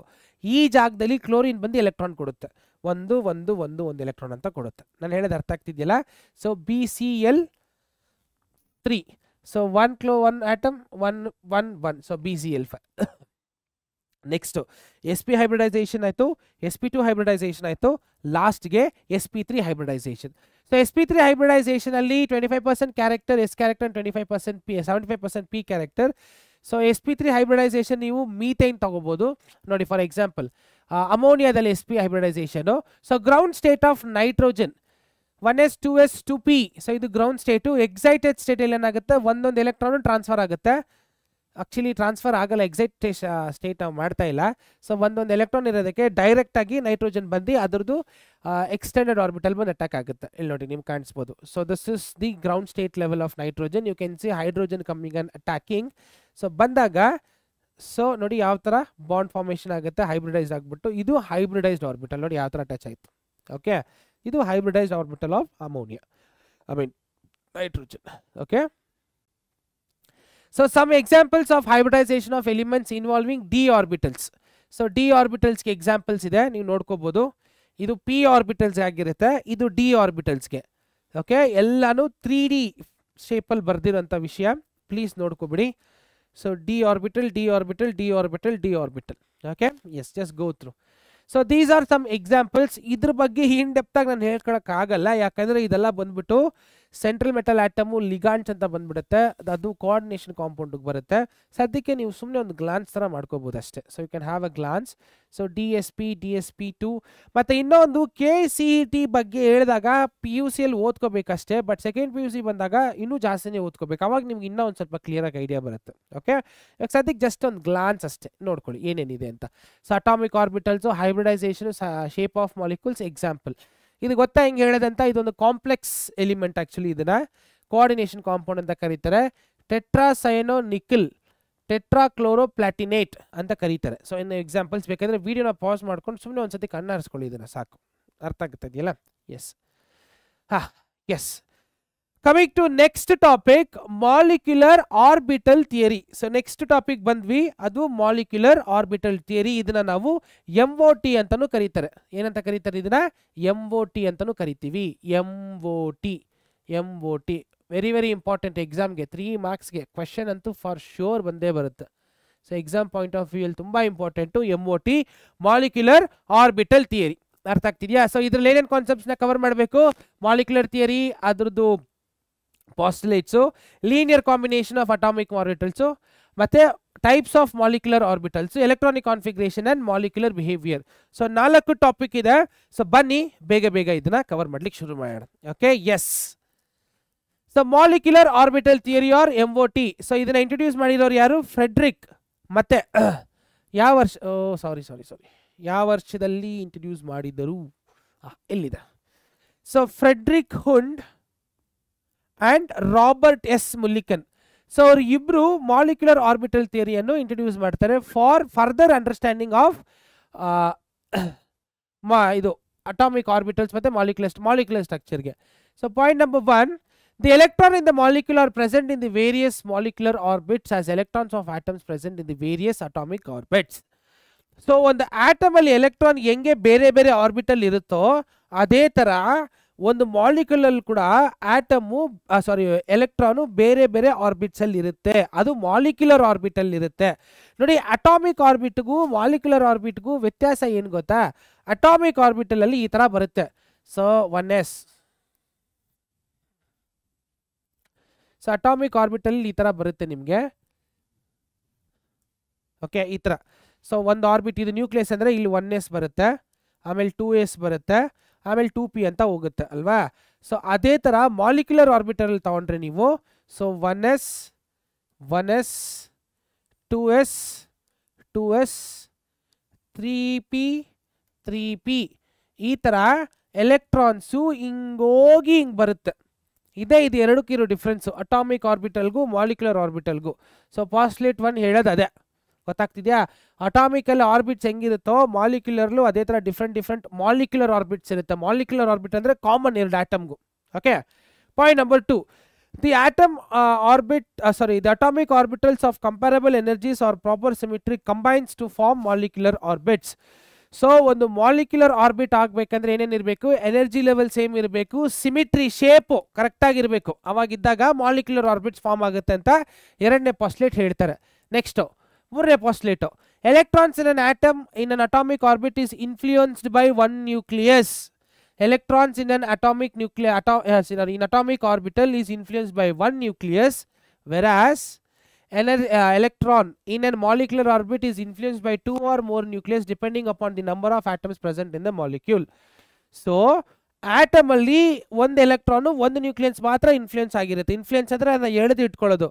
ಬಟ್ ನೀವು ಮಾಲಿಕ್ಯೂಲ್ ಕಂಪೇರ್ ಮಾಡಿದ್ರೆ ಒಂದು ಎಲೆಕ್ಟ್ರಾನು 2 ಅಥವಾ 3 ನ್ಯೂಕ್ಲಿಯಸ್ ಇನ್ಫ್ಲೂಯೆನ್ಸ್ ಮಾಡಿರುತ್ತೆ. ಬಿಕಾಸ್ ಒಂದು ಮಾಲಿಕ್ಯುಲಲ್ಲಿ ಎಷ್ಟು ಆಟಮ್ಸ್ ಇರುತ್ತೆ ಅಂತ ಯಾರಿಗೆ ಗೊತ್ತು? ಫಾರ್ ಎಕ್ಸಾಂಪಲ್ ಅಲ್ಯೂಮಿನಿಯಂ ಟ್ರೈಕ್ಲೋರೈಡ್ ತಗೋತೀರಪ್ಪ, ಎಷ್ಟಾಯಿತು? AlCl3ಯಲ್ಲಿ 4 ಆಟಮ್ ಆಯಿತು ಅಲ್ವಾ? ಸೊ ಅದೇ ಥರ ಒಂದು ಮಾಲಿಕ್ಯುಲಲ್ಲಿ ಒಂದು ಎಲೆಕ್ಟ್ರಾನು ಮೋರ್ ದ್ಯಾನ್ 2 ನ್ಯೂಕ್ಲಿಯಸ್ಗೆ ಇನ್ಫ್ಲೂಯೆನ್ಸ್ ಆಗಿರುತ್ತೆ. ಓಕೆ, ಮಾಲಿಕ್ಯುಲರ್ ಆರ್ಬಿಟಲ್ ಥಿಯರಿ ಹೇಳ್ತಾ ಇರುತ್ತೆ ನಮಗೆ. ನೆಕ್ಸ್ಟು ನೋಡಿ, molecular orbit forms is equal to number of combining atomic orbitals. ಗೊತ್ತಿರೋ ವಿಷಯ ಅಲ್ವಾ? ಸೊ ಎಷ್ಟು ಆಟಮ್ ಕಂಬೈನ್ ಆಗುತ್ತೋ ಆ ಆಟಮಲ್ಲಿ ಇಂಡಿವಿಜುವಲ್ ಆಗಿ ಎಷ್ಟು ಆರ್ಬಿಟ್ಸ್ ಇರುತ್ತೋ ಅದನ್ನೆಲ್ಲ ಕೂಡಿಸ್ಕೊಬಿಟ್ರೆ ನಿಮಗೆ ಮಾಲಿಕ್ಯುಲರ್ ಆರ್ಬಿಟ್ ಸಿಗುತ್ತೆ. ಒಂದು ಆಟಮಲ್ಲಿ 2 ಇತ್ತು, ಇನ್ನೊಂದು ಆಟಮಲ್ಲಿ 4 ಇತ್ತು ಅಂದರೆ 4 + 2 ಎಷ್ಟು? 5 6 simple. So 2 atomic orbitals. Next 2 atoms ಅಂದರೆ 2 atomic orbitals. So bonding anti bonding ಅಂತ ಬರುತ್ತೆ. ಅರ್ಥ ಆಗ್ತಿದೆಯಲ್ಲ? ಇಲ್ಲಿ ಬರೋಣ ಒಂದು ಸ್ವಲ್ಪ. ಸೊ ಅಟಾಮಿಕ್ ಆರ್ಬಿಟಲ್ಸ್ ಅಲ್ಲಿ 2 ಇತ್ತು ಅಂದರೆ ಮಾಲಿಕ್ಯುಲರ್ ಆರ್ಬಿಟ್ಸ್ ಅಲ್ಲೂ 2 ಇರುತ್ತೆ. ಸೊ ಅದು 2 ಥರ ನಾವು ಕ್ಲಾಸಿಫೈ ಮಾಡ್ತೀವಿ. ಒಂದು ಬಾಂಡಿಂಗ್ ಮಾಲಿಕ್ಯುಲರ್ ಆರ್ಬಿಟು, ಇನ್ನೊಂದು ಆಂಟಿ ಬಾಂಡಿಂಗ್ ಮಾಲಿಕ್ಯುಲರ್ ಆರ್ಬಿಟು. ಸೊ ಬನ್ನಿ ಬಾಂಡಿಂಗ್ ಅಂದರೆ ಏನಂತ ನೋಡೋಣ, ಆಂಟಿ ಬಾಂಡಿಂಗ್ ಅಂತ ಏನಂತ ನೋಡೋಣ. ಸೊ ಬಾಂಡಿಂಗ್ ಅಲ್ಲಿ ಎನರ್ಜಿ ಲೆವೆಲ್ ಲೋ ಇರುತ್ತೆ, ಸ್ಟೆಬಿಲಿಟಿ ಜಾಸ್ತಿ ಇರುತ್ತೆ. ಆಂಟಿ ಬಾಂಡಿಂಗ್ ಅಲ್ಲಿ ನೋಡಿದ್ರೆ ಎನರ್ಜಿ ಲೆವೆಲ್ ಜಾಸ್ತಿ ಇರುತ್ತೆ, ಸ್ಟೆಬಿಲಿಟಿ ಕಮ್ಮಿ ಇರುತ್ತೆ. ಅಂದರೆ ಮಾಲಿಕ್ಯುಲರ್ ಥಿಯರಿ ಪ್ರಕಾರ ಆಟಮಲ್ಲಿ ಎಷ್ಟು ಆರ್ಬಿಟ್ ಇರುತ್ತೋ ಮಾಲಿಕ್ಯುಲಲ್ಲೂ ಅಷ್ಟೇ ಆರ್ಬಿಟ್ ಇರುತ್ತೆ. ಸೊ ಈ ಮಾಲಿಕ್ಯುಲರ್ ಆರ್ಬಿಟಲಲ್ಲಿ 2 ಥರ ಬರುತ್ತೆ, ಬಾಂಡಿಂಗು ಆಂಟಿ ಬಾಂಡಿಂಗ್ ಅಂತ. ಬಾಂಡಿಂಗ್ ಮಾಲಿಕ್ಯುಲರ್ ಆರ್ಬಿಟಲಲ್ಲಿ ನೋಡಿ, ಬಾಂಡಿಂಗ್ ಮಾಲಿಕ್ಯುಲರ್ ಆರ್ಬಿಟಲಲ್ಲಿ ಎನರ್ಜಿ ಲೆವೆಲ್ ಕಮ್ಮಿ ಇರುತ್ತೆ, ಸ್ಟೆಬಿಲಿಟಿ ಜಾಸ್ತಿ ಇರುತ್ತೆ. ಆಂಟಿ ಬಾಂಡಿಂಗ್ ಮಾಲಿಕ್ಯುಲರ್ ಆರ್ಬಿಟಲ್ಲಿ ಎನರ್ಜಿ ಲೆವೆಲ್ ಜಾಸ್ತಿ ಇರುತ್ತೆ, ಸ್ಟೆಬಿಲಿಟಿ ಕಮ್ಮಿ ಇರುತ್ತೆ. ಅರ್ಥ ಆಗ್ತಿದೆಯಾ? Yes. Next, the electron probability distribution around a group of nuclei in a molecule is given by molecular theory. Yes, the electron probability distribution around a group of nuclei in a molecule is given by molecular orbit. So atomic orbital ನಾವು ಏನನ್ನು ಓದಿದ್ವೋ ಅದದ್ದು copy ಪೇಸ್ಟೇ ಇದು molecular orbital. Next, like atomic orbitals, molecular orbitals are filled in accordance with Hoffe principle, obeying Pauli's exclusive principle and Hund's rule. So Hoffe principle, Pauli's exclusive principle ಮತ್ತು Hund's rule. ಅರ್ಥ ಆಗ್ತಿದೆಯಲ್ಲ? So ಒಂದು ಆಟಮ್ಗೆ ಹೆಂಗೆ ನಾವು quantum ನಂಬರ್ಸ್ನ apply ಮಾಡಿದ್ವೋ same concepts ಕೂಡ ನಾವು ಮಾಲಿಕ್ಯೂಲ್ಗೆ apply ಮಾಡ್ಬೋದು ಅಂತ ಮಾಲಿಕ್ಯುಲರ್ ಆರ್ಬಿಟಲ್ ಥಿಯರಿ ಹೇಳ್ತಾ ಇದೆ. ನೋಡಿ, ಇಲ್ಲಿ ತನಕ ನಾವು ಓದಿದ್ದು ಒಂದು ಆಟಮ್ ಪರ್ಸ್ಪೆಕ್ಟಿವ್ ಅಲ್ಲೇ. ಬಟ್ ಮಾಲಿಕ್ಯುಲರ್ ಆರ್ಬಿಟಲ್ ಥಿಯರಿ ಮಾತ್ರ ಒಂದು ಮಾಲಿಕ್ಯೂಲ್. ನಿಮಗೆ ಆಟಮ್ ಮಾಲಿಕ್ಯೂಲ್ ಡಿಫ್ರೆನ್ಷಿಯೇಷನ್ ಗೊತ್ತಲ್ವಾ? Yes, very good. ಅದೇ ಗೊತ್ತಿಲ್ಲ ಅಂದರೆ ಈ ಕಾನ್ಸೆಪ್ಟ್ ಎಲ್ಲ ಎಕ್ಸ್ಪ್ಲೇನ್ ಮಾಡೋದು ತುಂಬ ವೇಸ್ಟ್ ಆಗಿಬಿಡುತ್ತೆ ಆಮೇಲೆ. ಅರ್ಥ ಆಗ್ತಿದೆಯಾ? ಸೊ ಒಂದು ಮಾಲಿಕ್ಯೂಲಲ್ಲಿ ಯಾವ್ಯಾವ ಥರ ಫ್ಯೂಚರ್ಸ್ ಅಥವಾ ಫಂಕ್ಷನ್ಸ್ ಇರುತ್ತೆ ಅಂತ ಈ MOT ನಿಮ್ಗೆ ಹೇಳ್ತಾ ಇರೋದು. Okay, yes. Next, so linear combination of atomic orbitals. So linear combination of atomic orbitals ಬನ್ನಿ ಏನೇನಂತ ನೋಡೋಣ. So according to wave mechanics, so ಇವಾಗ ಇಲ್ಲಿ ತನಕ ಒಂದು ಮಾಲಿಕ್ಯೂಲ್ನ ಒಂದು ಪಾರ್ಟಿಕಲ್ ನೇಚರ್ ಆಗಿ ನೋಡಿದ್ವಿ. So linear combination of atomic orbitals ಅಲ್ಲಿ ಒಂದು ಆಟಮ್ನ, ಸೊ ಇದರಲ್ಲಿ ಒಂದು ಮಾಲಿಕ್ಯೂಲ್ನ ನಾವು ವೇವ್ ಫಂಕ್ಷನ್ ಆಗಿ ಓದ್ತೀವಿ, ಅಂದರೆ ವೇವ್ ನೇಚರ್ ಥರ. ಓಕೆ, ಬನ್ನಿ ಪಾಸ್ಟ್ಲೇಟ್ಸ್ ಏನಿದೆ ಅಂತ ನೋಡೋಣ. So atomic orbitals wave function ಸೈ, ಇದು ಸಿಂಬಲ್ ಗೊತ್ತಲ್ಲ, ವೇವ್ ಫಂಕ್ಷನ್ ಸೈ, amplitude of electron wave. So ಇಲ್ಲಿ ನಾವು ಎಲೆಕ್ಟ್ರಾನ್ನ ಪಾರ್ಟಿಕಲ್ ಆಗಿ ಸ್ಟಡಿ ಮಾಡ್ತಾ ಇಲ್ಲ, ಎಲೆಕ್ಟ್ರಾನ್ನ ನಾವು ವೇವ್ ಆಗಿ ಸ್ಟಡಿ ಮಾಡ್ತಾ ಇದ್ದೀವಿ ಇನ್ ಕೇಸ್ ಆಫ್ ಮಾಲಿಕ್ಯೂಲ್ಸ್ ಅಲ್ಲಿ. ಓಕೆ, ಎಸ್, ಕಮ್ ಬನ್ನಿ. So limitations, difficult to explain for multi-electron system. So ನೀವು ಅದು ಮಾಲಿಕ್ಯುಲರ್ ಆರ್ಬಿಟಲ್ ಥಿಯರಿ ತಗೊಂಡ್ರೆ ಅದು ಮಲ್ಟಿ ಮಾಲಿಕ್ಯುಲರ್ ಎಲೆಕ್ಟ್ರಿಕ್ ಸಿಸ್ಟಮ್ನ ಎಕ್ಸ್ಪ್ಲೇನ್ ಮಾಡ್ಲಿಕ್ಕೆ ಆಗಲ್ಲ. ಅದಕ್ಕೆ ಈ ಸಿಸ್ಟಮ್ನ ತಂದಿರೋದು ಯಾವುದದು linear combination of atomic orbital ಅಂತ. Okay, yes. Now so homonuclear diatomic hydrogen molecule consisting of A and B atoms. Okay, each hydrogen atom in the ground state has one electron in its 1s orbit. ಇವಾಗ ಒಂದು example ಕೊಟ್ಟಿದ್ದೀನಿ ನೋಡಿ, ಇಲ್ಲಿ ನೋಡಿ ಒಂದು ನಿಮಿಷ. So ಒಂದು hydrogen ಆಟಮ್ನ ತಗೊಂಡು ಅದಕ್ಕೆ ಆಂಟಿ ಬಾಂಡಿಂಗು ಮತ್ತು bonding psi function wave function explain ಮಾಡ್ತಿರೋಂಥ ಒಂದು ಈಕ್ವೇಷನ್. ಇಲ್ಲಿ ನೋಡಿ, molecular orbit psi function of molecular orbit is equal to psi function of ಒಂದು atom plus or minus psi function of one more atom b. Okay, so ಇದರಲ್ಲಿ molecular bonding molecular orbit ಅಂದರೆ bonding molecular orbit ಬಂದಾಗ ಏನಿರುತ್ತೆ, function plus ಇರುತ್ತೆ. So anti bonding molecular function ಬಂದಾಗ function ಏನಿರುತ್ತೆ, minus ಇರುತ್ತೆ. ಇದು ಸ್ಟಾರ್ ಬರುತ್ತೆ. ಸೊ ಸ್ಟಾರ್ ಬಂದಿಲ್ಲ ಅಂದರೆ ಬಾಂಡಿಂಗ್ ಮಾಲಿಕ್ಯುಲರ್ ಆರ್ಬಿಟು, ಸ್ಟಾರ್ ಬಂತು ಅಂದರೆ ಆಂಟಿ ಬಾಂಡಿಂಗ್ ಮಾಲಿಕ್ಯುಲರ್ ಆರ್ಬಿಟ್ ಅಂತ. ನಾನು ಹೇಳ್ತಿರೋದು ಕ್ಲಿಯರ್ ಆಗ್ತಿದ್ದಿಲ್ಲ ನಿಮಗೆ, ದಯವಿಟ್ಟು ಕನ್ಫ್ಯೂಸ್ ಮಾಡ್ಕೋಬೇಡಿ, ಅರ್ಥ ಆಗ್ತಿದ್ದಿಲ್ಲ. ಸೊ ಇದೆಲ್ಲ ನಾವು ಕ್ವಾಂಟಮ್ ಫಾರ್ಮಲ್ಲಿ ವೇವ್ ಫಾರ್ಮಲ್ಲಿ ಕಲಿತಾ ಇರೋದು. ಆವಾಗ ಒಂದು ಸ್ವಲ್ಪ ಸೈನ್ಸ್ ಚೇಂಜ್ ಆಗುತ್ತೆ ಅಷ್ಟೇ, ಅದನ್ನು ಮಾತ್ರ ನೀವು ಕಾನ್ಸಂಟ್ರೇಟ್ ಮಾಡ್ಕೋಬೇಕು. ಸೊ ಪಾಸಿಟಿವ್ ಬಂದರೆ ಮಾಲಿಕ್ಯುಲರ್ ಬಾಂಡಿಂಗ್, ಇದು ಮೈನಸ್ ಬಂತಂದ್ರೆ ಆಂಟಿ ಬಾಂಡಿಂಗ್ ಮಾಲಿಕ್ಯುಲರ್ ಅಂತ. Clear? Yes. So hybridisation of elements involving orbits. Okay, ಇಲ್ಲಿ ನೋಡಿ. ಸೊ ಎರಡು ಮಾಲಿಕ್ಯೂಲ್ ತಗೊಂಡ್ವಿ, ಎರಡು ಆಟಮ್ ತಗೊಂಡ್ವಿ, a b molecule. So psi a psi b ಆಗ್ಬೋದು. ಇಲ್ಲಿ ನೋಡಿ, destructive interference, constructive interference. Destructive interference ಅಂದರೆ ರಿಪಲ್ಷನ್ ಆಗೋದು, ಬಾಂಡ್ ಮಾಡ್ಲಿಕ್ಕೆ ಆಗಲ್ಲ. ಕನ್ಸ್ಟ್ರಕ್ಟಿವ್ ಇಂಟರ್ಫರೆನ್ಸ್ ಅಂದರೆ ಬಾಂಡ್ ಮಾಡ್ಲಿಕ್ಕೆ ಆಗುತ್ತೆ, ಸೈನ್ ಪಾಸಿಟಿವ್ ಇದೆ. ಓಕೆ, ನೋಡ್ಸ್ ನೋಡಿ, ಇಲ್ಲೂ ಕನೆಕ್ಷನೇ ಬರಲ್ಲ, ಇಲ್ಲಿ ನೆಕ್ಸ್ಟ್ ನೋಡ್ಸ್ ಕನೆಕ್ಷನ್ಸ್ ಬರುತ್ತೆ, ಕಾಣಿಸಿದ್ಯಾ? ಸೊ ಇದು ಬಾಂಡ್ ಫಾರ್ಮೇಷನ್ಗೆ ಹೆಲ್ಪ್ ಆಗೋದು, ಇದು ಬಾಂಡ್ ಫಾರ್ಮೇಷನ್ಗೆ ಹೆಲ್ಪ್ ಆಗದೆ ಇರೋದು. ಇಲ್ಲಿ ಎನರ್ಜಿ ಲೆವೆಲ್ ಜಾಸ್ತಿ ಇದೆ, ಸ್ಟೆಬಿಲಿಟಿ ಕಮ್ಮಿ ಇದೆ. ಇಲ್ಲಿ ಎನರ್ಜಿ ಲೆವೆಲ್ ಕಮ್ಮಿ ಇದೆ, ಸ್ಟೆಬಿಲಿಟಿ ಜಾಸ್ತಿ ಇದೆ. ಸೊ ಪಾಸಿಟಿವ್ ನೆಗೆಟಿವ್ ಮಾತ್ರ ನೋಡ್ಕೊಳ್ಳಿ. ಸೈ ಅಂದರೆ wave function of electron. Okay, yes. So the combining atomic orbital must have same or near the same energy. So what are the condition? Combining atomic orbital must have same or nearby same energy. So 1s ಅಂದ್ರೆ 1s ಜೊತೆನೆ combine ಆಗುತ್ತೆ, ಅರ್ಥ ಆಗ್ತಿದೆಯಲ್ಲ? Next 1s 2s ಜೊತೆ combine ಆಗುತ್ತಾ? ಇಲ್ಲ, ಯಾಕಂದ್ರೆ ಎರಡಕ್ಕೂ ಬೇರೆ ಎನರ್ಜಿ ಲೆವೆಲ್, ಸೊ ಕಂಬೈನ್ ಆಗಲ್ಲ. Point number 2, the recombining atomic orbital must have the same symmetry about the molecular axis. So symmetry ಅಂದರೆ ಅದು ಯಾವ ಡೈರೆಕ್ಷನಲ್ಲಿ ಇರುತ್ತೋ ಅದೇ ಡೈರೆಕ್ಷನಲ್ಲಿ ಇರಬೇಕು. ಫಾರ್ ಎಕ್ಸಾಂಪಲ್ ಇಲ್ಲಿ ನೋಡಿ, ಒಂದು ಸಬ್ಶೆಲ್ ಪಿ, ಇದು ಸಬ್ಶೆಲ್ ತಗೊಂಡಿದ್ದೀವಿ. ಸೊ ಇದ್ರದ್ದು ಸಿಮಿಟ್ರಿ ಹೆಂಗಿರುತ್ತೋ ಇದೇ ಥರ ಇರಬೇಕು. ನೋಡಿ, ಇದು ರೋ ಅಲ್ಲಿದೆ, ಇದು ಕೂಡ ರೋ ಅಲ್ಲೇ ಇರಬೇಕು. It is in z axis, it should be also in z axis itself. ಆವಾಗಿದ್ದಾಗ ಏನಾಗುತ್ತೆ, ಬಾಂಡ್ ಫಾರ್ಮೇಷನ್ಗೆ ಹೆಲ್ಪ್ ಆಗುತ್ತೆ. ಆದರೆ ಅದೇ ಆರ್ಬಿಟಲ್ ಬೇರೆ ಬೇರೆ ಆಕ್ಸಿಸಲ್ಲಿ ಇದ್ರೆ ಸಿಮಿಟ್ರಿಯಲ್ಲಿ ಇಲ್ಲ, ಇದು ಝೆಡ್ ಆಕ್ಸಿಸಲ್ಲಿ ಇದೆ, ಇದು ನೋಡಿ ಎಕ್ಸ್ ಆಕ್ಸಿಸಲ್ಲಿ ಇದೆ. ಸೊ ಇದನ್ನ ತೆಗೆದು ಇಲ್ಲಿ ಮೇಲೆ ಇಟ್ಟರೆ ಅದು ಬಾಂಡ್ ಫಾರ್ಮೇಷನ್ಗೆ ಹೆಲ್ಪ್ ಆಗಲ್ಲ. ಸೊ ಆವಾಗ ಬಾಂಡಿಂಗ್ ಫಾರ್ಮೇಷನ್ ಆಗಲ್ಲ, ಅರ್ಥ ಆಗ್ತಿದೆಯಲ್ಲ? Next third one, the combining atomic orbital must overlap to maximum extent. Sigma bond ಆಗುತ್ತೆ ಗೊತ್ತಾ, ಆ ಥರ. ಸೊ ಬಾಂಡಿಂಗ್ ಆದಾಗ ಮ್ಯಾಕ್ಸಿಮಮ್ ಎಕ್ಸ್ಟೆಂಟ್ಗೆ ಓವರ್ಲ್ಯಾಪ್ ಆದರೆ ಮಾತ್ರ ಬಾಂಡ್ ಫಾರ್ಮೇಷನ್ಗೆ ಹೆಲ್ಪ್ ಆಗುತ್ತೆ, ಅರ್ಥ ಆಗ್ತಿದೆಯಾ ಹೇಳೋದು? Yes, maximum overlapping. So types of molecular orbits ನೋಡೋಣ ಬನ್ನಿ. Sigma and pi same, symmetrical unsymmetrical. So linear combination of 1s ಇದೆಲ್ಲ ಅಷ್ಟು ಇಂಪಾರ್ಟೆಂಟ್ ಅಲ್ಲ. Okay, will go back. ಇಲ್ಲಿ ನೋಡಿ, the 1s atomic orbital combine to form 2 molecules of orbit. So ಬಾಂಡಿಂಗ್ಗೆ sigma 1s ಅಂದರೆ wave function ಮಾತಾಡ್ತಿದ್ದೀವಿ ಅಂತ ಅರ್ಥ. ಸೊ ಬಾಂಡಿಂಗ್ ಅಂದರೆ ಸಿಗ್ಮಾ 1s, ಸಿಗ್ಮಾ ಸ್ಟಾರ್ ಅಂದರೆ ಆಂಟಿ ಬಾಂಡಿಂಗ್ ಸೇರ್ಕೊಳ್ಳುತ್ತೆ. ಓಕೆ, ಸ್ಟಾರ್ ಇಲ್ಲ ಅಂದರೆ ಬಾಂಡಿಂಗು, ಸ್ಟಾರ್ ಇದ್ರೆ ಆಂಟಿ ಬಾಂಡಿಂಗ್ ಸೇರ್ಕೊಳ್ಳುತ್ತೆ. ನಾವು 1s ಅಲ್ಲಿ ನೋಡ್ತಾ ಇದ್ದೀವಿ. Okay, yes. ಈಗ ಒಂದು ಎಲೆಕ್ಟ್ರಾನಿಕ್ ಕಾನ್ಫಿಗರೇಷನ್ ಬರೋಣ ನೋಡಿ. ಸೊ ಬಾಂಡಿಂಗ್ ಮಾಲಿಕ್ಯುಲರ್ ಆರ್ಬಿಟಲ್ಸ್ ಅಲ್ಲಿ sigma 2s, sigma 2pz subshells, sigma 2px, sigma 2py subshells ಬರುತ್ತೆ ಪಿ ಅಲ್ಲಿ. ಅದೇ ಥರ ಆಂಟಿ ಬಾಂಡಿಂಗ್ ಹೋದಾಗ sigma star 2a, sigma star 2pz, pi star 2px, pi star 2py. Okay, pi bonds. Next ಇಲ್ಲಿ ನೋಡಿ, energy level of first atomic orbital. So ಇಲ್ಲೇನಿದೆ, ಯಾವುದೋ ಒಂದು ಆಟಮ್ ತೊಗೊಂಡಿದ್ದೀವಿ 1s ಆರ್ಬಿಟಲು, ಇಲ್ಲೊಂದು ಇದು ಒಂದು ಆಟಮು, ಇದೊಂದು ಆಟಮು, ಇದೆರಡು ತಾನೇ ಈ ಥರ ಕಂಬೈನ್ ಆಗಬೇಕು. ಸೊ ಕಂಬೈಂಡ್ ಆದಾಗ ಇದು ಸ್ಪ್ಲಿಟ್ ಆಗುತ್ತೆ. ಸೊ ಬಾಂಡಿಂಗು ಆಂಟಿ ಬಾಂಡಿಂಗ್ ಸೇರ್ಕೊಳ್ಳುತ್ತೆ. ಸೊ ಬಾಂಡಿಂಗಲ್ಲಿ 2 ಎಲೆಕ್ಟ್ರಾನು, ಆಂಟಿ ಬಾಂಡಿಂಗಲ್ಲಿ 2 ಎಲೆಕ್ಟ್ರಾನ್ ಹೋಗಲ್ಲ. ಆ್ಯಕ್ಚುಲಿ ಇಲ್ಲಿ ಎಲೆಕ್ಟ್ರಾನ್ ಜಾಸ್ತಿ ಇತ್ತು ಅಂದರೆ ಇದು ಬಾಂಡ್ ಫಾರ್ಮೇಷನ್ಗೆ ಹೆಲ್ಪ್ ಆಗಲ್ಲ. ಜಾಸ್ತಿ ಎಲೆಕ್ಟ್ರಾನ್ ಬಾಂಡಿಂಗ್ ಅಲ್ಲಿ ಬರಬೇಕು, ಅವಾಗ ಮಾತ್ರ ಮಾಲಿಕ್ಯೂಲ್ ಸ್ಟೆಬಿಲಿಟಿ ಜಾಸ್ತಿ ಇರುತ್ತೆ. ಅರ್ಥ ಆಗ್ತಿದೆಯಲ್ಲ? ಎಸ್. ಬನ್ನಿ ಇವಾಗ ಅದೇ ಥರ 2pz ಅಟಾಮಿಕ್ ಆರ್ಬಿಟಲ್ಸ್ ಅಲ್ಲಿ ನೋಡೋಣ. ಸೊ ಎರಡು ಆಟಮ್ ಇದೆ, ಕಂಬೈಂಡ್ ಆದಾಗ pi 2pz pi star 2pz ಇಲ್ಲಿ ಬಾಂಡ್ ಫಾರ್ಮೇಷನ್ಗೆ ಹೆಲ್ಪ್ ಆಗುತ್ತೆ, ಇದು ಬಾಂಡ್ ಫಾರ್ಮೇಷನ್ಗೆ ಹೆಲ್ಪ್ ಆಗ್ತಿಲ್ಲ. ನೋಡಿ ಸಿಂಪಲ್ ಆಗಿ ಹೇಳ್ತೀನಿ, ಎರಡು ಆಟಮು ಕಂಬೈಂಡ್ ಆಗಿ ಮಾಲಿಕ್ಯೂಲ್ ಫಾರ್ಮ್ ಆಗುತ್ತಾ ಫಾರ್ಮ್ ಆಗಲ್ವಾ ಅದನ್ನ ಡಿಸೈಡ್ ಮಾಡೋದು ಇದು ಎರಡು. ಜಾಸ್ತಿ ಎಲೆಕ್ಟ್ರಾನ್ಸ್ ಆಂಟಿ ಬಾಂಡಿಂಗ್ ಬಂತು ಅಂದರೆ ಬಾಂಡಿಂಗ್ ಆಗಲ್ಲ, ಮಾಲಿಕ್ಯೂಲ್ ಫಾರ್ಮ್ ಆಗಲ್ಲ. ಜಾಸ್ತಿ ಎಲೆಕ್ಟ್ರಾನ್ಸ್ ಬಾಂಡಿಂಗ್ ಬಂತು ಅಂದರೆ ಮಾಲಿಕ್ಯೂಲ್ ಆಗುತ್ತೆ, ಸಕ್ಸಸ್ ಆಗುತ್ತೆ. ಅರ್ಥ ಆಗ್ತಿದೆಯಲ್ಲ? ಎಸ್. ಬನ್ನಿ ಮುಂದೆ ಹೋಗೋಣ. So 2pz same.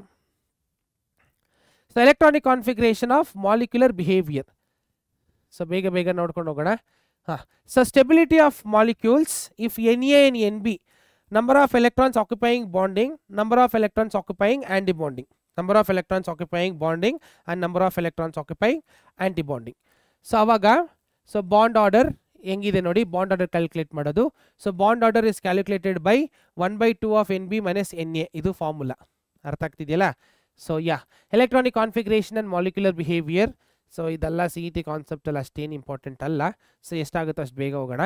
So nature of bond, so single bond, double bond, triple bond, bond length, bond order, bond length, magnetic nature, diamagnetic ಬರುತ್ತೆ. So some homo diatomic molecules ತಗೊಂಡಿದ್ದೀವಿ, ಅದರಲ್ಲಿ ಎಕ್ಸ್ಪ್ಲೇನ್ ಮಾಡ್ತೀನಿ ನಿಮಗೆ. Okay, bonding in H2.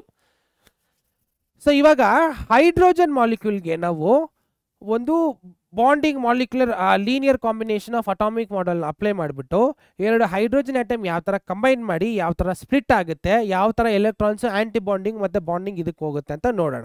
ಅರ್ಥ ಆಗ್ತಿದೆಯಾ? S. ನೋಡಿ first each hydrogen as 1 electron ಇನ್ 1s orbit, ಕರೆಕ್ಟಾ?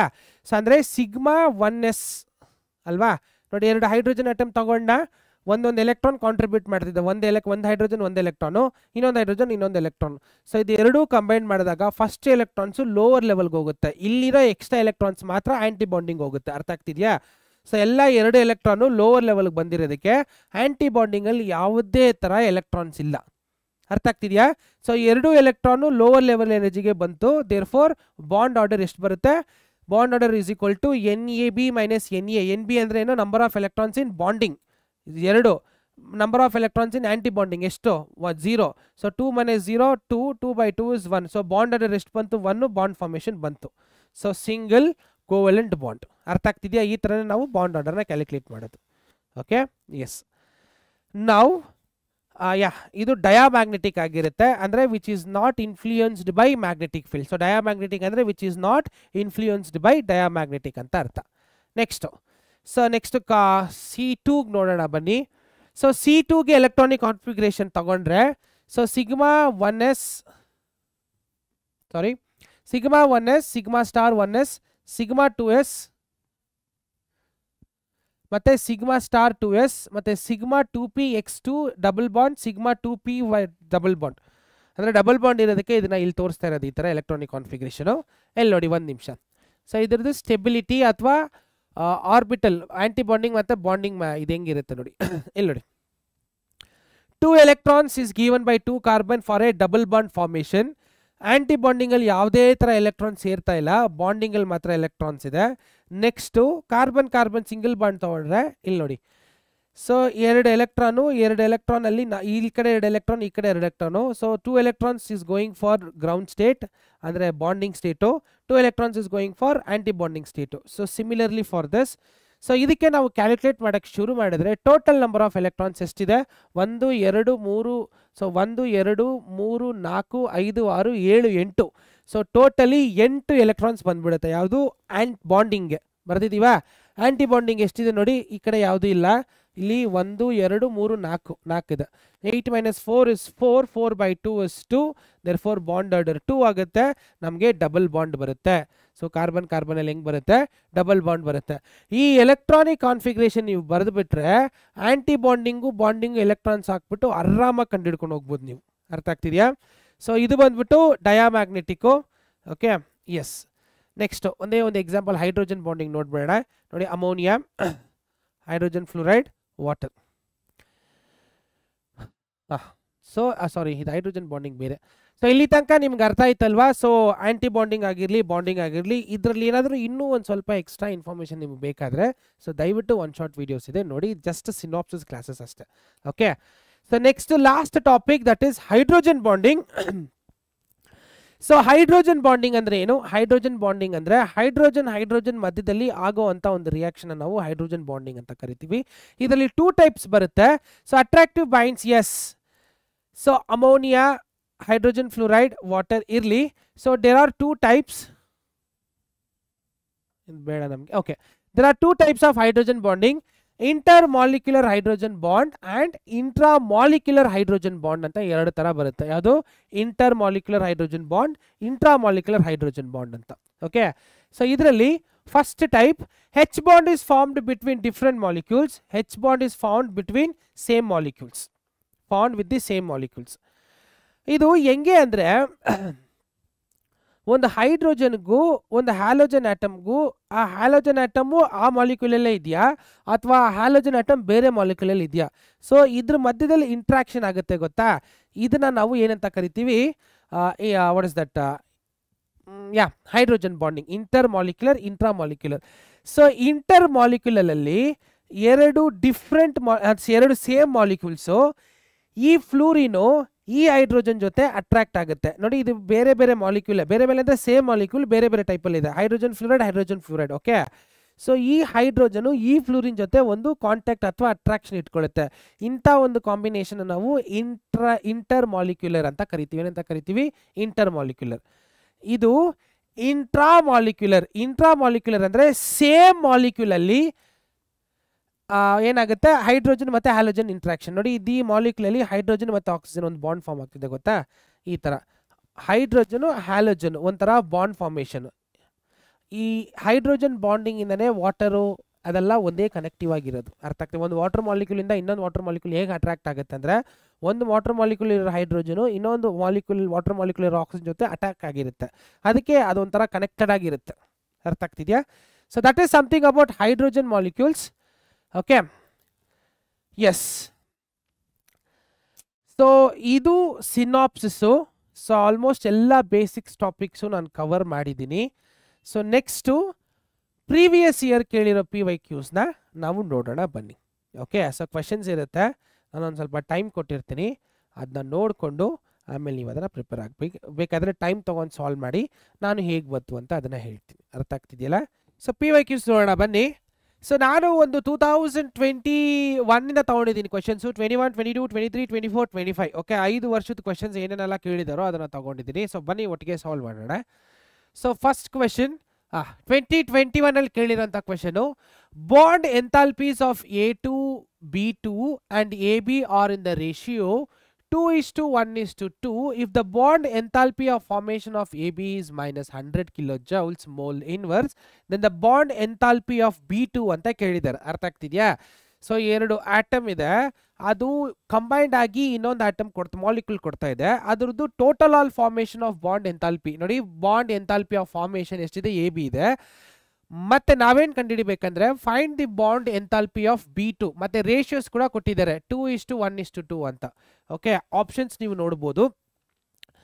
So 100 kilojoules per mole, 50 kilojoules per mole, ಮತ್ತೆ 200 kilojoules per mole, ಮತ್ತೆ 150 kilojoules per mole ಅಂತ ಇದೆ. ಸೊ ಬನ್ನಿ ಇದನ್ನ ಸಾಲ್ವ್ ಮಾಡೋಣ. ಸೊ ಇದನ್ನ ಸಾಲ್ವ್ ಮಾಡ್ಲಿಕ್ಕೆ ಫಸ್ಟ್ ನಮ್ಗೆ ಏನು ಬೇಕು ಅಂದರೆ ಐಡಿಯಾ ಅಷ್ಟೇ. ಇವಾಗ ಫಸ್ಟ್ ಕೊಟ್ಟಿರೋ ಕಂಡೀಷನ್ಸ್ನ ಬರ್ಕೊಬಿಡೋಣ. So solution. ಸೊ ಏನು ಕೊಟ್ಟಿದ್ದಾರೆ? ಸೊ A2, B2 ಮತ್ತು AB ಫಾರ್ಮ್ ಆಗ್ತಿದೆಯಲ್ವಾ? ಸೊ A2 ಪ್ಲಸ್ B2 ಏನು ಕೊಡ್ತಿದ್ಯಪ್ಪ ನಮಗೆ? AB ಕೊಡ್ತಾ ಇದೆ ಅಲ್ವಾ? ಸೊ ಇದ್ರದ್ದು ರೇಷಿಯೋಸ್ ಏನಿದೆ? 2:1:2 ಅಂತ ಇದೆ. ಸೊ ನಾನೇನು ಮಾಡ್ತೀನಿ ಅಂದರೆ ಫಾರ್ಮೇಷನ್ನ X ಅಂತ ಇಟ್ಕೊಂಡು A2ನ 2X ಅಂತ ಅನ್ಕೋತೀನಿ. ಓಕೆ, ಸೊ ಇದನ್ನ X ಅಂತ ಅನ್ಕೋತೀನಿ, ಇದನ್ನ 2X ಅಂತ ಅನ್ಕೋತೀನಿ. ಅರ್ಥ ಆಗ್ತಿದೆಯಲ್ಲ? Bond formation X 2X X ಅಂತ. ಸೊ ಈ ಕಡೆ ಒಂದು ಕಂಡೀಷನ್ ಆಯಿತು. ಈಗ ಅಕಾರ್ಡಿಂಗ್ ಟು ಎಲೆಕ್ಟ್ರೋಕೆಮಿಸ್ಟ್ರಿ ಎಲ್ಲ ಏನಪ್ಪ ಅದು ಕೆಮಿಕಲ್ ಕೈನೆಟಿಕ್ಸ್ ಪ್ರಕಾರ ಹಾಫ್ ಮೋಲ್ ಅಲ್ವಾ? ಸೊ ನೋಡಿ 1/2 of A2 plus 1/2 of B2 will give you AB. Correct ಅಲ್ವಾ? ಫಾರ್ಮೇಷನು. ಈಗ A2 ಬದಲು ಏನು ಬರಿಬೋದು, 2x ಅಂತ, B2 ಬರೆಯೋದು ಬದಲು x ಅಂತ ಬರಿಬೋದು. ಸೊ ಇದನ್ನ ನಾನು ಈಕ್ವೇಷನ್ ಫಾರ್ಮಲ್ಲಿ ಚೇಂಜ್ ಮಾಡಿದ್ರೆ -100 is the total formation A B ಆಗಲಿಕ್ಕೆ, which is equal to 1/2 of into A2 ಅಂದರೆ ಏನು 2x ಪ್ಲಸ್ 1/2 B2 ಅಂದರೆ x ಅಲ್ವಾ.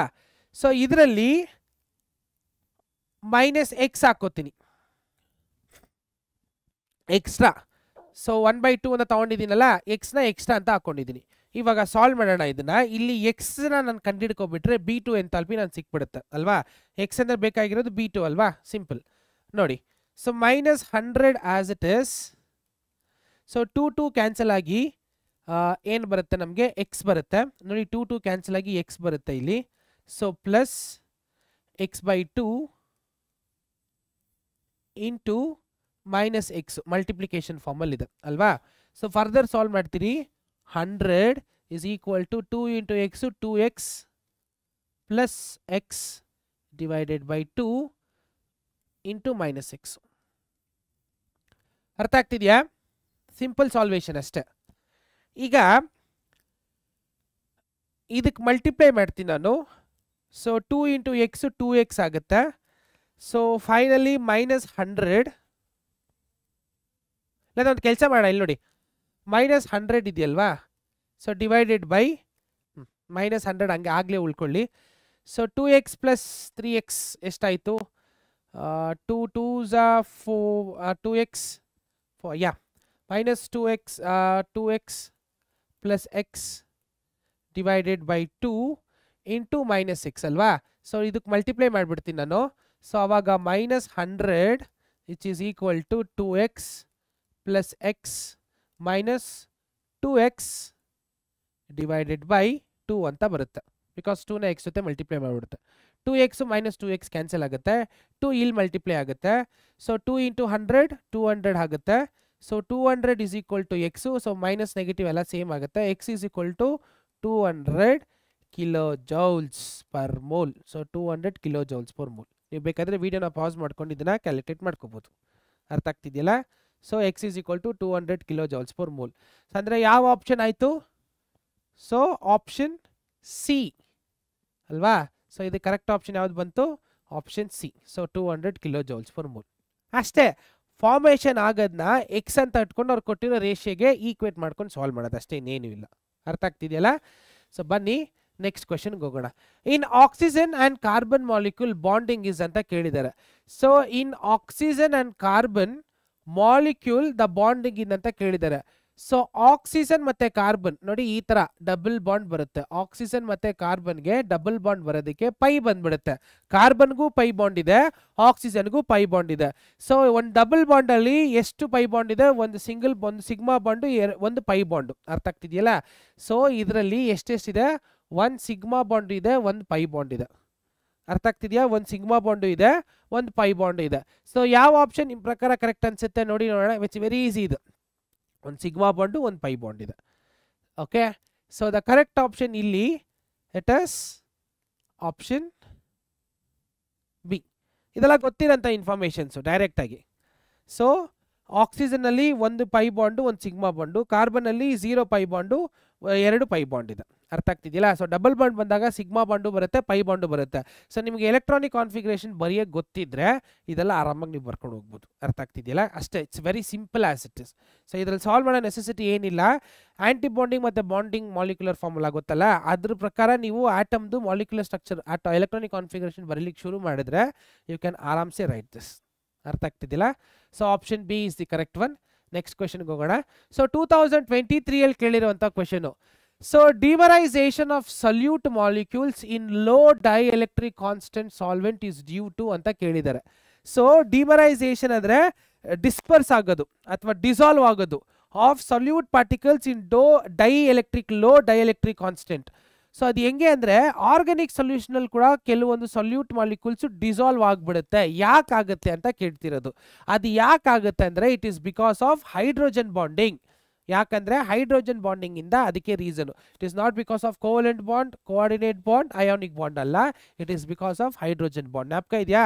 ಹೈಡ್ರೋಜನ್ ಬಾಂಡ್ ಎರಡು ಥರ ಬರುತ್ತೆ, ಒಂದು ಇಂಟರು ಇನ್ನೂ ಒಂದು ಇಂಟ್ರಾ ಅಂತ. ಸೊ ಹೈಡ್ರೋಜನ್ ಬಾಂಡ್ ಅಂದರೆ ಏನು? It is the attraction between the hydrogen and halogen atom of another molecule ಅಂದರೆ ಇಂಟರ್ ಮಾಲಿಕ್ಯುಲರ್. ಅದೇ ಸೇಮ್ ಮಾಲಿಕ್ಯೂಲ್ ಆಯಿತು ಅಂದರೆ ಇಂಟ್ರಾ ಮಾಲಿಕ್ಯುಲರ್. ಅರ್ಥ ಆಗ್ತಿದ್ದಿಲ್ಲ? ಸೊ ಇದೆಲ್ಲ ಸ್ಟ್ಯಾಂಡರ್ಡ್ ಕ್ವೆಶನ್ಸ್. ಈ ಥರ ಕ್ವೆಶನ್ಸ್ ಕೇಳಿದ್ರೆ ಆನ್ಸರ್ ಇದೆ ಅಂತ ಬರೆದ್ಬಿಡ್ಬೇಕು. ಸೊ ಯಾವ ಆಪ್ಷನ್ ಇದು ಕರೆಕ್ಟು? ಇದು ಕರೆಕ್ಟ್ ಆಗಿರೋ option hydrogen bond. Correct? Yes. Next ಕ್ವೆಶನ್ಗೆ ಹೋಗೋಣ. ಎಸ್, 2024 ಕೇಳಿರುವಂಥ question, a pair of isoelectric species having bond order of 1. Bond order ಅಂದರೆ ಏನು? ನಂಬರ್ ಆಫ್ ಬಾಂಡ್ಸು ಅಲ್ವಾ? ನಂಬರ್ ಆಫ್ ಬಾಂಡ್ಸ್ನ ನಾವು ಬಾಂಡ್ ಆರ್ಡರ್ ಅಂತ ಕರಿತೀವಿ. ಸೊ ಏನೇನಿದೆ ಕ್ಯಾಲ್ಕುಲೇಟ್ ಮಾಡೋಣ ಬನ್ನಿ. ಸೊ ನೈಟ್ರೋಜನ್ ಬಾಂಡ್ ಯಾವ ಸ್ಪೀಷೀಸ್ಗೆ ಬಾಂಡ್ ಆರ್ಡರ್ 1 ಇದೆ ಅಂತ ಇದೆ. ನೈಟ್ರೋಜನ್ಗೆ ಬಾಂಡ್ ಆರ್ಡರ್ ಹೆಂಗೆ ಬರುತ್ತೆ? ಒಂದೇ ನಿಮಿಷ. ನೈಟ್ರೋಜನ್ಗೆ ಬಾಂಡ್ ಆರ್ಡರ್ ಹೆಂಗೆ ಬರುತ್ತೆ? So nitrogen double bond N ಅಲ್ವಾ? ನೈಟ್ರೋಜನ್ಗೆ 2 ಬಂತು. ಸೊ ಕಾರ್ಬನ್ ಮೊನಾಕ್ಸೈಡ್ಗೆ 3 ಬಂತು. So bond order 2, bond order 3. So option A wrong, ಆಗಲ್ಲ. ಅದೇ ಥರ ನೈಟ್ರೋಜನ್ಗೆ ಇಲ್ಲೇ ಗೊತ್ತಾಗ್ಬಿಡುತ್ತೆ ಬರಲ್ಲ ಅಂತ. ಸೊ ಆಪ್ಷನ್ ಬಿನೂ ಒಟ್ಟೋಯ್ತು. ಆಕ್ಸಿಜನ್ ಆ್ಯಕ್ಚುಲಿ ಇದು O2 ಮೈನಸ್ ಇರೋದು, ಅರ್ಥ ಆಗ್ತಿದೆಯಾ? ಸೊ ಇದಕ್ಕೆ ನಾನು ಸ್ಟ್ರಕ್ಚರ್ ಬರಿಬೇಕಾದ್ರೆ so O single bond lone pair of electrons negative ಬರುತ್ತೆ. ಸೊ ಇಲ್ಲಿ ನನಗೆ ಸಿಂಗಲ್ ಬಾಂಡ್ ಬಂತು. ಸೊ ಫ್ಲೂರಿನ್ನ ಬರಿಬೇಕಂದ್ರೂ F ಸಿಂಗಲ್ ಬಾಂಡ್ F ಬಂತು ಅಲ್ವಾ? ಸೊ ನನಗೆ ಯಾಕೋ ಆಪ್ಷನ್ ಸಿ ಅಂತಲೇ ಅನಿಸ್ತಾ ಇದೆ.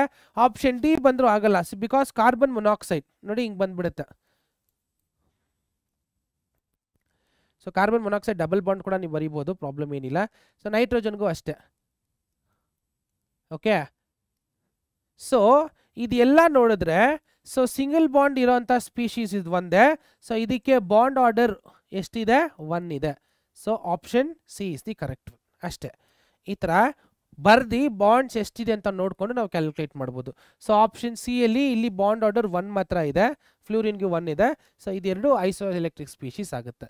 ಸೊ ಯಾವ option correct? Option C is the correct one. Okay, yes. Next ಬರೋಣ ಬನ್ನಿ. ಈಗ match the list 1 with list 2 ಅಂತ ಇದೆ and C which is the correct option ಅಂತ ಇದೆ. Okay, which is the correct option ಅಂತ ಇದೆ. So molecule ion, nitrogen monoxide, carbon monoxide, oxygen with valency oxygen ಇದೆ, ಅದರದ್ದು ಬಾಂಡ್ ಆರ್ಡರ್ ಕ್ಯಾಲ್ಕುಲೇಟ್ ಮಾಡಕ್ಕೆ ಹೇಳಿದ್ದಾರೆ. ಓಕೆ, ಸೊ ಅದರದ್ದು ಆಪ್ಷನ್ಸ್ ನೀವು ನೋಡಿದ್ರೆ ಕೆಳಗಡೆ ಕೊಟ್ಟಿದ್ದಾರೆ. ಇದು ಆ್ಯಕ್ಚುಲಿ ನಿಮಗೆ ಸಾಲ್ವ್ ಮಾಡೋಕ್ಕೆ ಬಂದಿಲ್ಲ ಅಂದರೂ ನಾನು ಒಂದು ಈಸಿ ಮೆಥಡ್ ಹೇಳ್ಕೊಡ್ತೀನಿ. ಆಪ್ಷನ್ಸ್ನ ಫಸ್ಟ್ ಮ್ಯಾಚ್ ಮಾಡ್ಲಿಕ್ಕೆ ನೋಡಿ. ಆಪ್ಷನ್ಸ್ನ ಫಸ್ಟ್ ಮ್ಯಾಚ್ ಮಾಡೋಕ್ಕೆ ನೋಡಿ. ಇಲ್ಲಿ A3 ಇದೆ, A1 ಇದೆ, A2 ಇದೆ, A4 ಇದೆ. ದೇರ್ಫೋರ್ ನೀವು ಎಲ್ಲಾನು ಮಾಡಬೇಕನ್ನೋ ನೆಸೆಸಿಟಿ ಇಲ್ಲ. ಯಾವುದಾದ್ರೂ ಒಂದಕ್ಕೆ ನೀವು ಆಪ್ಷನ್ ಎ ಮಾತ್ರ ತೊಗೊಂಬಿಡೋಣ. ಇದು ಎ ಅಲ್ವಾ? ಆದರೆ ಇದಕ್ಕೆ ಯಾವುದಾದ್ರೂ ಒಂದನ್ನ ನೀವು ಕರೆಕ್ಟಾಗಿ ಮ್ಯಾಚ್ ಮಾಡಿಬಿಟ್ರೆ ಸಾಕು, ಎಲ್ಲ ಆಪ್ಷನ್ಸ್ ಆಟೋಮೆಟಿಕಲ್ ಕರೆಕ್ಟ್ ಆಗಿಬಿಡುತ್ತೆ. ಬಿಕಾಸ್ ಎಲ್ಲದಕ್ಕೂ ಡಿಫ್ರೆಂಟ್ ಆಗಿದೆ ಅಲ್ವಾ? ಸೊ ಬಾಂಡ್ ಆರ್ಡರ್ ಕ್ಯಾಲ್ಕುಲೇಟ್ ಮಾಡೋಣ. ಸೊ ಬಾಂಡ್ ಆರ್ಡರ್ ಕ್ಯಾಲ್ಕುಲೇಟ್ ಮಾಡೋದು? ಫಸ್ಟು ನೈಟ್ರೋಜನ್ ಮೊನಾಕ್ಸೈಡ್, ನೈಟ್ರೋಜನ್ ಮೊನಾಕ್ಸೈಡ್ಗೆ ಬಾಂಡ್ ಆರ್ಡರ್ ಕ್ಯಾಲ್ಕುಲೇಟ್ ಮಾಡೋಣ. ಸೊ ಬಾಂಡ್ ಆರ್ಡರ್ ಹೆಂಗೆ ಬರೀತೀರಾ?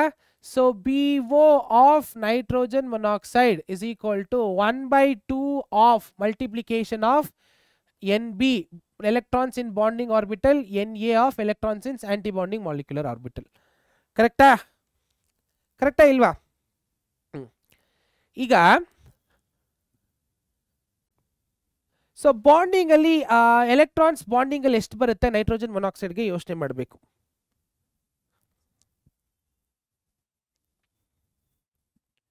ಎಷ್ಟು ಬರ್ಬೋದು? ಒಂದು ಸ್ವಲ್ಪ ಥಿಂಕ್ ಮಾಡಿ. ಆ್ಯಂಟಿ ಬಾಂಡಿಂಗು.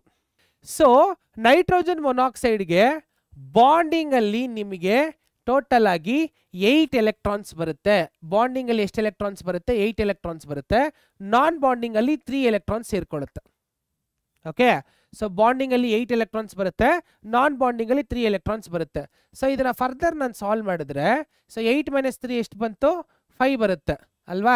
5 ಡಿವೈಡೆಡ್ ಬೈ 2 ಅಂದರೆ 2.5. ಕರೆಕ್ಟ್ ಅಲ್ವಾ ನಾನು ಮಾಡ್ತಾ ಇರೋದು? So bond order of nitrogen monoxide. So ಅದರಲ್ಲಿ ಬಾಂಡಿಂಗ್ ಮೈನಸ್ ನಾನ್ ಬಾಂಡಿಂಗ್. ಬಾಂಡಿಂಗಲ್ಲಿ 8 ಬರುತ್ತೆ, ನಾನ್ ಬಾಂಡಿಂಗಲ್ಲಿ 3 ಎಲೆಕ್ಟ್ರಾನ್ಸ್ ಬರುತ್ತೆ. ಇದು ಪ್ರಾಕ್ಟೀಸ್ ಮಾಡಿರ್ಬೇಕು ಆ್ಯಕ್ಚುಲಿ. 8ಅಲ್ಲಿ 3 ಹೋದರೆ ಎಷ್ಟು? 5. 5ಅಲ್ಲಿ 2 ಹೋದರೆ 2.5. ಸೊ 2.5 ಎಲ್ಲಿ ಬಂತು? ಇದು ನಾವು ಈ ಥರ ತೊಗೊಂಬಿಡೋಣ. ಇದು A, B, C, ಡಿ ಅಂತ ಅನ್ಕೊಳ್ಳೋಣ. ಸೊ ಎಗೆ ಎಷ್ಟು ಬರಬೇಕು 2.5 ಅಲ್ವಾ. ಸೊ ಎಗೆ 2.5 ಬರಬೇಕು. ಸೊ ಎಗೆ 2.5 ಇರೋ ಆಪ್ಷನ್ ಒಂದೇ ಒಂದು ಆಪ್ಷನ್ ಎ ಸಾಕು, ಒಂದು ಮಾಡಿಬಿಟ್ರೆ ಸಾಕು. ಅಕಸ್ಮಾತ್ ಏನಾದರೂ ವ್ಯಾಲ್ಯೂಸ್ ಇಲ್ಲಿ ಸೇಮ್ ಇತ್ತು ಅಂದರೆ ನೀವು ಎರಡೇಗೆ ಹೋಗ್ಬೇಕನ್ನೋ ಒಂದು ಆಪ್ಷನ್ ಇರುತ್ತೆ. ಬಟ್ ಇಲ್ಲ, ಬಿಕಾಸ್ ಆಪ್ಷನ್ ಎ ಬೇರೆ ಬೇರೆ ಬೇರೆ ಬೇರೆ ಇರೋದಕ್ಕೆ ಒಂದು ಕಂಡುಹಿಡ್ಕೊಂಡ್ರೆ ಸಾಕು. ಓಕೆ, ಸೊ ನೈಟ್ರೋಜನ್ ಮೊನಾಕ್ಸೈಡ್ ಆಗೋದು 2.5. So our correct option is option A. ನೋಡಿ ಆಪ್ಷನ್ ಎ ಎಷ್ಟು ಸಿಂಪಲ್ ಅಲ್ವಾ. ಹಾಂ, ಬನ್ನಿ 2025 ಕೇಳಿರುವಂಥ ಇನ್ನೊಂದು ಕ್ವಶನ್ ನೋಡೋಣ. The electronic configuration of X and Y are given below. ನೋಡಿ ಇದು ಎಕ್ಸ್ದು ಕಾನ್ಫಿಗರೇಷನ್, ವೈದು configuration. Which of the following is the correct molecular formula and type of the bond formed between X and Y ಅಂತ ಇದೆ. So ಇದೊಂದು electronic configuration ಕೊಟ್ಟಿದ್ದಾರೆ. First electronic configuration ಕಂಡುಹಿಡ್ಕೊಂಡು ಅದು ಯಾವ ಆಟಮ್ ಅಂತ ಕಂಡುಹಿಡ್ಕೋಬೇಕು. ಫಸ್ಟು ಅದು ಕಂಡುಹಿಡ್ಕೊಂಡು ಅದ್ರ ಮಧ್ಯದಲ್ಲಿ ಯಾವ ಥರ ಬಾಂಡ್ ಫಾರ್ಮ್ ಆಗಿದೆ ಅಂತಲೂ ಕಂಡುಹಿಡಿಬೇಕು. ಅರ್ಥ ಆಗ್ತಿದೆಯಾ? ಇಲ್ಲಿ ನೋಡಿ, first number of electrons count ಮಾಡೋಣ. 1 2 3 4 4 + 6 10 10 + 2 12 12 + 3 15 ಆಯಿತು. ಕರೆಕ್ಟ್ ತಾನೆ? ಸೊ 4 6 ಎಷ್ಟಾಯಿತು? 10 10 ಒಂದು 3 + 2 ಎಷ್ಟು? 3 + 2 5 3 + 2 5 15 ಅಲ್ವಾ? ಟೋಟಲ್ 15 ಆಯಿತು. ಕರೆಕ್ಟು, 10 15 ಆಯಿತು.